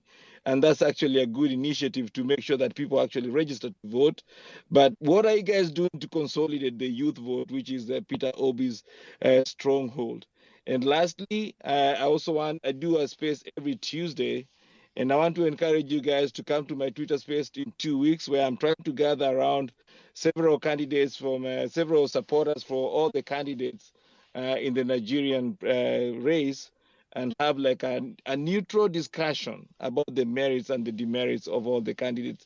I don't want to take too much of your time. I love Nigeria. I think Nigeria is one of the best countries in the world, and hopefully things are going to turn out, and you guys are going to knock it out of the ballpark, have peaceful elections, and win this and get to the position that you guys are supposed to be in the world. Thank you very much, and thank you for letting me speak in your space. Thank you So very much, sorry, I Mr. was Tory. gonna say, Saddam, I was gonna say, I don't know if he has a publication. I think the questions you asked actually, I think is better. I said I sent you a message if you actually get someone to talk to you, like a sort of interview process where it's documented, released as a publication. Because I know there are Nigerians in Kenya that have family in Nigeria. And that's a way to reach out to them also and say, hey, yo, those Nigerians in Kenya, reach out to your family back in Nigeria to have them get their PVC. So I don't know if Saddam, you want to find time to speak to Mr. Morris where you can sort of like an interview or a more documented response. Because, yeah, Yeah, your that would be a questions are problem. I just loaded. followed him now. Yeah, your questions Actually, are loaded. And I think. I have one more question. Let me ask one more Saka, question. Another question. do you want your questions to be answered here, or you're going to you want the questions documented? You want the answers documented? Well, you can answer them here because you're recording this, and then if All right. we can catch up later, and then when I'm doing an interview, we can do it. And let me ask one more question so that you can add. One of the things Okay. that I'm hearing a lot of from the Nigerian diaspora is they would like to have the Nigerian diaspora to also vote. Is there anything that you guys are doing about that? Because Kenya, we did have the diaspora vote. It wasn't very well done, but at least we have started doing that. Is there plans to get the Nigerian diaspora to vote? Because the Nigerian diaspora voting, the Nigerian diaspora is very wealthy, and if they are allowed to vote, I think that could really help boost the economy in Nigeria and help with the governance over there as well. Okay. Thank you. I think I'll start with the diasporan votes. The diasporan votes, I think this will be the last time when Peter becomes president. This will be the last time diasporans will not vote in Nigeria. He has always emphasized on that, going out in all his tours around the world. He keeps emphasizing on the power of the diasporans. Diasporans remit a huge chunk of funds back to the country. They play a very pivotal role in our country's financial system. So there's no reason why they should not vote. So I think Peter has said this repeatedly, that this will be the last year diasporans will not vote. I cannot say same for any of the candidates because those ones they are out of touch with diasporans because they know that they do not appeal to the diasporan community. The diasporans do not even. They are, if we do a poll of 1 to 100, I can tell you that 95% of diasporans are for Peter.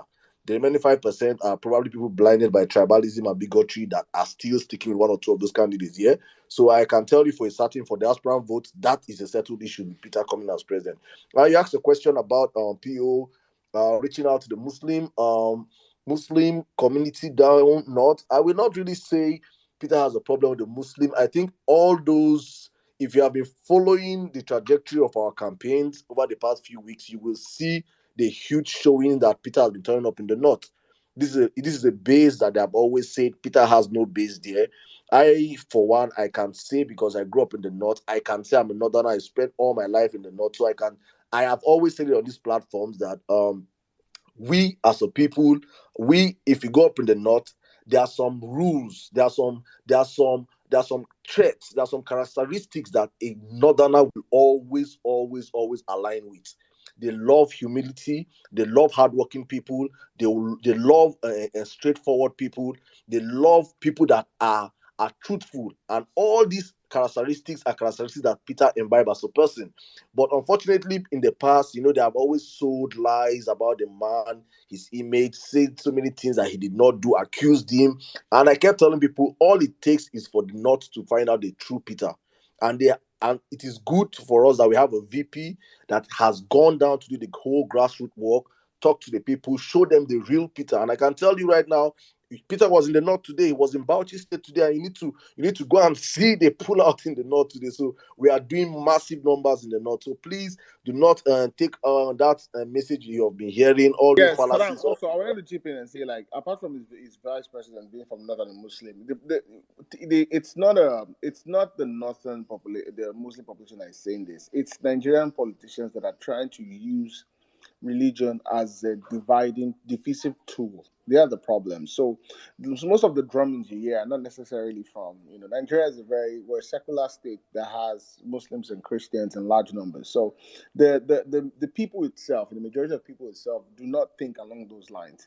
It's those in power that are trying to hold on to power, that are drumming up those sentiments of, oh yeah, it's a strong Catholic. No, it's this election is not about religion; it's about competence, character, and capacity. So, that line of trope is what they've used for years, and it's not going to fly around this time. And I said, go ahead. I think you've virtually said. I don't know what other question you I asked know. me. I Then only the question about the obedience online. So I've always said this for obedient and every what? What was the question about no. obedient?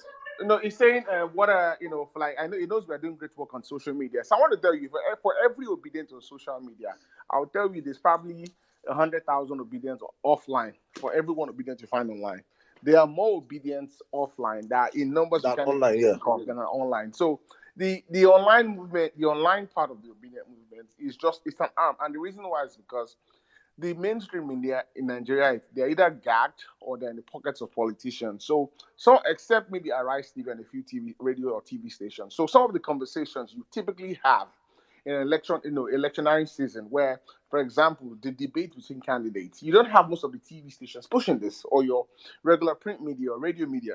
So we had to switch over to social media to disseminate and inform people. Also, social media are also acted as a connection between.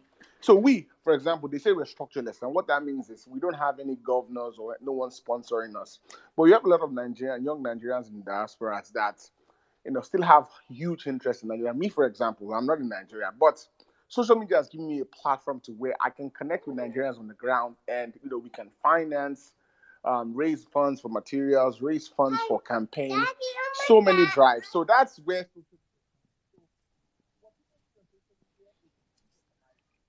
Oh, MC is doing a whole lot of good job. I say MC Otumba. So Mr. Morris, I think he has if he comes to that, he Yeah. has answered you because. Well, But I, he I, has I not just want to answered add this one also. question. There's one Our question you have not base. answered. There's one question you have No, not Question. please answered. let me. Which Before I question? What answer is it? that, what's the question, please? The question that you guys have not addressed is how to get the young people. The movement is very active online and is very Okay, exciting. yeah, okay. I think that part. Yeah. That What part about the is young people?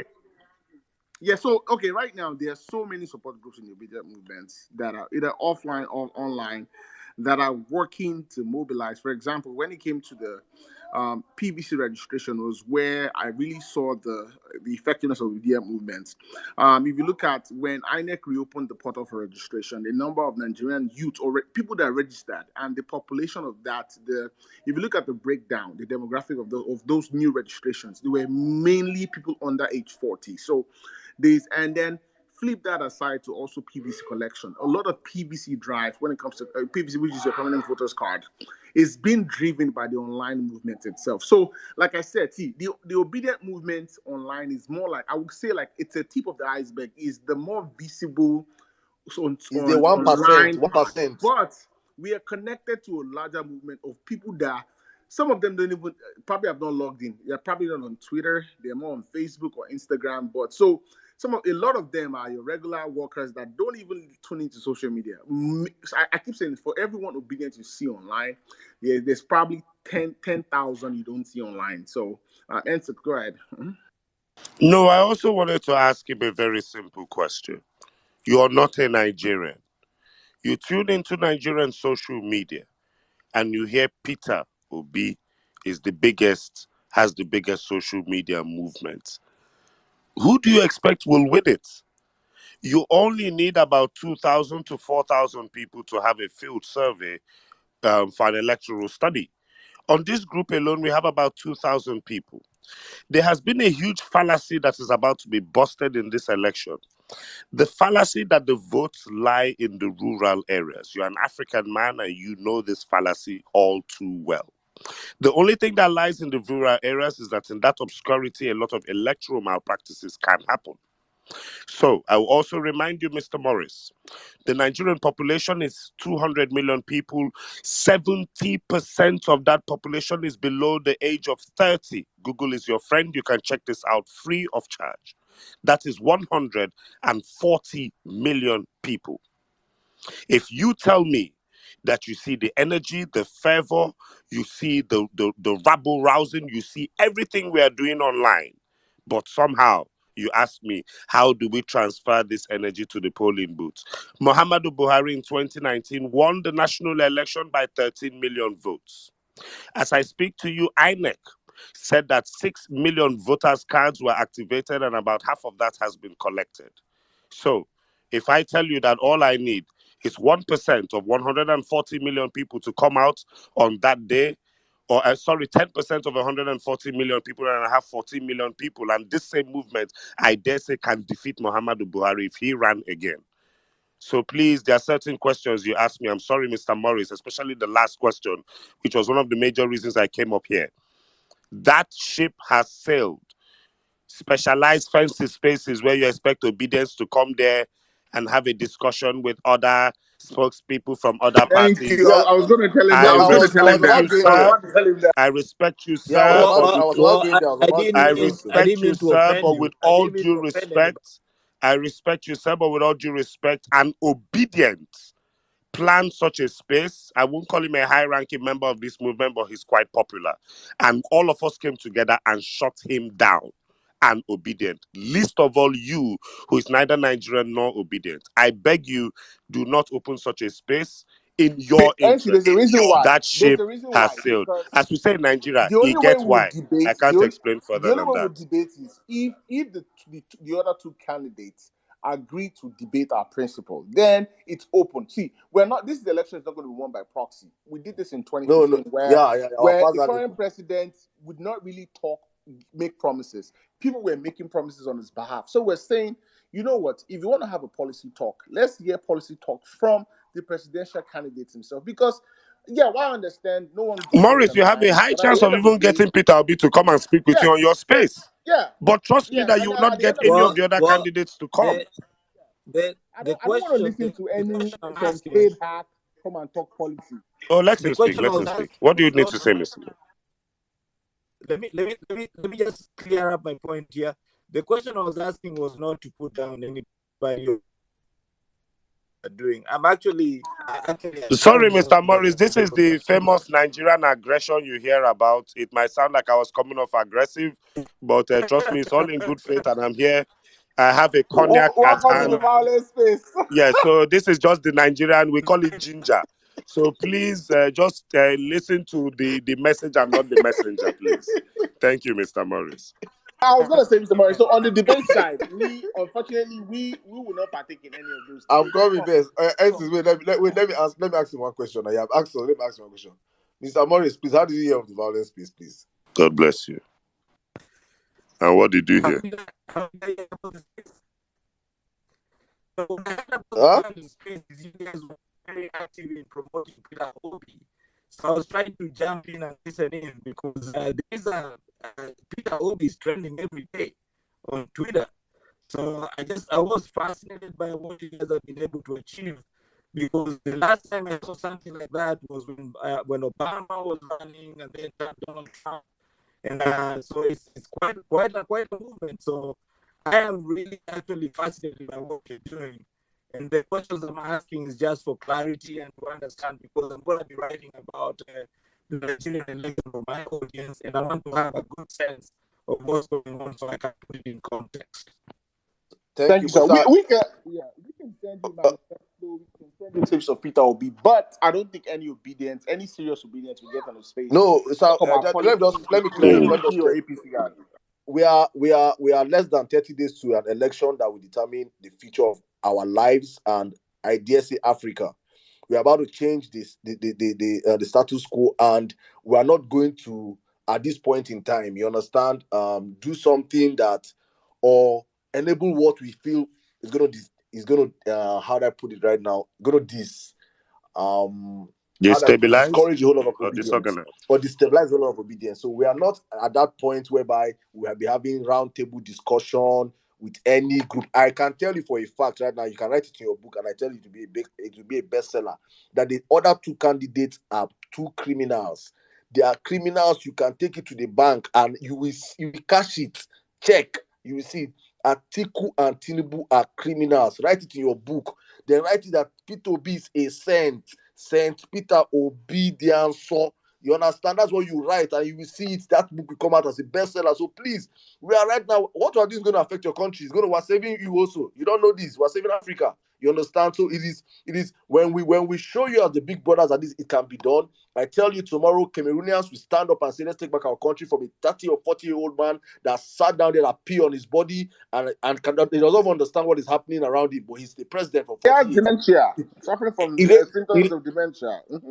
Yeah, Eritrea will stand up and say, Nigerians did it, oh, let's do it our own also. Then everybody with Africa will stand up. We need to do that. So please, at this point in time, I'm sorry, we're not going to, hopefully after elections, you can call that space. We'll now discuss to you and tell you the way we championed a movement that took back our country from the hands of criminals. Thank you very much, sir. I think I want to ask Mr. Morris a Thank you, few guys. questions, unless you're done with him. Are you done with him and we move on, or is his... you can ask me one or two questions, and then let's take other Okay, speakers. cool. Mr. Morris, are you here, sir? Yes, Have sir. you heard of the other candidates who are running against Peter Obi?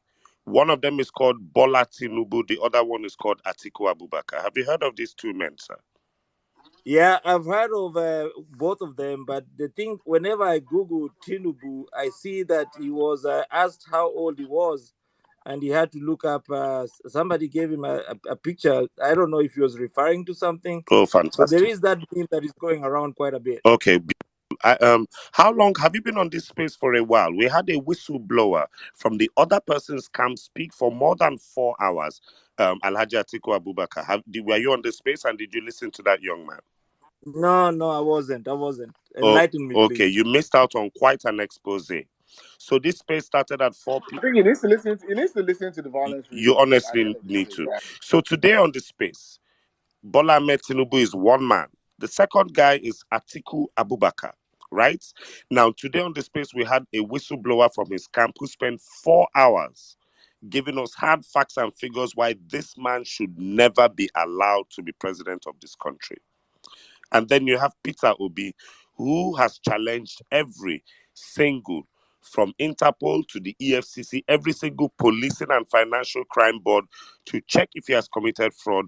Until today, there is no proof. Which of these three men would you say would be good to rule a country? Just a very simple question. Obi, Atiku, or Tinubu? From that backdrop, obviously, I would choose Obi, Obi. fantastic. But Okay, let me ask one more question. Let me just ask you one more question. So, Bola Tinubu was a governor in Lagos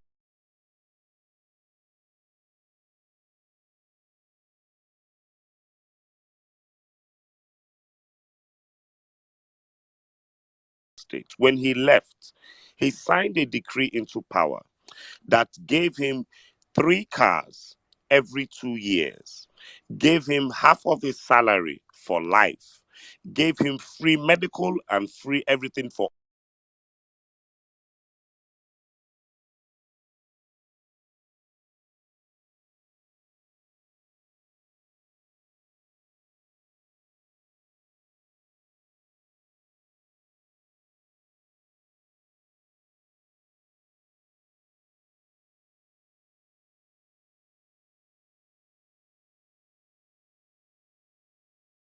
all of his family members, mobile police, military escorts, all of these things for life. Him and his entire family. It's quite a hefty sum. I will send you the pictures.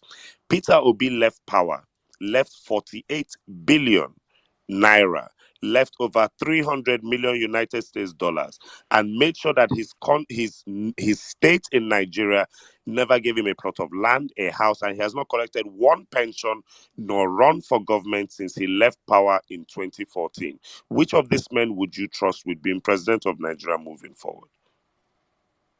Again, I'm gonna choose Obi based on a Beautiful. No, backdrop, and I don't two out trust of him. zero. 2 out of 0. Let Caesar, one Yeah. last Okay. thing. Yeah. Fantastic. Please But ask him the last those are one. strawman. Those are I have one strawman assignment for questions. you. I have one assignment for you. Just assignment. You're a journalist. Just Google Bola Tinubu Chicago drug or Illinois drug case.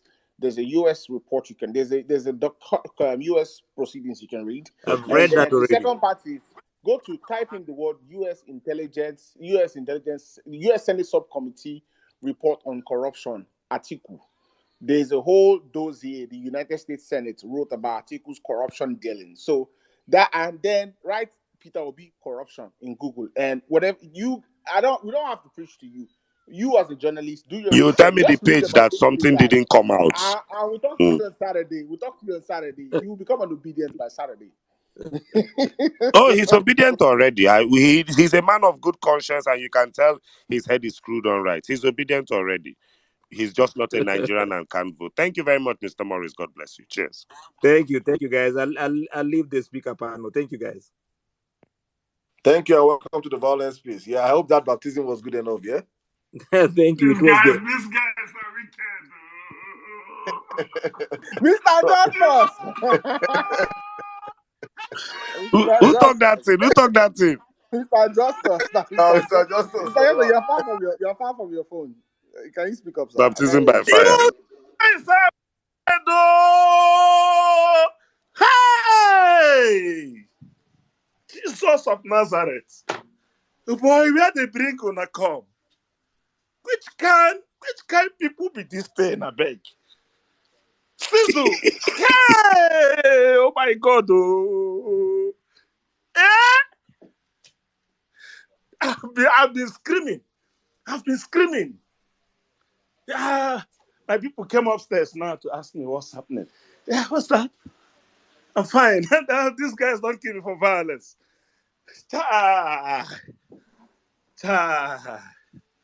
Well, you guys, I honestly, I'm lost for words. Quite frankly, I'm lost for words. Well, there's no better time to be a Nigerian if you are conscientious,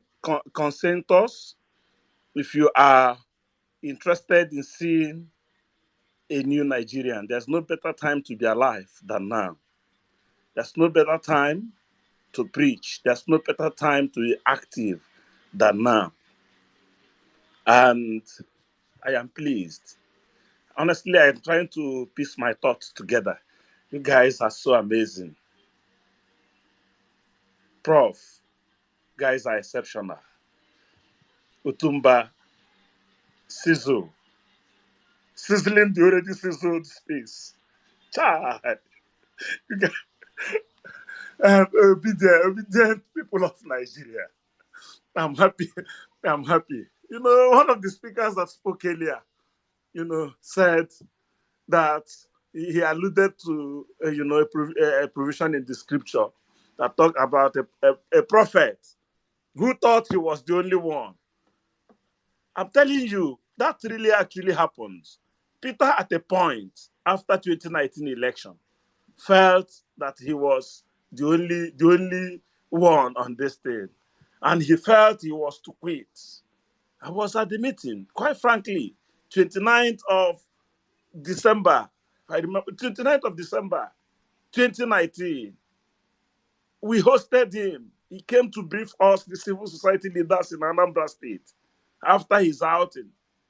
And he spoke with pain, the disappointment. Because clearly, actually, the PDP won that election, but was rigged out. Then after Peter spoke, and he said quite a number of things. But three of the points he made is that, if anything, being in politics has made him poor. If anything, being in politics has made him lose more friends than he had. And if anything, he is not in there for himself. So what's the need bothering himself? He can have a good life. He was ready to go back to his corporate world, he called it. And I saw that we were about losing something. So immediately he finished speaking, I grabbed the mic and said, I want to do two things in this meeting. Number one is for the first time to disagree with Mr. P2B. Number two is to disagree with Mr. P2B. My colleagues were shocked. What is Justice going to do? When was he, bought by the opposition? What does he want to do? And I said, sir, with profound humility, I want to disagree with you. First, I feel pained that you still hold the view that you have lost more friends than you have got as a result of being in politics. But I want to disagree with you firmly that you have not lost any friend. Those you may know when you were in the corporate world may have distanced themselves from you a bit. But losing them, you have gained millions of Nigerians that can remove their shirts in the middle of the road and pick up a fight. Just like Sisu jumped up now he was ready for a showdown. That's what I got.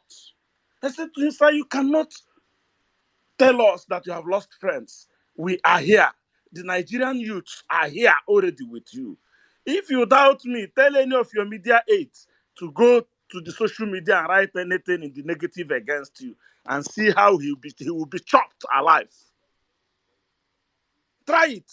Look, Father Mbaka tried it, and you saw what happened. You were even the one begging for him to be allowed his peace, that he's a man of God. You were the one begging. So you have gained more friends. Secondly, sir, I don't know how rich you were before you became the governor. Yes, you may have lost some money, but you are still richer in value because Nigerians have seen the value. 2019, this whole, violence, this whole obedience movement hadn't started then. And I went on and on. I can't, recall all I said. But the point was clear. It pays to serve the people and to live an honest, and prudent life. You will be paid.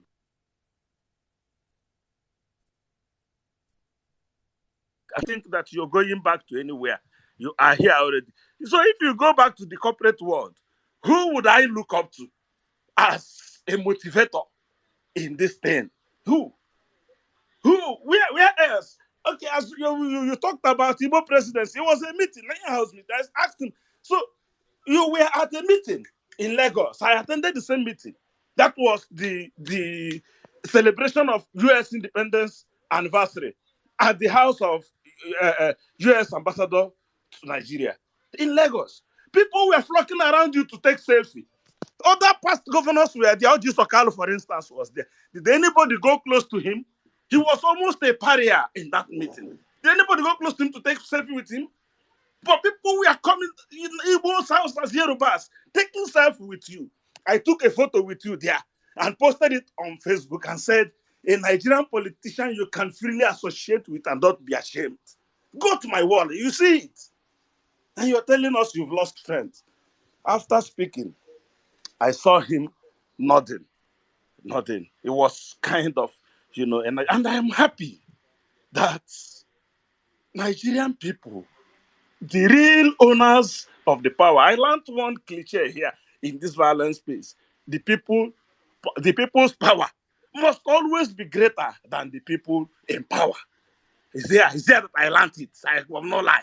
I had it for the first time, I quote, and I wrote it down. Here, I had it here for the first time, and I'm holding it tenaciously. That's Omar. That's Omar. Yeah. So you can see that The chicken finally is coming, home to roost. And those who thought that they will hold us to the jugular, ad infinitum, they are beginning to realize that when the people arise, they will not find the space to hold. Look at them, they're opening spaces. Even when we go to their spaces, we'll go there to shit on their head. So when we go there, they will go to shit on their head. And how many are they? Check the number. At most that's 67. Sometimes that 18. Sometimes that 27. But let the bell of obedience space ring. You see how many people were here? This is 20 minutes to 2 a.m. People are awake. I've been awake. I woke up to work, but I've been awake for the past 3 hours listening. That's the great, renaissance that Nigeria needs. And it has started in earnest. It will crystallize into a great victory in a few days' time. When we started, we were counting 10 months. Today, we are counting days, 3 weeks plus. And we will get to the finish line. So all I came up to do is to express my, gratitude to you guys for the amazing job you have done. All of us here, there is no one here that has not impressed me. And I am happy that this thing is happening. Thank God Peter Obi did not, and Atiku did not win that election in 2019. If not, they would have just used him to ride to power and choke him because he would just quietly walk away. He was already getting pissed after the whole thing. If they had continued in their mess and did not give him space to display what he had in store, he would have quietly simply walked away, and they will continue and they will count him as one of those people. Thank God, God saved us by not allowing them to win that election. And the real move has started. This time he did not wait for him to be messed up. He quietly stepped out of the ship, and you can see what is happening. Are you not impressed? Me, I am super impressed. Let's keep moving. We'll get to the finish line in good health, in strength, in grace. We will get to the finish line. And the journey, the bold step, climbing out of the abyss where these people have, dropped us for a long time, could have started. And Nigeria will be better for it. Africa will be the better for it. God bless you, my brothers and my beautiful sisters here in Ghana. God bless you. May a better Nigeria become your reality. God bless you. Thank you very much. I yield the mic. Thank you very much, Sir Justice. Otumba, are you there? Yes, I'm just saying, hey, Mary White, how you doing? I'm just Mr. Justice. I don't say Mr. Justice. I'm glad Atiku did not win in 2019. I think listening to Atiku today, I'm glad he did not win in 2019. I think, honestly, and I also feel it's just that our principal will not talk. If Peter Obi, the day Peter Obi decides to talk about the things he saw with Atiku in 2019, hey, there's a reason why he walked away without saying nothing. You can't tell me that man saw some things. I was like, yeah, I'm not taking this chance. I'm not doing this anymore. I'm not doing this anymore. Mary White, my sister, how are you doing? I am good. Hi, everyone.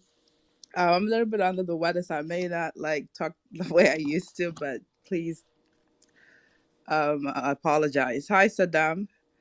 Hi, Otumba, and hi, Sizzle. Wanda Mother, how are you?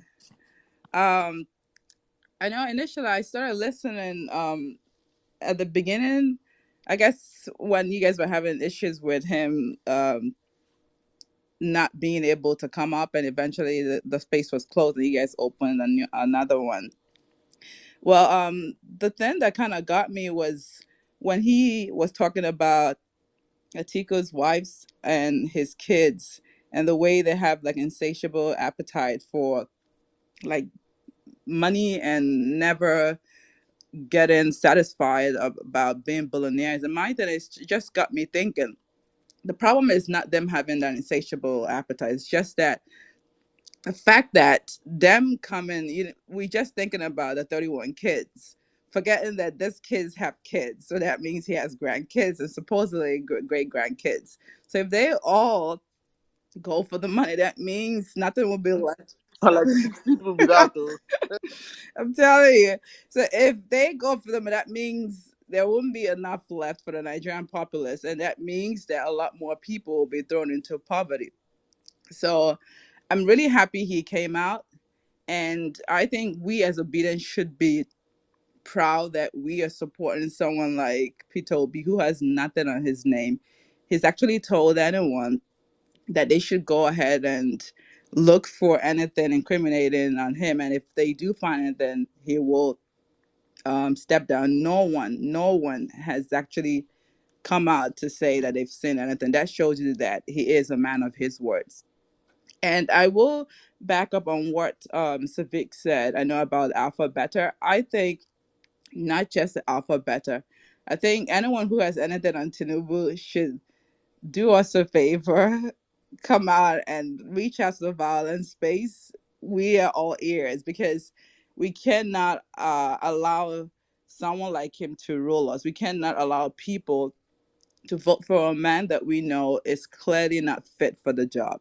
So whatever you think you have, just this is a time to speak, or you forever hold your peace, because we have less than 30 days to the election. And another thing I wanted to say too is I would just ask you guys, is Jagaban, is he from Ogun State, or is there anything wrong with him? Because it seems like whenever he goes to Ogun State, he just does all these gaps that threatens the guy in charge. Maybe I don't know what's going on with him, but I think he should keep on doing it because it's to our advantage. And on that note, I also like to uh remember people, all the prayer warriors, everyone that is in one way or the other prayed on the space, maybe in form of holding spaces on Sundays, retweeting things about OB in the name of God. And I'll start calling some names. I will stop by, I think, my sister Chanel. I see your tweets every morning about what God does not do, does not exist, in that nature. So I thank you for doing that. I'll also thank NACA and also the next squeezer. I know it's not that many people that do attend the spaces on Sunday. I will encourage us to do attend because it is when I do go there, I hear them pray, and it looks like God is continues to answer our prayer. And also my brother Wellman in Nigeria. I mean, I was surprised, and I'm still surprised at the way you also pray when it comes to our principle. I thank you all for that. And on that note, I would say I also would not forget AGKMA is another person too that I think he does the Angelus in Peter's name. And I think that's basically what I have to say. And I'll thank also Auntie Bolanle. Please say hi to my little friend who's likely listening right now to me talking. So say hi to her. And I would just say, I know we do have 2 more days to the PVC. I would say, please let us pick up our PVCs. That's the only way we will ensure that these 2 evil people do not make it to the presidency. And I also say, I do see the PDP on my timeline, which means there are some obedience. There are actually listeners, someone I'm following. Let's please, if you know them, tell them to come. God bless you. I'll start blocking them too because I I see them every know. time. They are literally like the only way I can know Ayo has a space is because they're obedient on Exactly. on my timeline, Exactly. and they're actually replying to Ayo. I'm like, why are you I people don't doing this? I'll understand start blocking you. because Start yeah, blocking them. because what are they doing exactly now? It's just they trying to spin the story today because obviously it's not good for them. We know it's not good for them. So they're basically trying to spin the story. So there's no need for you being there. So just if you know them, tell them to come out because I don't see them. They're not gonna learn anything. So on that note, I would say let's please pick up our PVCs. We have 2 days to the end of the PVC collection. And I truly believe with all our prayers and all our efforts, with all that we've doing, that PO will be victorious. And I did actually see the Bauchi rally, and I was really impressed. Like, I mean, now I think they can never say that Peter Obi is not known in the North, because we've proven them wrong consistently that he's actually known in the North. And whoever tells you that Peter Obi was attacking Castina, you tell them what happened today when Buhari went there. Obviously, they did attack him too. So obviously, it's not just him. They are angry at what APC is doing, and we all need a change. And we should actually use this when we do go to grassroots mobilization, because we definitely need a change in Nigeria. And I do apologize if I sound different because I'm a little bit under the weather. But on that note, I'll say, God bless everyone, and let's just keep doing what we're doing. And good night. Get well soon. Please take some medication and some bed rest. We love you. Good night. Thank you. Thank Yeah, you, when my brother. I'm supposed to report you. Who should I report you? I should report it to yourself, Abby, because you're not feeling fine. You're coming in the space. Whatever. No, now so them they do. Yeah, Look, look how not share start. COVID for us Because for other here. people now they go say, don't come on space, so don't come on, Uh, don't talk. Saddam, uh, Now Saddam. they go uh, space. I beg, off your mic. off your mic, off your Go mic. and sleep. Don't go on space, please, for 1 month. Rest. After elections, you go on space, eh? Saddam, this one You enter. get This one enter. Well done. He enter. He enter. He enter. I don't feel like. You don't report me. See, You think you won, Saddam? because No, I'll still cover space. if you're not going now Tumba accept my give you my time, but I don't know. I for drop you since. I beg, let's keep the conversation going. Please get well soon, very right. Thank you for all you do. God Thank bless you you. very much. Thank you very much. Let's see. Who has been here? I think someone's been here for a I think Dr. while. Dozie will be here for long. Yeah, Dr. Dozie, did he drop? Oh, Dr. Dozie, how you doing, sir? If your hands are not up, we'll have to drop you, please, for other people. Yeah. Until tomorrow, let's start wrapping up the space, please. Thank you. Okay, Dr. Dozie, 3 minutes. Okay, thank you, sir. Wow, thank you, gentlemen.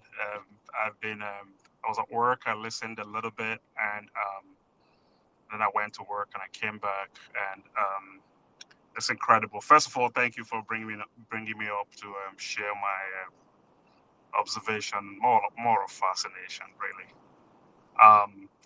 The the way you guys run this space is great, and this reminds me of what is beautiful about Nigeria.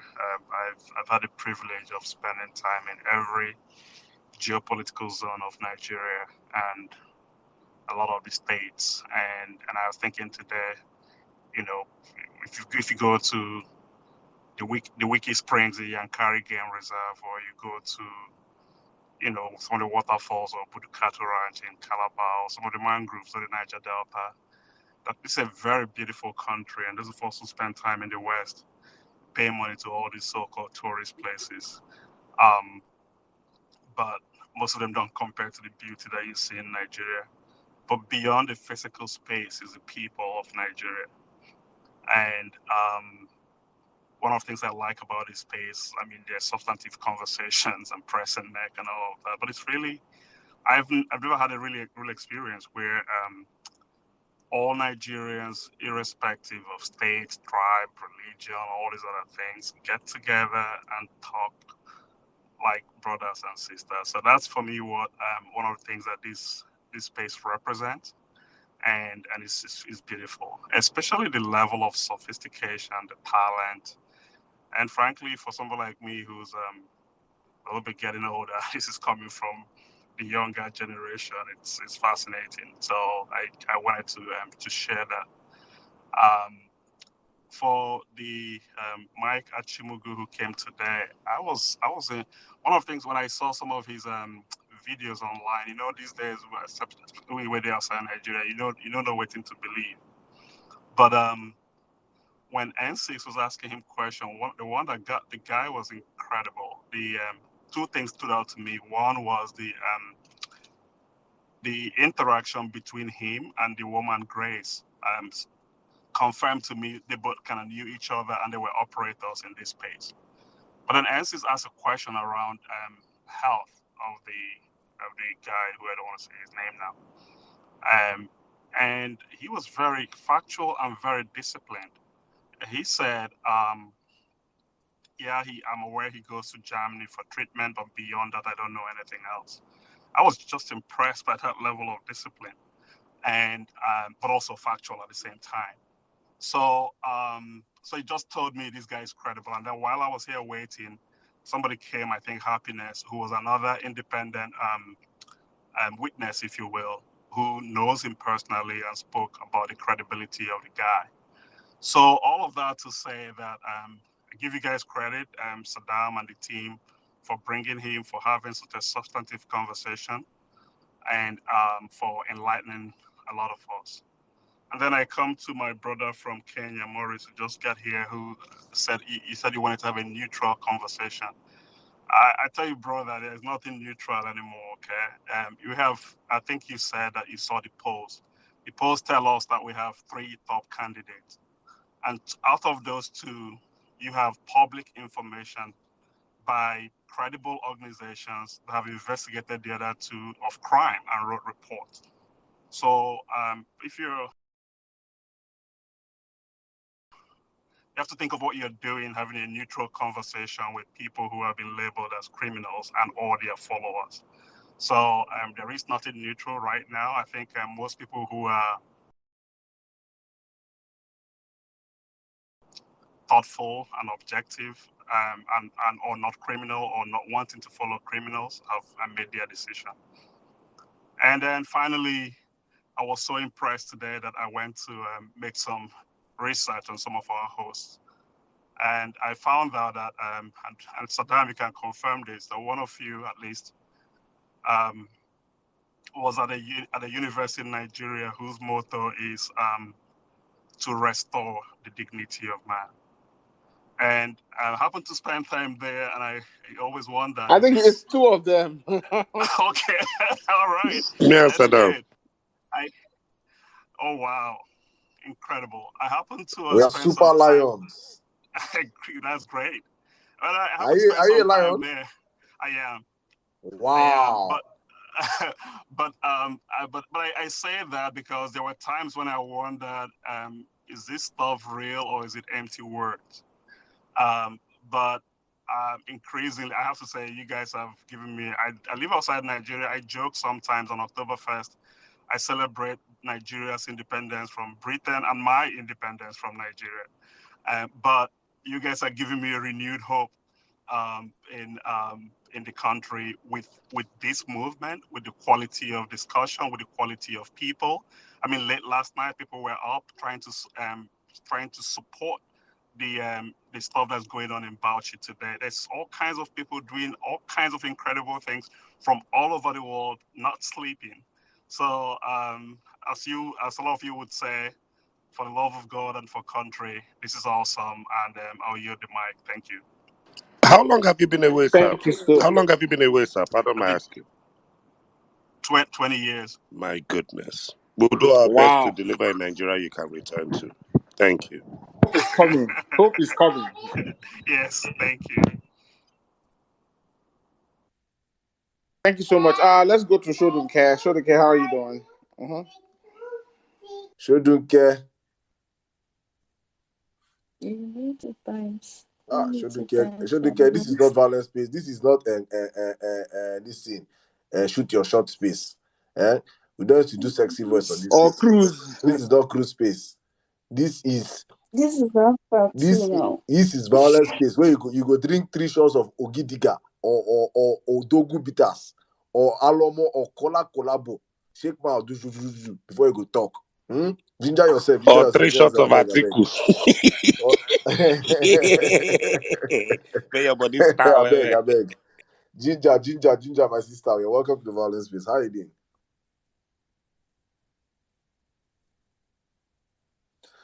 So do you talk now? Hello, I won't go carry shots to drink now. No be using it, I carry shots.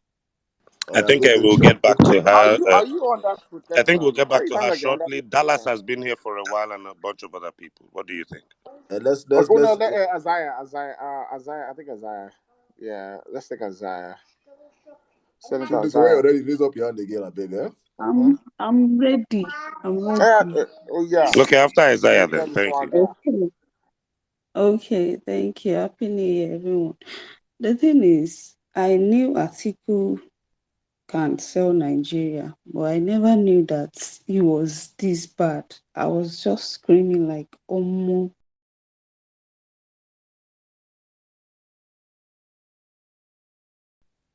Omo. Please, I just want to say it on this space now. PDP, please avoid me. Please. How can I see?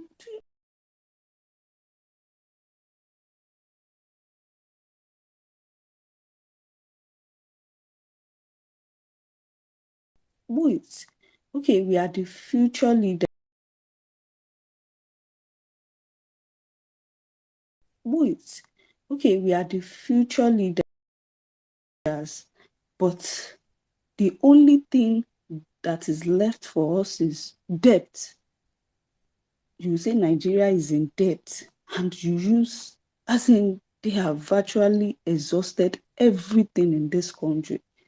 Now, we are now fighting that, okay, let us even leave. Let us just leave. We know they even help you drag money again. You still don't want us to leave. Why now? Please, PDP, you are the one that is after us. There is no difference anyway. When people say APC, the same thing, the same line. Please, Atiku, he posted not quite long, him and his wife. Wait, cannot even become the president, because how are they going to choose first lady? Would they even say first lady 1, first lady 2, first lady 3? What? Cannot even become the president. I know he can't, never. Please, PDP, everybody just have, as in, it's too much. They're after our lives at this point. Just imagine that money was even used, maybe borehole, to assist people. How do these people sleep very well at night? Like, how? Just use it, do community projects, help people that are, God, I have actually lost, but I just pray this election, things change, honestly. Thank you, but please God bless avoid you. me. If I hear PDP talk, I feel get violence. I don't get violence, but today, waiting I hear, I hear the mic. Thank you. Thank you, my sister. Thank you. No I easy. understand why No she's easy. weak now. No, it is to weak person. You It reach, is my to weak brother. person, honestly. All right, please, let's just do it 3 minutes each, everybody, please. I'm I think trying to take as much as we can. I think I think Isaiah next. Isaiah next. Isaiah will go next, then Dallas. Please, I think we're shutting the space down any moment from now. Alma, don't tire, please, guys. Yeah? Thank you. So, Isaiah, please have the space, my brother, please. 3 minutes.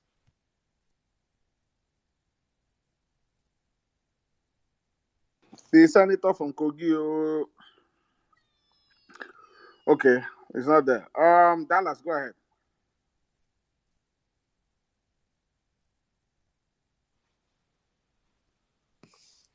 Isaiah is not there. Dallas, are you there? Dallas is not there. Mr. Fuga. Let's take let's Joe the obedient. Let Joe the obedient speak. Okay. Joe, go.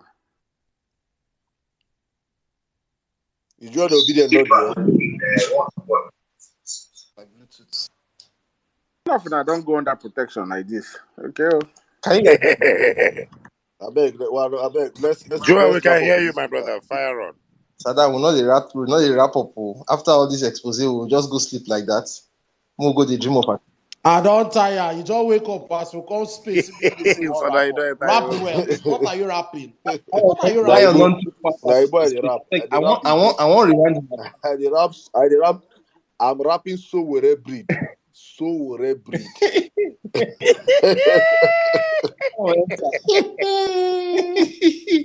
Intelligent Joel, joke. I beg, I want to hear from you, Joel, please. Okay, I beg. Joel I and want Archie to in adapt, particular. to the earlier SPV of the day, the special. SPV, the literal meaning, special purpose vehicles like armored cars, bullion vans, fire trucks. So I want to just play something that I think you guys missed. Nobody talked about it. Just listen to this. I had to edit the interview this morning.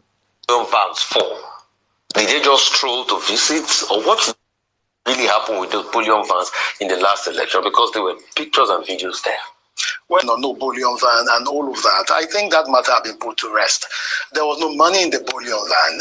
The bullion van that even came missed the address to have come there. Okay. It missed the address to have come there, and that was why the bullion Wait, I'm van coming. God, I I'm coming. beg you. Wait. There was no money in the bullion van. The bullion van missed address to come there. So as the bullion van entered the house, you know, say that missing lost address. Now, open the van. Let's check what's inside. You try to rob it. You now said there was no money. You now say go. That's not the main story. Listen to the main story now. But meanwhile, please, Joel, before you go, I want to ask this. How can we sue people that come on our space, take our content, and go and write article to our content and not give us credit, please? Is there any, do you have any lawyer in the house? Please. I think let me know how we Sadam, can cash welcome to out. my problem. At the end of this one steady with blogs. I'm not sure say get anything we Please. do. I want to know if we must get lawyers. So we have to cash out and donate the money to P2B's campaign, please. Let us know how we can do. Please, if you have any lawyer in the house, please let me know. Let me know, please. What can we do? A criminal, this thing came up here, took our content, and made it headline in their on their news channel, and just say in a Twitter space today. They did not even have the guts to call out violence or space the court. and give us credit. That's the problem. These are the issues. What you Please, can do is actually if you have any lawyer, this thing, let's know whether it's what can be done. Joel Obilen, go you on. can actually send them a mail to credit you or drop the story. It's simple. Normally, you usually have to pay for that with our blogs in Nigeria, but you can send them a mail to credit you or drop the story as a source since you are not giving them go ahead to. It just kind of tells you how lazy Nigerian media spaces. Like Lion of Jada has been releasing videos on YouTube for days now. Very And this lazy is set of just journalists. lazy set of journalists. Very lazy set of They analysts. take the time to go interview the brother, actually treat the story, but it will come and sneak story from a Twitter space. Yeah. No, they'll feel the heat. Go on. Okay, let me continue. Let me play. You are lucky. Some of them will even watermark your property, sir. Yeah, Berekete had to now start watermarking, and I think he did the copyright on his content, and he has threatened since I think 2 or 3 weeks ago. He now watermarks center of the page. He had to also and do a copyright for it.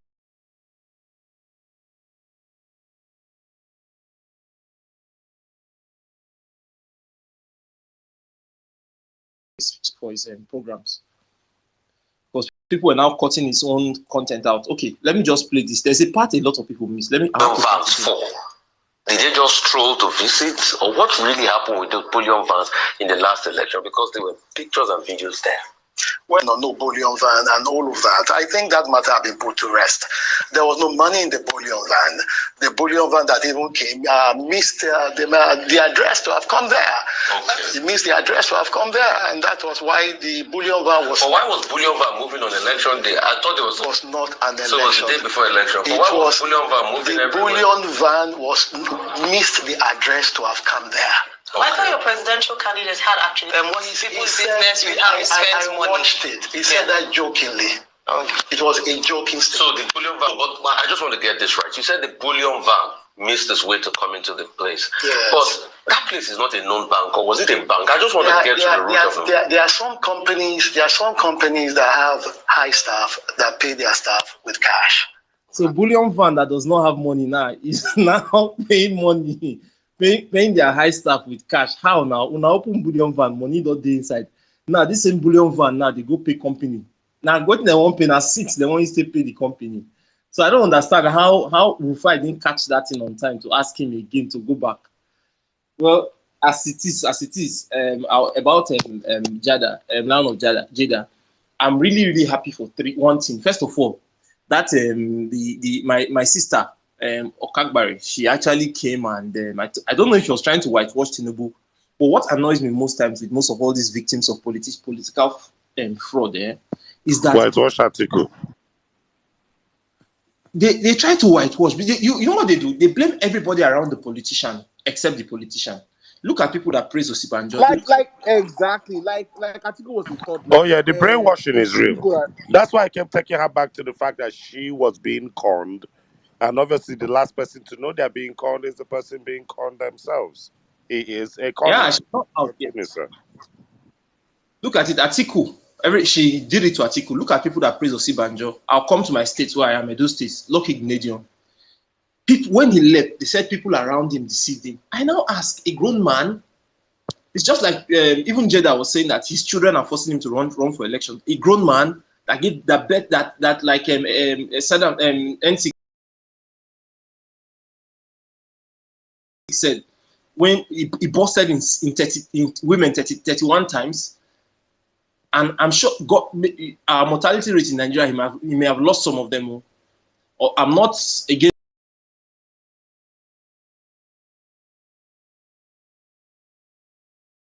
My father has 24 children, so I did that table one at the Sheikh Shah, but I cannot, none of us can control my father. None of his wives can control him. So there's no blame people around him. He is the one that is wrong. He is the stupid person. I hate when people blame every other person but themselves for their misbehavior. And there's the part I like about what Jada did. He saw the name, Lion of Jada. He made it popular. Atiku wanted to live on it. My guy said, okay, now, every time they search for this, your name, your history must come. He carried the name. He wasn't he just started using it for everything, as I want to say, everything evil about.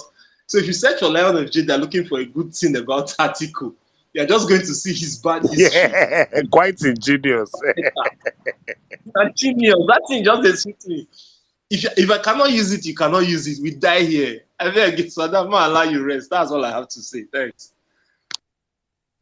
Maybe the next Sorry, week we Sadam. will use Turaki.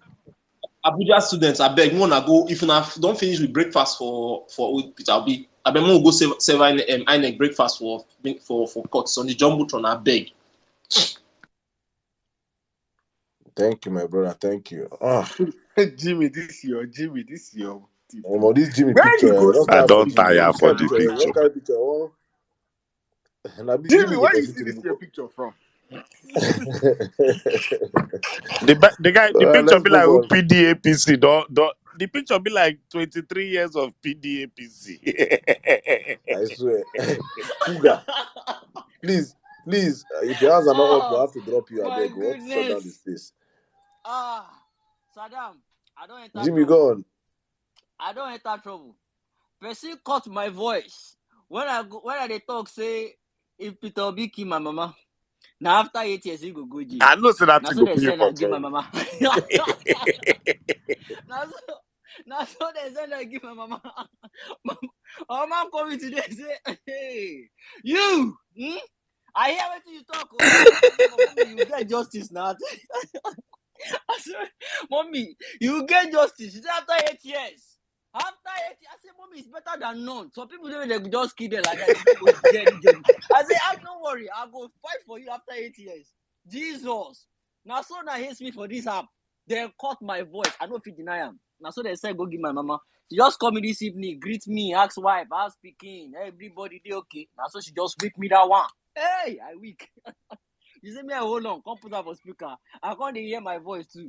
Say if Peter Obi. They do this one. I never expected it. Now so she put that for speaker. Niger As politics I is hear a my dirty game.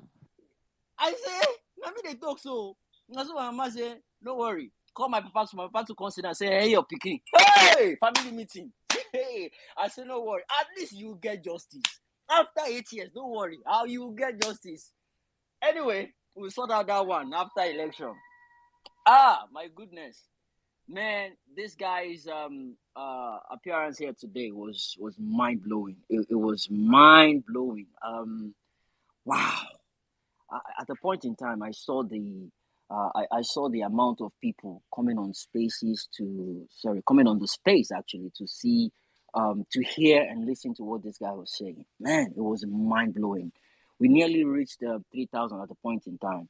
From my own view, but I know from other people's view, because me myself too, I don't block a lot of people, so I'm definitely sure it will affect people on my timeline to see, because I kept retweeting. So that being said, oh boy, Junggu don't dey mature. Junggu don't override. In fact, Peter Obi na Tarzan for Junggu right now. Now him be the raw Tarzan for Junggu. It has read. Hey! It has read. I got some crazy messages in my DM. Oh my goodness. I got some mad. I'm not sure if it's the same message Saddam is talking about, though. But when he kept saying something about goosebumps, I was now thinking, hold on a minute. Who could be sending Saddam messages? Look, guys, let me just say this for the record. We don't win this election. Forget. We don't win as in, we don't win out. My personal life, I don't divide them into my children now. They sabi their papa. When I wake this morning, I woke up this morning. Before I carry Bible, I don't carry my phone. My wife she don't wait for me. Now so she say, you know what, carry your Bible. I say Bible dey my phone now, baby. Hey! Now so I know say my life. I go go Twitter first before I open Bible. Say I won't read too. My wife catch me this morning. I say Bible dey my phone now. I won't open Bible. We get raw Bible where they put that pillow. They say no, now the raw Bible will go read today. Look, guys, people have put aside their lifestyle because of this movement. It is spiritual. Saddam said something a couple of weeks ago, and I put it on the Jumbotron. I put it on my own timeline as well. I tweeted it. If you calculate when Peter Obi joined Labour Party till the 25th of February this year, it will make it 9 months. 9 months is the time period where Pikin they stay inside Mama Bele before they born out. So tell me how this is not destined. Tell me. Let me, because Jimmy, 9 months of labor. 9 months of labor. And a Labour Party in country. Peter Obi the Labour Jesus. Party. Come on. 9 months of labor. Exactly the 9th month, Nigeria will bet a new Nigeria. Exactly February 27th. Because he left 9 months PDP complete. 27th. So give or take, by the time they do all the accounting, 27th of February, they don't declare I'm the winner. What are you talking about? This no be play. A lot of people don't donate their life. People don't donate money on top this movement. Person they talk saying Buhari 2015, people donated money. Buhari they learn for where people came out. I've never dropped the kind of money I dropped in my life. My wife, she don't carry my credit card now. So you know if you put this family for trouble. No, see, Jimmy, I talk and say the day when the aspirants start talking about the number of fights we've had. I tell you, say, see, I tell the story. I used to have a joint account that I never really used. My brother, my paycheck don't they go to joint accounts now. Now left, right marking. They almost call family meeting on top of my head. Say, wait, can you imagine? Can you imagine? And I'm not the only one. See, there are evidence in that one. If they can't thousands of us. Stephen they here. I know what Stephen don't do for this movement. Magnificent people. And you know the funniest thing, they say people where they this some people are very shy. They know if you come up if I start to mention name now, they go cost me. But yeah, that being said, I have no doubt, guys. I want people to come up and speak as well. Let me not hold the mic. I have no doubt in my mind we're winning this election. In fact, people will be shocked at the level at which we'll win this. The figure will be out. Man, it will be mind-blowing. It will be mind-blowing. Till that time, I don't come out suit. You see this DP now, that suit, they mislead them. They think say now one kind of professor, they follow them, they talk. A scrum master, say, you know, this one now, they don't know say that raw guru, then they follow you now. So I have another account. If you want to, this one a Hawk. If you want to chat normal, that one a Bruce Banner, Jimmy Bruce Banner. You know when Hawk don't shrink back to normal size. But this one, but if now one come one Pro Max Madness, that one will be Hawk Buster. You know that one where Iron Man do for Hawk. Let me use the mic now, guys. I love you all. Thank you, my brother Jimmy.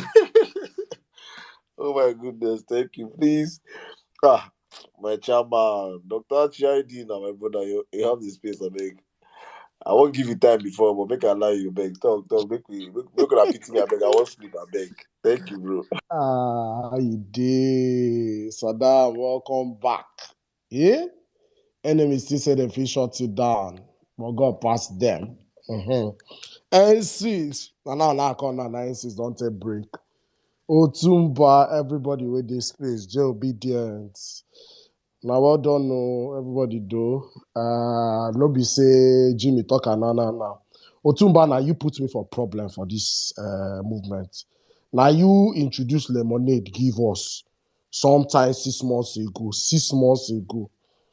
What you talk? Is I that don't what have you? problem. Now you introduce lemonade, give us Lemonade, for this lemonade app. for this our waka. Now you You might all say. my money don't finish everything as a tipe like this. I do so they ban me. I don't come out now, go enter Emefiele hand, which is, I mean, I wanted to come and speak about Oh, that Emefiele issue. there's a new one, Afriex. There's a new one, Afriex. Oh, Lemonade Otumba, say you're just after come my out. life. You're a Lemonade don't ban magnificent dude. himself. Ah, God. And Lemonade don't Go block me big. finish. You don't bring another one. Oh, God. Oh. Hey. Wahala. So, I don't know. I wanted to speak about Emefiele, but before I just go, he gets Ndole, we been talk earlier. Now him be wake me up from my little slumber. See, diaspora people, all our foreign aid, our associates, your work, all of us get tea for Africa. So as Cameroon this so they get Paul Biya. As South Africa this so they get Zuma. We will get our own. We don't expose one to the article. The other one, Tinubu don't they drag with him party. You understand? We all have our thieves differently. Focus on your thief. You understand? If you want to help us, come, we could tell you waiting to talk. We'll give you talking points. Go open space. But say you won't gather us, make all of us. When the contest for election comes done, they talk about different thieves and who better pass the different thief. My brother, e be like you don't know wetin disobedient movement be o.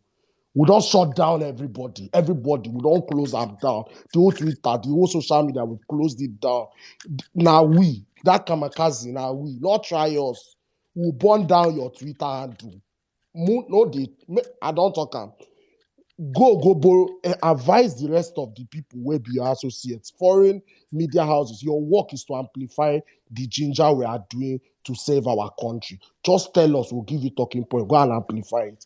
Don't come and call us for debate. 30 days to election, we won't win. You won't call us for debate. It's okay. And what is enough for the wise? Talking about this money conversation, because I mean, Atiku's situation, we've been talking about it for quite a while.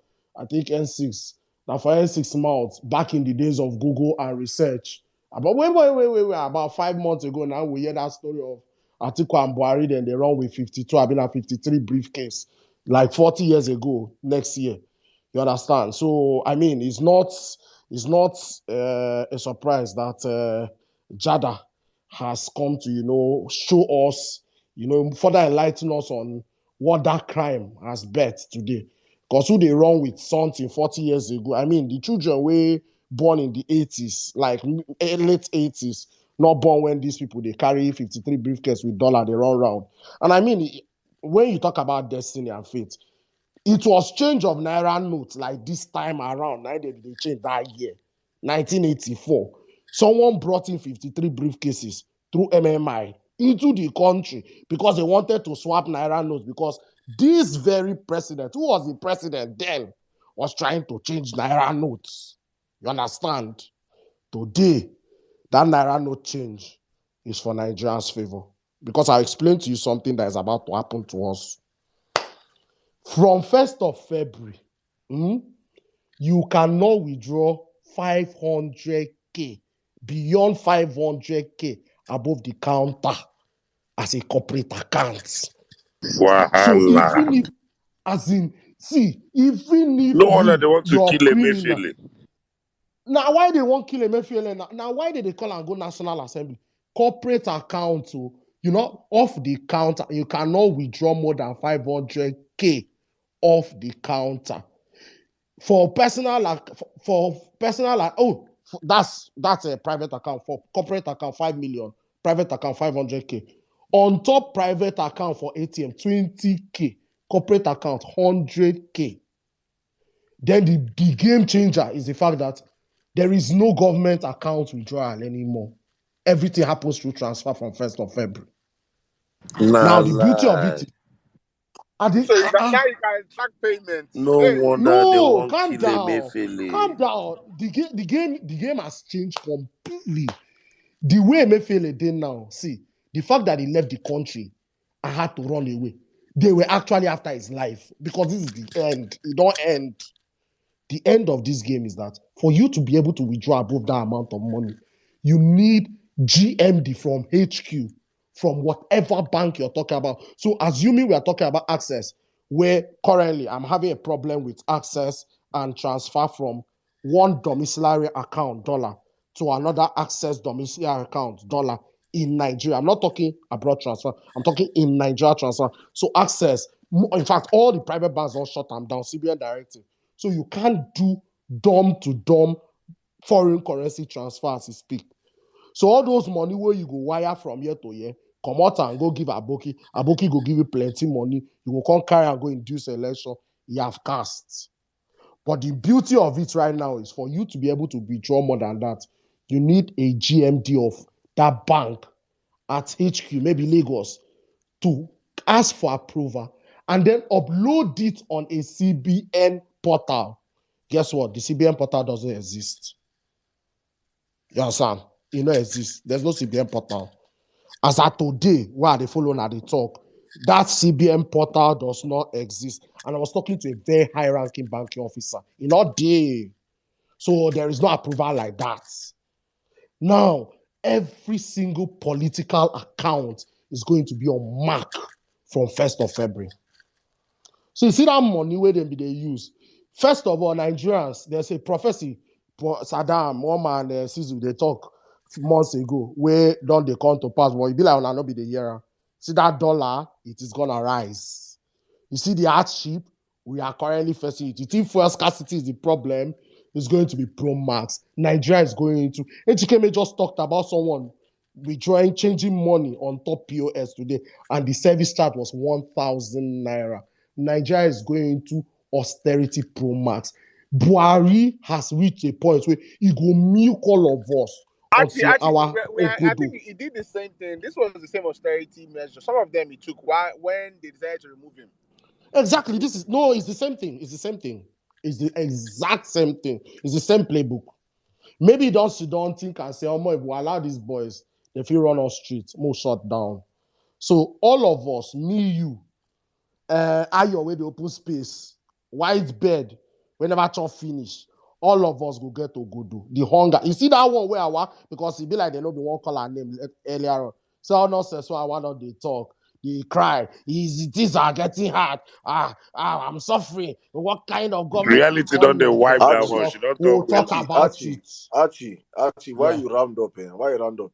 You see what? There was something I said yesterday when one of the elites son made a post about Tinubu and I laughed. I said, watch this handle before February. You see what Hawa just did yesterday? It is exactly what is about to happen. She knows already. She's already in the in. Mm-hmm. The level of betrayal that will come in the next few weeks. Tinubu claps to shout, "Watimabo." Otila, he don't go.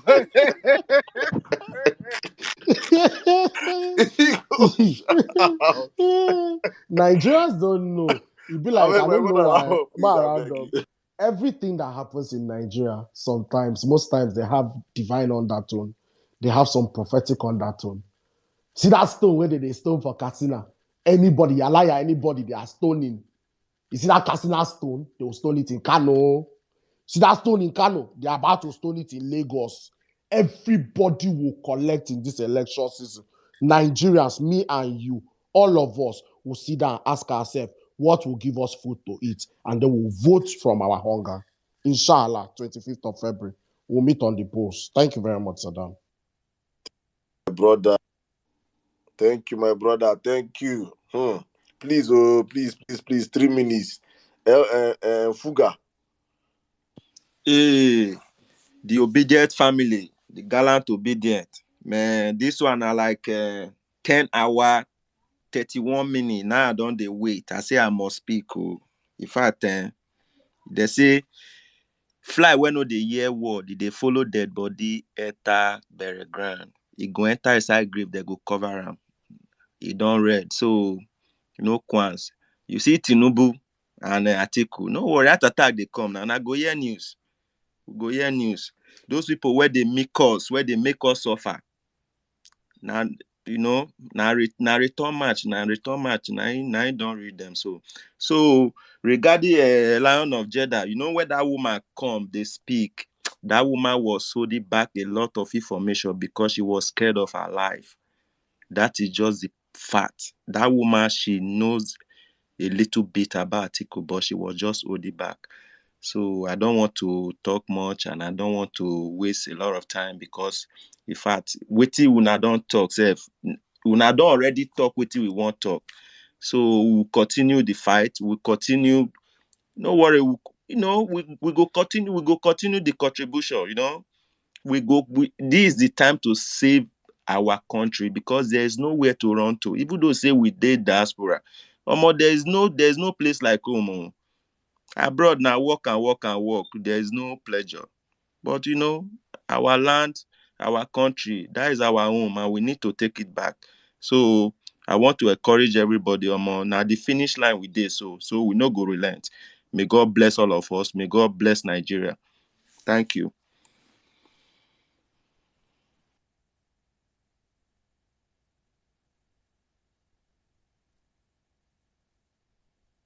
Saddam, you there? Okay. IJ, let's go to IJ. Hi, Jay. How you doing, sis? Hi, Otumba. I've just been listening. It's been awesome. I mean, everybody's submission, but I laughed so much when I think even Jimmy said so. The whole account financing thing, especially when Archie accused you of lemonade. I mean, I felt this victim of that as well. No, It's I crazy. have new one. Oh, the rates are decent. Please, Because please keep that information to yourself. I don't need it. Lemonade is so seamless. The transfer is so quick. It's so fast. Like you click, it's gone. I mean, the amount of names on my account, I Lemonade can't don't even mess you. believe it. Lemonade has delays. There's a new one, AfriX. AfriX is usually literally within a minute, 2 minutes. You get they receive their alert. Oh my God. I mean, and it's so close to like the black market rate. So it's really just it's good. But Otumba, I don't know. I mean, again, at the end of next month, we're going to be happy in as much as it's a big sacrifice that we're all making financially. A lot of us cannot say how much we're spending, but so many of us know we've spent so much on this election, more than we ever imagined possible. But by the end of next month, by the 27th, everybody's going to come together and be happy. Again, if we're not putting all these efforts, if any of our family members is picked up next, sometime this year, if we don't get this right, we will spend 10 times more. I mean, even if they don't get picked up, just the current state of the nation, we're going to spend more just getting them afloat. So it's wonderful that we're making our contributions and sacrifices right now. I mean, again, today, thank you guys for the guys who came up. I do whatever he said today is not a surprise to me. I'm somebody that has whenever I see Atiku, I feel some kind of sort of negative energy around him. So I have my reservations about Atiku from the get go. And he's very good that everything that he is, the real fabric of who he is coming to the open, and a lot of people are beginning to see it. But one thing that surprises me is this fact that I was on a space earlier today, and the topic was, how terrible PDP has been as an opposition. And as true as that is, because PDP is a completely useless party, as true as it is, I get this feeling that maybe some people, there was a time I would even call myself out. There was a time I felt that maybe Atiku would not be so, it would not be the end of the country, the end of the world if an Atiku gets there, as long as it's not a Tinubu. But no, but I'm not. That's actually not true now. So both of them are as bad as each other. Like that's where I am right now. So you see some people thinking that we should focus all our attention in making sure we take the ruling party out. As true as that is, I don't want us to lose sight of the fact that there is still an Atiku. So we're not just trying to take the ruling party out, we're also making sure Atiku is not going to be there. So, with Labour Party, we have a lot more work to do because we're fighting two stupid, criminals.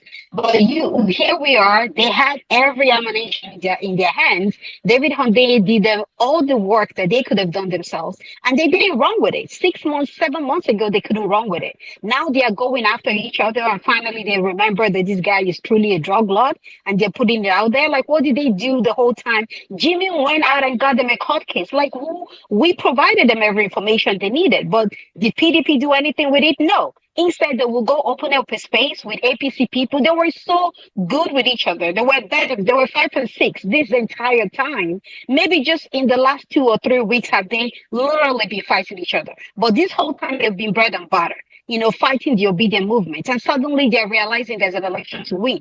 We will make sure both of them, neither Tinubu or neither Atiku, I don't care what Buhari is doing. They might be thinking he's favoring PDP, but he's not. I mean, on the ground, nobody's thinking about PDP. I don't even know where they're getting these numbers from. I really don't know where they're getting the numbers from. I haven't seen any street, poll that is putting PDP ahead of anybody. Definitely not ahead of even the ones down in the north. So I really don't know where they're feeling like they're going to win this election, but we'll surprise them. Like our VP says, he likes to be underestimated. I like the fact that we've been underestimated this entire time. So we have, less than 30 days to go, and the numbers will tell.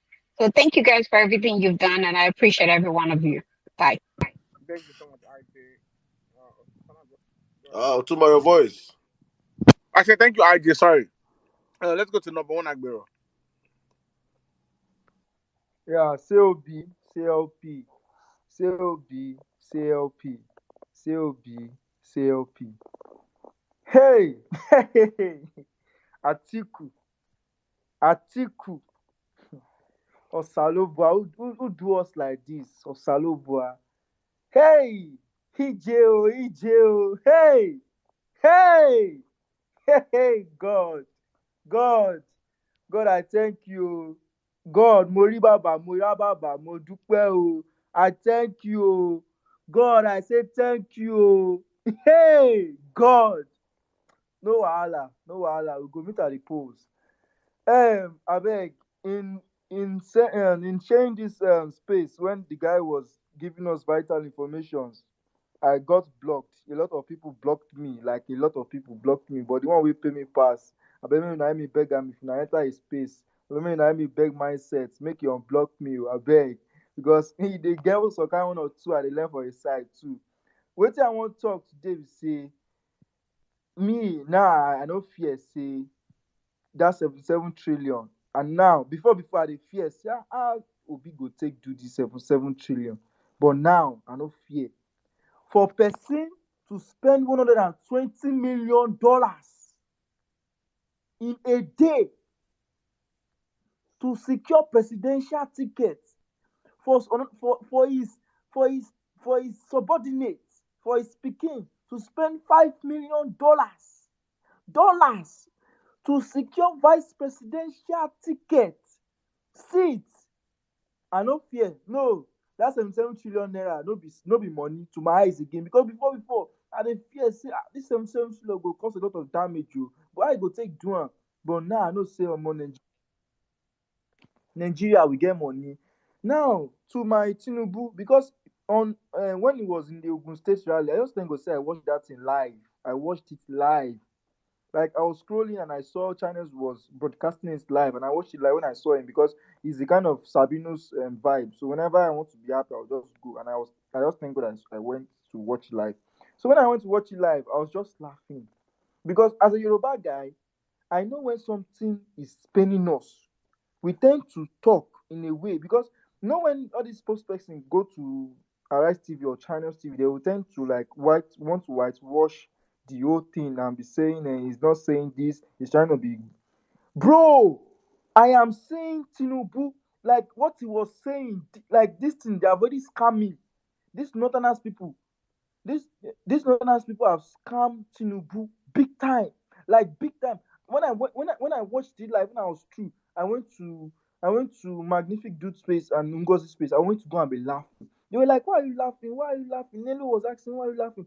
I said, bro, if you have time, just go and watch this Ogun State rally because Tinubu, because they actually removed him from that state immediately when it was said to be because as a presidential candidate now, as a role model, you're not supposed to be bringing out emotions.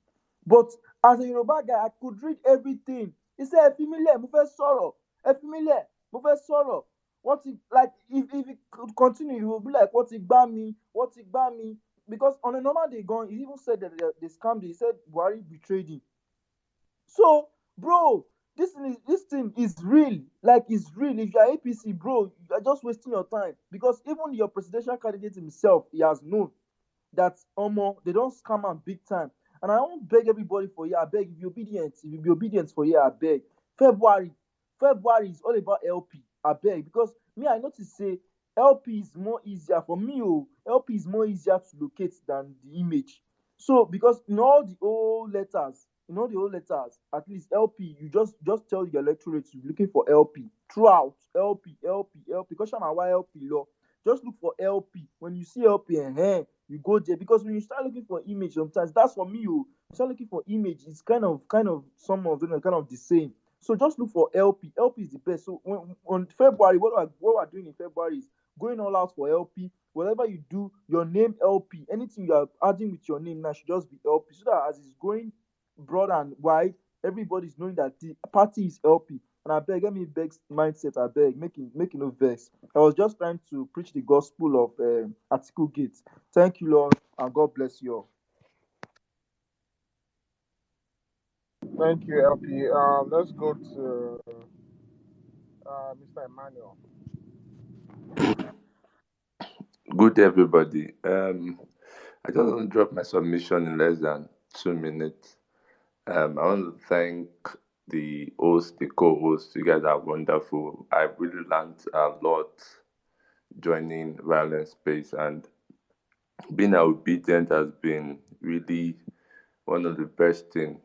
Even now, joining politics has not been my thing, except when I joined Banky W theme 2019, and I saw that he won, but it was rigged. So after then, but when Obi emerged, it was my friend that began to do research and made me an obedient.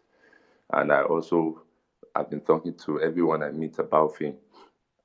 But what I like to say is, even when the space started by 4, I was listening. By 5:30, I slept off. When I woke up around 8, I was angry with myself. I thought Lion of Jada have come, and the space was. I was thinking, will I go and listen back to the recording before the space now reopened? And I learned he has not yet spoken. I would say the only thing I could pick is that I'm scared for the life of his children. The man has come to the point at which he knows or die, not die. Whether we die young or die old, the most important thing is every one of us will leave this mortal body. But what we do with our time here is paramount. The legacy we leave behind and what we stand for. And I have to just DM one of the co-hosts that his immediate families should be paramount. I don't know. The immediate family, as one of them has said, those that can help out for him and his family to go Asylum, it will be Asylum. It will be very, very, very, very,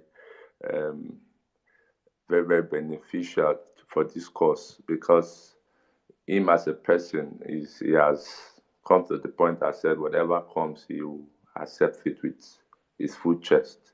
But his children should not be put to that fate. Thank you. I will use the mic. Thank you so much, Emmanuel. Chimeze, go ahead. My brother, thank you very much for giving me the mic. It's been an explosive, eventful space today. And like I always say, my brother Sizzle, Omar, Otumba, Professor Saddam, you guys don't get enough accolades for what you do, the sacrifices you have made so far. to make sure that we stay on this narrative and that we tell Nigerians the truth for God and for country. So, oh my God, this is going to, the ripple effects of today's space. We have not seen the end of it. We have not seen the end of it, and it's going to explode more into, because a lot of Nigerians didn't know. Like in my mind, when those tapes, those facts were being reeled out, I was like, how could P2B have probably functioned as a vice president under such a dubious, if I'm to use last 2-6 word on channels, as a vice president in 2019, had they won that election? So now it is getting clearer, So, but mine is from the bottom of appreciation and thanks for all you do, all these lengthy hours, grilling him question after question, picking even questions from the box. So I cannot, give you guys more thanks than what it is, what you people are doing for this movement. God will bless you people. You are the patriots. You are the ones that are also holding up this country in the right frame and in the right direction without knowing it. You're just thinking that you're having a phone, to do this, but it is not what it is. You are doing even more than so many of us. So it is oh my God, today is something else. I hope that we own this narrative. I hope that at the end of the day, all our efforts will come to fruition and that we'll get this government that we have craved, that we have wanted, to move Nigeria from consumption to production. And only P2B can do it, because he's the only person on this ballot that has the capacity, competence, and character. Thank you very much, my brothers. I yield the mic. Thank you so much, Mr. Chimese. Thank you so much. Jamie Wayne, go ahead. Tumba, Saddam, and Caesar, and everybody. Thanks, guys. Good evening. I've been here listening for a very long time. Yeah. Saddam, please, we need to add that OB import and export. We need to add it to the soundtrack. That's the governor, Lagos State governor, the 30 people for a year, import and export. See, people, Lagos State people, you know for Ashi. Man, I say they vote for Sanwo-Olu. Jesus. Now they 30 people import and export. I think when John go start, I think people say, he said, I cannot mention his name. That time they four big boys say nothing called Obini. That one, Obini, where they come from, Obi. See, brother, this space, I've been here, I listened. I think we'll not get level, so I'm not going to even call his name. That guy have already said what he has to say about Atiku. Atiku is a very wicked and evil man. That one, you don't thief Nigeria. If you think Tinubu is a thief, talk about Atiku that is stealing from federal. Tinubu is even stealing inside Lagos. Atiku na federal government. You understand? So I'm not going to even put more light on Atiku, because that one self, you don't even feel on arrival normally. You understand? If not for this period, all these things that haven't brought him back small to the game, he not join. Maybe one person feel bitter for this game, said the way they go. But back to the topic. This our principle. We don't even understand this man that God gave to us. We are just using that man to play. You understand? Most politicians in this country, because of Peter Obi, their political career is gone.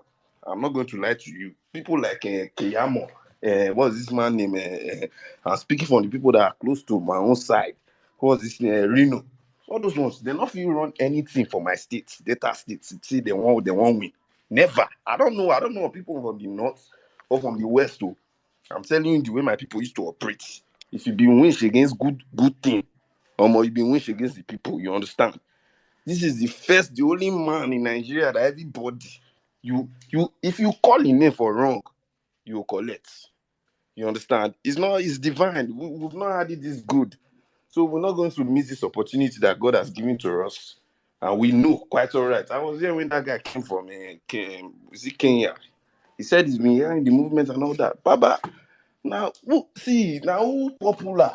Now the another people go hear in me for outside. Will not be film trick, will not be saying anything, do one thing, 25 things. All those APC people that said this was 4 people tweeting in the room, where they even did. I dey see shame for their face these days. If I see them for timeline, they can't even spill anything useful. They just speak, they can't even talk. They come on this space, I believe they used to take energy from here to go. I don't even know. Otumba, I can see your hand. Let me just round up. Please, let everybody try and get their PVC. Like, let's beat these people. They can't beating of their life. You understand? We got this. Let's just put more effort. Collect PVC. Ginger people. I beg. You guys are doing well. Respect. I hear you now. Good night. Saddam, over to you. I think that's the last of the speakers. Mm-hmm.